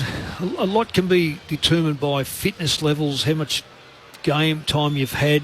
Then conditions change. We've had really dry track, looked fantastic, then it become very wet. I thought Hawthorn lost a bit of momentum but regained it. The only reason why I probably thought Hawthorn could win it even at 3/4 time was, even though they had what I would say an indifferent third quarter, they still went inside their front 50 far more times than Sydney. If it's maintained wet, then it becomes a bit of I don't say a bog, because this ground's not a boggy ground, but you've got to really then set the goals up, because they're not going to come cheap unless they go over the top and dribble through. The midfield was interesting. All of a sudden we started to have a few heavy tags, and players that were dominant started to come out of the game. It was inevitable at some stage that Sicily was going to go forward. I thought he might have gone forward at the end of each quarter for 5 or 6 minutes to see what would take place. He, when he warmed up through the game, I thought he was clearly the dominant backline player. Barras, they'll be very happy with Barras. But then when he went forward, he was clearly the best target forward. Mm-hmm. I thought he kicked 2 goals. Did he only kick the 1? I've only got him down for 1. Yeah, but he gave that Joe the Goose. That's right. That was the other one. So he was clearly the best forward. When you look up and you go, oh, he's the one that's going to the market, or he's the most dangerous. Down the other end, Papley's always the one, because you just know. But smaller players can be taken out of the game. They've got to be virtually in the game all the time to be effective. Whereas a big marking player takes a grab, looks good, goes back, his team with because of it. The ruck drill was interesting. I was so disappointed with Grundy last year in the grand final. He played up against a bloke that hadn't played for a number of weeks, and the first what he did, I thought he'll jump at him, he'll put his knee in his throat, and I'm talking about last year, Fort. He'll put his knee in his throat and say, here I am, you're going to get over me. He didn't. He went in and engaged him. Fort must have thought, I'll have to go back and check my birthday because I'm having another one today, because all he wants to do is engage me. So when you get engaged like that, then it becomes a 50-50 when the ball's in the air. So, and when it's 50-50, then your midfield then become a 50-50 midfield. So what's he do here today against Meek? He comes in and does the same thing. Well, Meek's taller and bigger. Now, I don't say that he dominated, but what Meek was doing around the ground, he's kicked 2 goals because of really bad management on the bench. So you basically just can't let Grundy be the best version of Grundy. No. He allowed the other guy to make sure that he would. Absolutely. And interesting, I tend to have a crack at blokes when I just zero in on them. I watched his work ethic. Now, I know it's first game and sometimes you can't really get out of your own way, particularly if you're a big bloke and you're on the ground all the time. And that's fair. So I understand that, because generally big players take 5 or 6 weeks before they get there. But I watched him on the point of the square here when the ball went away. The ball went past him. Meek looked at him and thought, well, I'm going to chase you across the ground, but you're not moving. So Meek then went from a defensive position on the boundary side here, went in board, didn't get the football, but made sure that, one, Grundy couldn't get it, but then Grundy didn't engage again, so therefore Sydney then were virtually, I'd say, one man down through the corridor. He should have been really making Meek work his backside off, which he didn't. So, all up, when a side gets beaten like this, it's only 3 or 4 goals, and they have such a dominant third quarter, and I'm talking about Sydney, you think, where do they win the game? Where did they get back in the game? Well, Warner's a very, very good player for him. Heaney just didn't have a great impact, I didn't think, of the day. Papley kicked only the 1 goal. You're looking for what took place in those practice matches, McCartan getting up and kicking a few goals. No, he didn't even look like it. Yep. So I thought, I went for Sydney, being in Sydney and the wet. Well, the wet was there and it was in Sydney, but Hawthorn's run was magnificent. More from Mick Moldhouse and Alicia Eva coming up. The Hawks by 20 into the winners' rooms. Declan Byrne.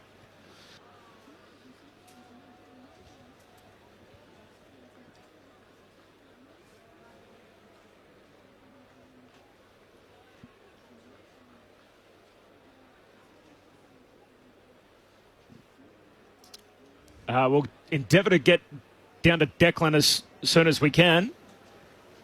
And we'll see if we can pick that up if you haven't got it with us. We'll stand by and hopefully we'll be able to bring you a bit more in the Hawks rooms. We're good now?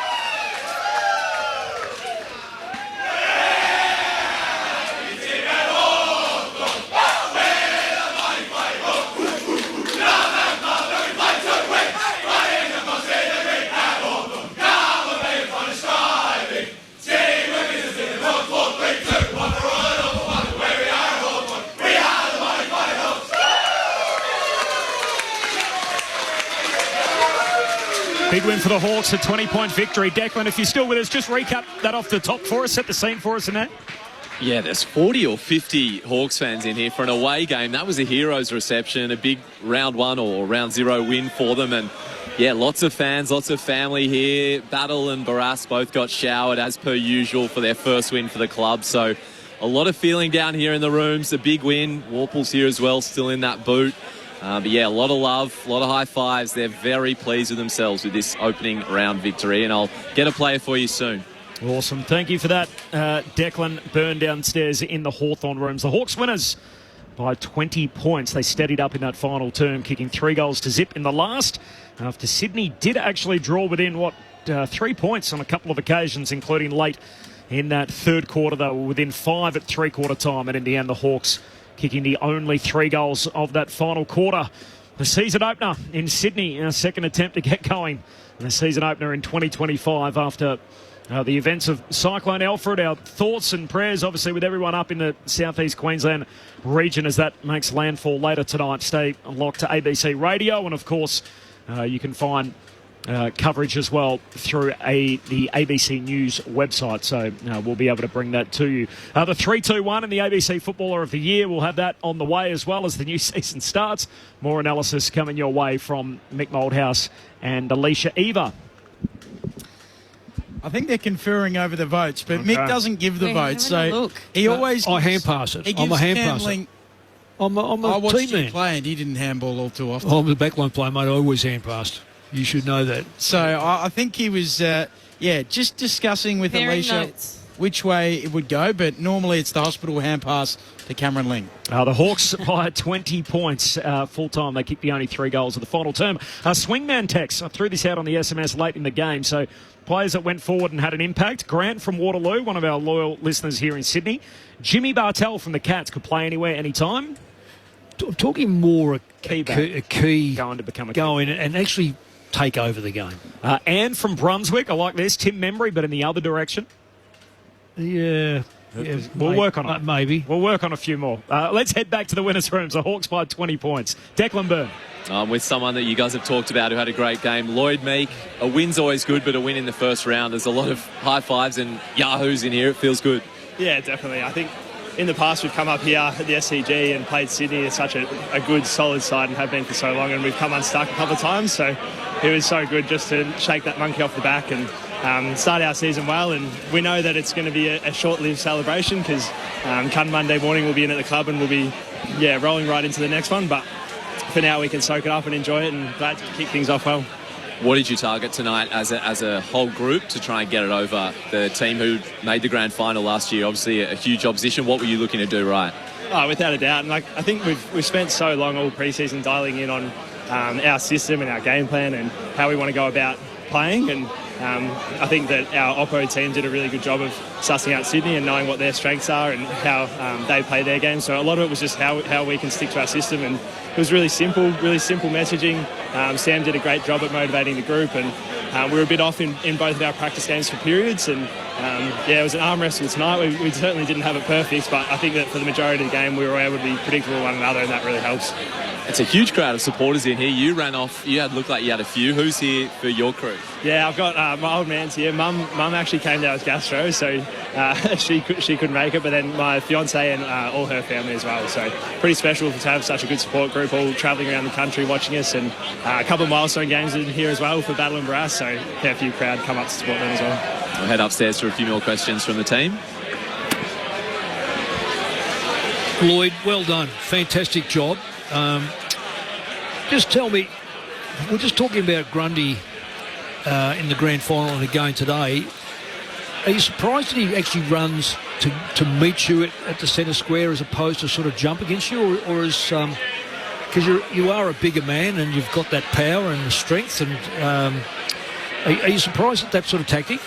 I wouldn't say surprised. It's probably what I tried to do to other people all year last year, and I knew that. I think it was this game last year we saw him come out against Gawn and stand on the line and cross it pretty aggressively. So I sort of knew what I was working with. He's obviously very good at it. So when I was trying to evade, I felt like he was good at holding his ground, and then if I tried to crash in, he was already there. So yeah, certainly it's a game of cat and mouse in the ruck, and the centre bounce is ever changing. Like at the start of the game, the bounce was going pretty high on the cricket pitch in the middle of the SCG, and then as the rain came in, they're throwing it up. So there's always moving parts, and he does it very well. But yeah, a good opportunity for me to learn from him, and hopefully take some tricks into my own bag. And what about the goals? They seem to come when he was just off the ground. Do you hang on a little bit longer to stay on to work, say 1 or 2 minutes longer than what? This thing about the two ruckmen go off and the secondary ruckmen come on and face each other. Do you hang out there a bit longer?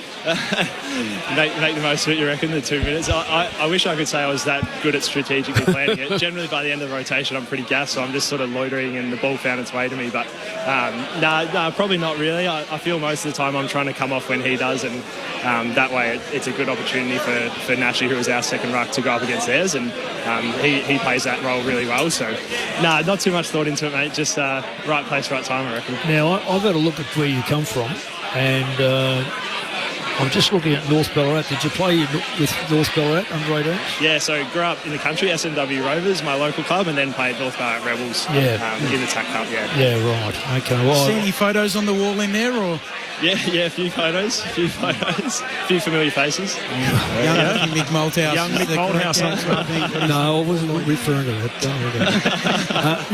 Now, I'm going to finally just ask this question, and it was music to my ears to hear that you said that your coach or coaching staff have got someone there dedicated to watching and looking at the opposition. Now, I know everyone does it, but it wasn't a giveaway, we'll do it as a team. No, we're not going to allot anyone to it. It seemed to be that you put a lot of time into certain Sydney players that have the opportunity to put a massive, dent in your structure.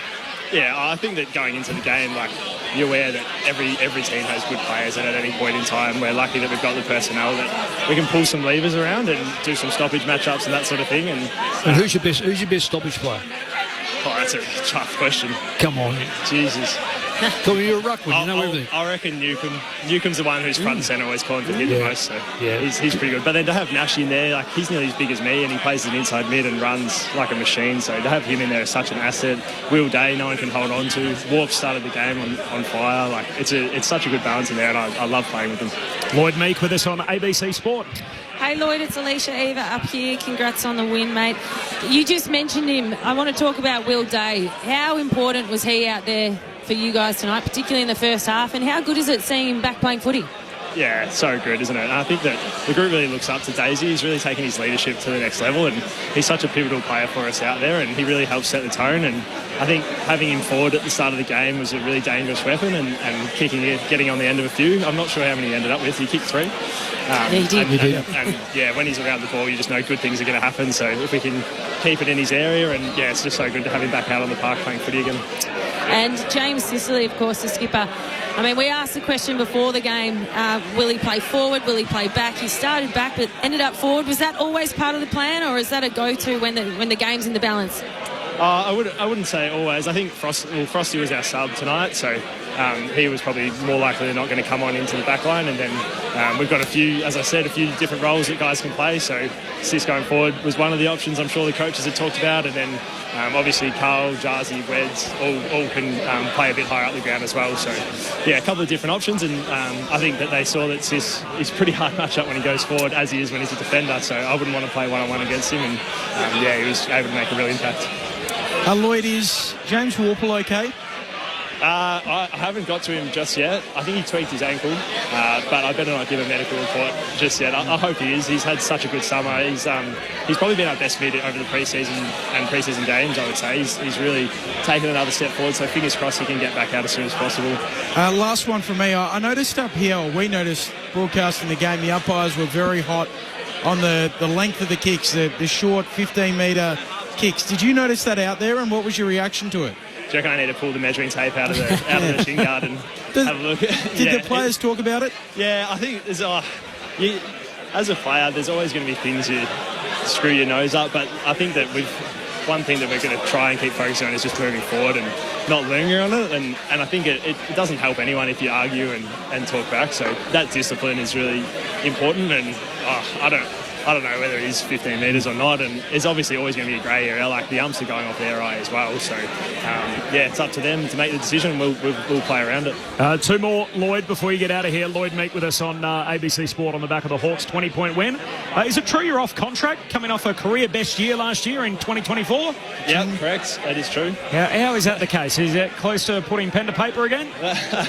I can't give too much away, but all I can say is I'm loving it here, and this is the place I want to be, and I've fought for so long to be in this position, so hopefully we can get things in place.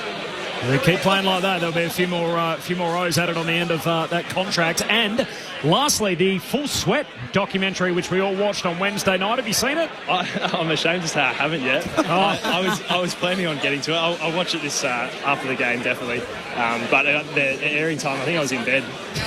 So didn't quite get to it. But could be a good one for the flight home. A happy win for the Hawks. Appreciate your time, Lloyd. Congratulations on the win. We'll see you next Friday. No dramas. Thanks heaps, guys. Appreciate it. Lloyd Meek from the Hawks in a pretty happy Hawthorn rooms. They win by 20 points. They kick the only 3 goals of the final term. Corp and Middlemass alongside Ben Cameron, Mick Moldhouse, Alicia Eva, and Declan Byrne downstairs on the boundary. I just want to pick up on one conversation point. James Sicily, and we spoke about it a little bit throughout the broadcast. Your insight's fascinating here, Mick, where you talk about guys get themselves in the game, and not natural forwards, but guys that can go forward and have an impact, and they need to find themselves behind the ball. You sort of look at it and you go, right, Kel Shadir's out, Mitch Lewis is out, so they're missing 2 key forwards. Joel's down there one alone. And then you look at the other end of the ground, they've got bigs everywhere. They got guys like Weddle and Scrimshaw who are playing a bit smaller. They've got the key backs in Barris and Battle. They've got Frost, who's their sub tonight. You think they've got too many big guys down back. They don't have enough key forwards up front. Sicily goes down there, looks like an absolute weapon. That's got to be a bit of push and pull, surely, for the coaching staff to realise, look, how much do we keep him forward and how much do we treat him as that impact player? How do you get that balance right? Well, analysed tonight, we had 4 goals to 5 at quarter time. So on that principle, you're going, well, it's worked. And it doesn't know where they've come from. We're 5 goals to 4 against a side that played in the grand final. We kicked a further 4 goals to 2 in the second quarter, and we're well and truly on their way. We kicked the first one in the third quarter. Things are working out fine. I'll repeat myself about this. There are some players, and look, I might be totally wrong on Sicily, but that if you start them in the position that is the weakest, you go, right, we need a forward, let's put him there, and he's got this natural ability. He may well find the ball, but he also may attract more attention. They may be... Put it this way, I know Carey's Carey and there's not a lot of Careys around, but he'd inevitably have the ruckman dropping back in front of him, or he'd have in today's football you get the third tall jumping across in front of him. Now, it's hard to structure that. You might talk about it, but it's hard to structure that when you haven't got the time. You go, well, when are we going to do it? Okay, we know it started in the last quarter, but when were Sydney thinking it was going to happen, and are they set up for it? Who's the drop-off player? Well, it would be probably Rampy, I guess. Rampy would have been the logical one to go on him, quite frankly, and stay on him. Now, if he starts there, Rampy starts on him. No question, Rampy starts on him. And if he does him over, you're losing, because you've got to think, what did he do for our back line? He set it up. He took marks. He was aggressive. He took his man. In the end, they started to tag him. So his impact is, it's not a matter of how many goals a player kicks, it's what you win by. Now, how many times are they going to get Day to kick 3 and Meat to kick 2? There's 5 of the 14 goals. So the breakdown I've got is 5 from the forward line, the proper forwards. Yes. 1 from the defender, which was Sicily, and the other 8 were kicked by either the midfielders or the ruckman. Well, Eamon kicked a goal too, didn't he? Yep. So I've got 8 in the midfield. 1 goal, 2. Sorry, yep. There you go. Yep. So you can put him down. I've included him in the on-field, on-ball brigade, but right. yeah, he's probably more a backman. So yeah. 2 in the defenders, 7 in the midfielders. Yep. Now, if it works out for you, but you might be under siege early on. You go, look, let's get something out of him for. It's more a cameo strike weapon for Sicily. I don't see him being, with his size, being the Carey, the Cameron, the Charlie Curnow, whatever. He to me is more that player that you go, right, we just need a bit of a spark. He's our captain. Whack him there for 5 minutes. If he doesn't kick it, he's only kicked the 1 goal, but he would have kicked 2. We know that one over the top. Mm-hmm. But it's what impact he has at the time. And that impact was they kicked 3 goals to none. They were able to get away with it on the half-back line because Frost come on. Frost did pretty well for them. So they have got the luxury of, I don't think it was a good call to have him as an emergency, but nonetheless, he can hold up on the back line. And Barras was very, very good today. I thought he made 2 mistakes, and one of his ones that he's made all his life is he allows the forward to lead onto the football, and he's not overly quick. So, but he'll adjust to that. So the only big they played in their forward line tonight was essentially Chol up until that point, and then they went smaller around him. And they left Gunston out as well, who obviously is an emergency. But it's a fascinating... I'm sure you have these debates in the coach's box all the time, Alicia. But absolutely. I mean, with Sicily, when he was on Melican at the start of that last quarter, Melican looked uncomfortable. And then Sydney were trying to orchestrate to get Rampy onto him, and they eventually... Well, see, that's what I mean. See, that. Yeah. Clearly at 3/4 time, they didn't... I don't know... Why wouldn't you be discussing it? Why wouldn't you just go... If he turns up there, you go... And it's a bit like Dawson on... Day, you don't, or someone on Day. You just don't go. James Jordan, yeah. Jordan, don't tag him just in the middle. If you're going to be on a bloke, you've got to be at him, because what you're doing by coming off him, you're giving him breathing space. You've got to take away that air, and the only way to take away that air is to be at him. And okay, but what about our midfield? Bad luck. You 2 versus 3. You 2 versus your two. He takes care of the bloke who's the go-to. Find the ball. Be in the position, you'll be the go-to. Or we make the tagger the go-to. And you come and lock in on day at the psychological moment. There's all sorts of ways of doing it. So I'm away from anywhere that says I've identified a very good footballer, but we'll wait till the match day to start to work out what we're going to do with him. No, you've got to do your homework. And I'm that rapt that Lloyd Meek was saying that we knew our role, we knew who their best players were, we knew what we had to do to cover them. That's good homework to me. That is very good homework, and it's not waiting to match day to go, oh, look, we'll wait for him to be the best player on the ground before we do anything. No, take him right out. It's a fascinating conversation, isn't it, about the Hawks and what they do with James Sicily going forward, obviously before the return of Kel Shadir and Mitch Lewis in particular, who will bolster that forward line as the season goes on. The Sydney side of things tonight, Alicia, we mentioned it at the end. We probably didn't harp on it as much pre-game, but clearly there's a number of guys that aren't there tonight that they were missing, and that's not an excuse for the Swans, but that just is what it is. They're missing 6 from their grand final team. Yeah, and the big one, I mean, there's a few, but tonight it was Goulden for mine. We saw Heaney still found a lot of the ball, but just when Goulden's not playing, you don't have one of your best ball users out in the park. And Sydney, I think they only had 40 inside 50s for the game, so they're probably not going to kick a winning score with 40 inside 50s. And we know Goulden is very damaging going inside 50. So you're missing his ball use. But the other thing that they're missing is the ability to throw other dangerous midfielders forward and have the same effect like a James Sicily when he goes forward. So when Goulden's playing, a Warner can spit forward, a Heaney can spit forward and can be that dangerous, classy player inside forward 50 that can create a bit of chaos and maybe kick 1 or 2 goals.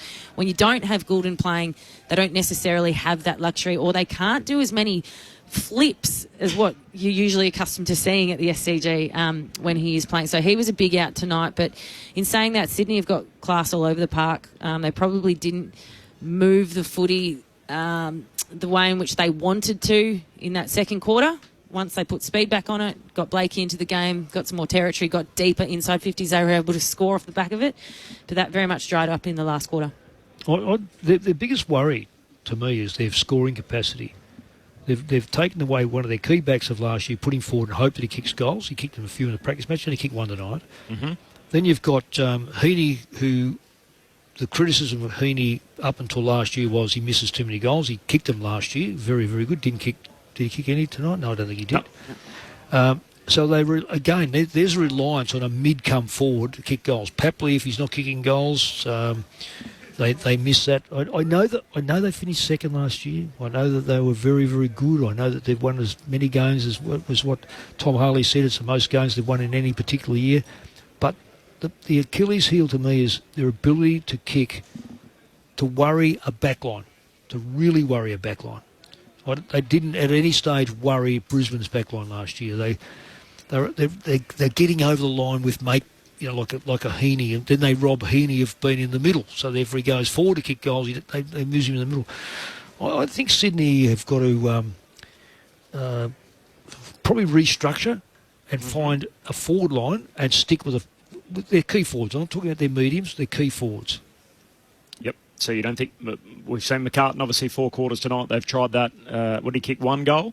And Joel Amartey in the end kicked 3 as their 2 bigs down front. The 6 that they're missing from the grand final. So Logan McDonald is hurt, as is Fox. So no Robbie Fox tonight. Luke Parker now plays for North Melbourne. Hayden McLean is coming back from a groin soreness. Harry Cunningham's not playing, and obviously Errol Goulden has that fractured ankle. The SMS line, we're talking about the swingman text. Fee from Canberra off the SMS, Cole Langford. Someone that can play forward, play back. He's obviously played in just about every single role, started on the wing, but we're looking for the guy that plays in the defensive 50 that goes forward and can kick goals late in games. Mikey from Bendigo off the SMS, 2 red-headed swingmen from the Brisbane Lions, Dan Merritt and Justin Lepich. Yeah, Lepich is interesting. They're the sort of players we're talking about. Someone who probably only goes there for a real small cameo, jumps up, kicks a couple of quick goals. Dan from Perth, the late Adam Hunter, is a swingman. We did mention him, of course, moving forward when the game is there to be won. And no name, no pack drill, but Martin Pike is a very underestimated swingman. Yep. No, I go along with that one. Pike's an interesting one because he's another one. When he used to start forward, never got near it. When he was jumped in there and parachuted in at some stage during the game, bang, all of a sudden you go, wow, he's just kicked 2 or 3 goals. And we'll start him next week, doesn't touch it. And someone texted in earlier as well. It's been on the screen for ages. I never read it, and naturally the studio's just lost all faith and patience and pulled it down. But for the person that texted through talking about Battle and Barras giving them great flexibility, absolutely spot on at the Hawks with Sicily allowed to go forward late in games. Jordan says off the SMS, as the old adage goes, if you're winning early, you ain't winning late. Plenty of time for winning to be had for Dean Cox and the Bloods this season. I was about to ask you, Mick, what it was like to lose your first game as coach, but you'll never know. You had a win back in 1984, Yes, I did. First game with Footscray? Yeah, You're against. only 29, weren't you? You know who it was? Tigers. I just left the Tigers, playing the Tigers. How old were you then? You wouldn't have 30. You wouldn't have enjoyed that at all, just leaving and get a win over the old mates. It was a bit thrust on me. I don't know when the draw came out, but I didn't get the job until January. And then you look up the draw and you go, we're playing the Tigers. You had nothing to do with the win. They had nothing to do. I had all my old teammates playing, and here I am trying to bring them down. I believe you were 30. Late November is kind of the new January, and the way the season's changed. You used to play your first game late March, and now Dean Cox got the job November 28 or whatever. Yeah, I know, and I can't wait to talk to you tomorrow about pre-seasons and why are they so short. 12 noon tomorrow, Australian Eastern Daylight Time will be on air for AFL Saturday. Just some injury updates. So hamstring tightness is the official word for Taylor Adams, and a suspected syndesmosis injury for James Warple. So that's not good news. They'll need to scan to confirm that, but the Hawks suspect a syndesmosis injury. That's not good at all. So that's bad for James Warple, and a free agent at the end of the year as well, and a big part of their engine room. So syndesmosis suspected for James Warple. All right, the votes in the ABC Footballer of the Year. It is Friday night, which means Mick Moldhouse is dishing out handballs left, right and centre, and they have come your way, Alicia Eva. They have come my way. So I think we've got similar names, maybe different order, but I've gone 3 for Will Day. I thought his first half was massive.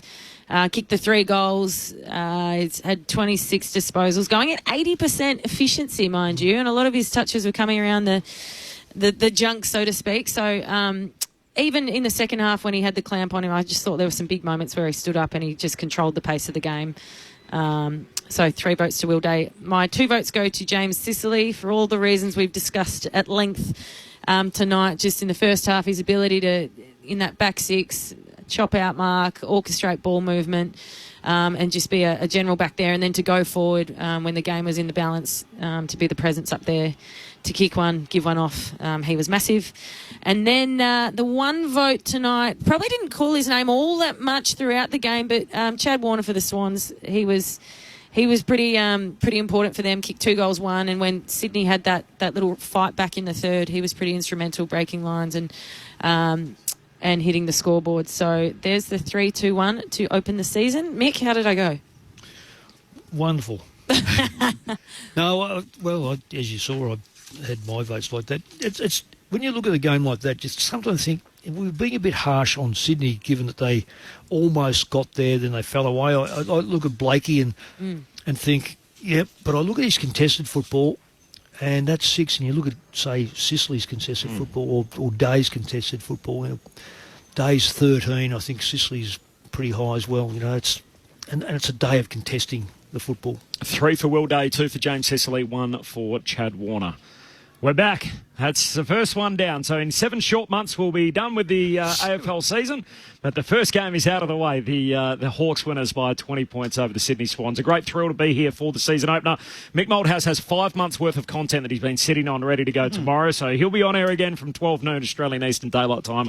Can't wait to share it with you, Mick, tomorrow. I'm looking forward to it, Corby, because we did discuss, we changed the course of the world last year, and we'll probably we'll try to do it again. Brett Delidio in for Luke Ball tomorrow from 12 noon. Following that, Corbin and Ben with Mark Murphy in the studio. I'll see you then, Ben. Looking forward to it. Can't wait. Thanks for having us, Alicia Eva. good luck on Sunday. Thank you. Thanks for coming up to sunny Sydney. Part of the Giants crew, of course, again in 2025, part of Adam Kingsley's coaching group. So great to have Alicia Eva with us. Thanks to Declan Byrne, to Tegan on the buttons, and to the cult figure Adam Jones back in the studio. The first one down, the Hawks winners by 20 points to start the new season. Foreign Correspondent returns to Tuesday nights in 2025. Exploring the unknown, discover the extraordinary, your window to the world. Foreign Correspondent returns. New time Tuesdays 8 p.m. on ABC TV and ABC iView.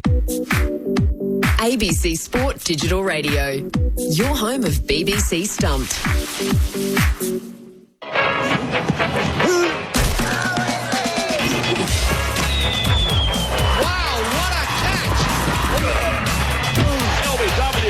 First ball. Tremendous catch, tumbling forward. From the BBC World Service, in association with ABC and Akashvani, this is Stumped. Hello and welcome to Stumped, your intercontinental hit of news, features and debate from the quirky world of cricket. I'm Alison Mitchell in a hotel in Birmingham in another quirky world right now because I'm taking a bit of break from cricket for a few days to work on the world-famous dog show Crufts. And also by the time Crufts finishes, we'll also know who's top dog in the Men's Champions Trophy.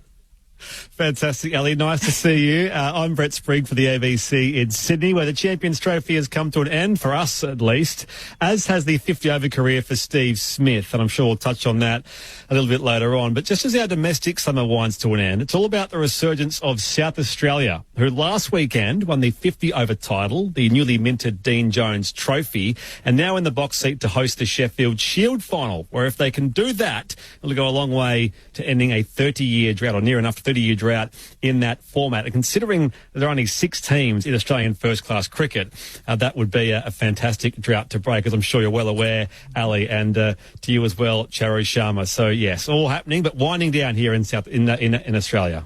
And I'm Charu Sharma for Akashvani. We've also wound down our Celebrity Cricket League. I must confess it was a lot of fun. But I'm back home now, and we're watching the Champions Trophy with great interest. Only the big match to go. Of course, there's a lot of WPL action as well. So much cricket going on around the world, but here we are on Stumped once again to chat about it. Yeah, and good to have you with us, Brett, for Jim this week. Coming up, we're going to be joined by Royal Challengers Bangalore head coach Andy Flower ahead of the 18th edition of the IPL that gets underway on the 22nd of March. But first, we know now that it's going to be India against New Zealand in the Champions Trophy final in Dubai on March the 9th. India's men booked their place by beating the Aussies by 4 wickets with 11 balls to spare, largely thanks to a composed Virat Kohli, who made a quite fabulous 84, skillful 84 as the team chased 264. New Zealand hammered South Africa by 50 runs to reach their 3rd final, with Rachin Ravindra, almost a friend of Stumped, shall we say. He's been on the show twice already, scoring his 2nd century of the tournament. And there was 100 for Kane Williamson as well.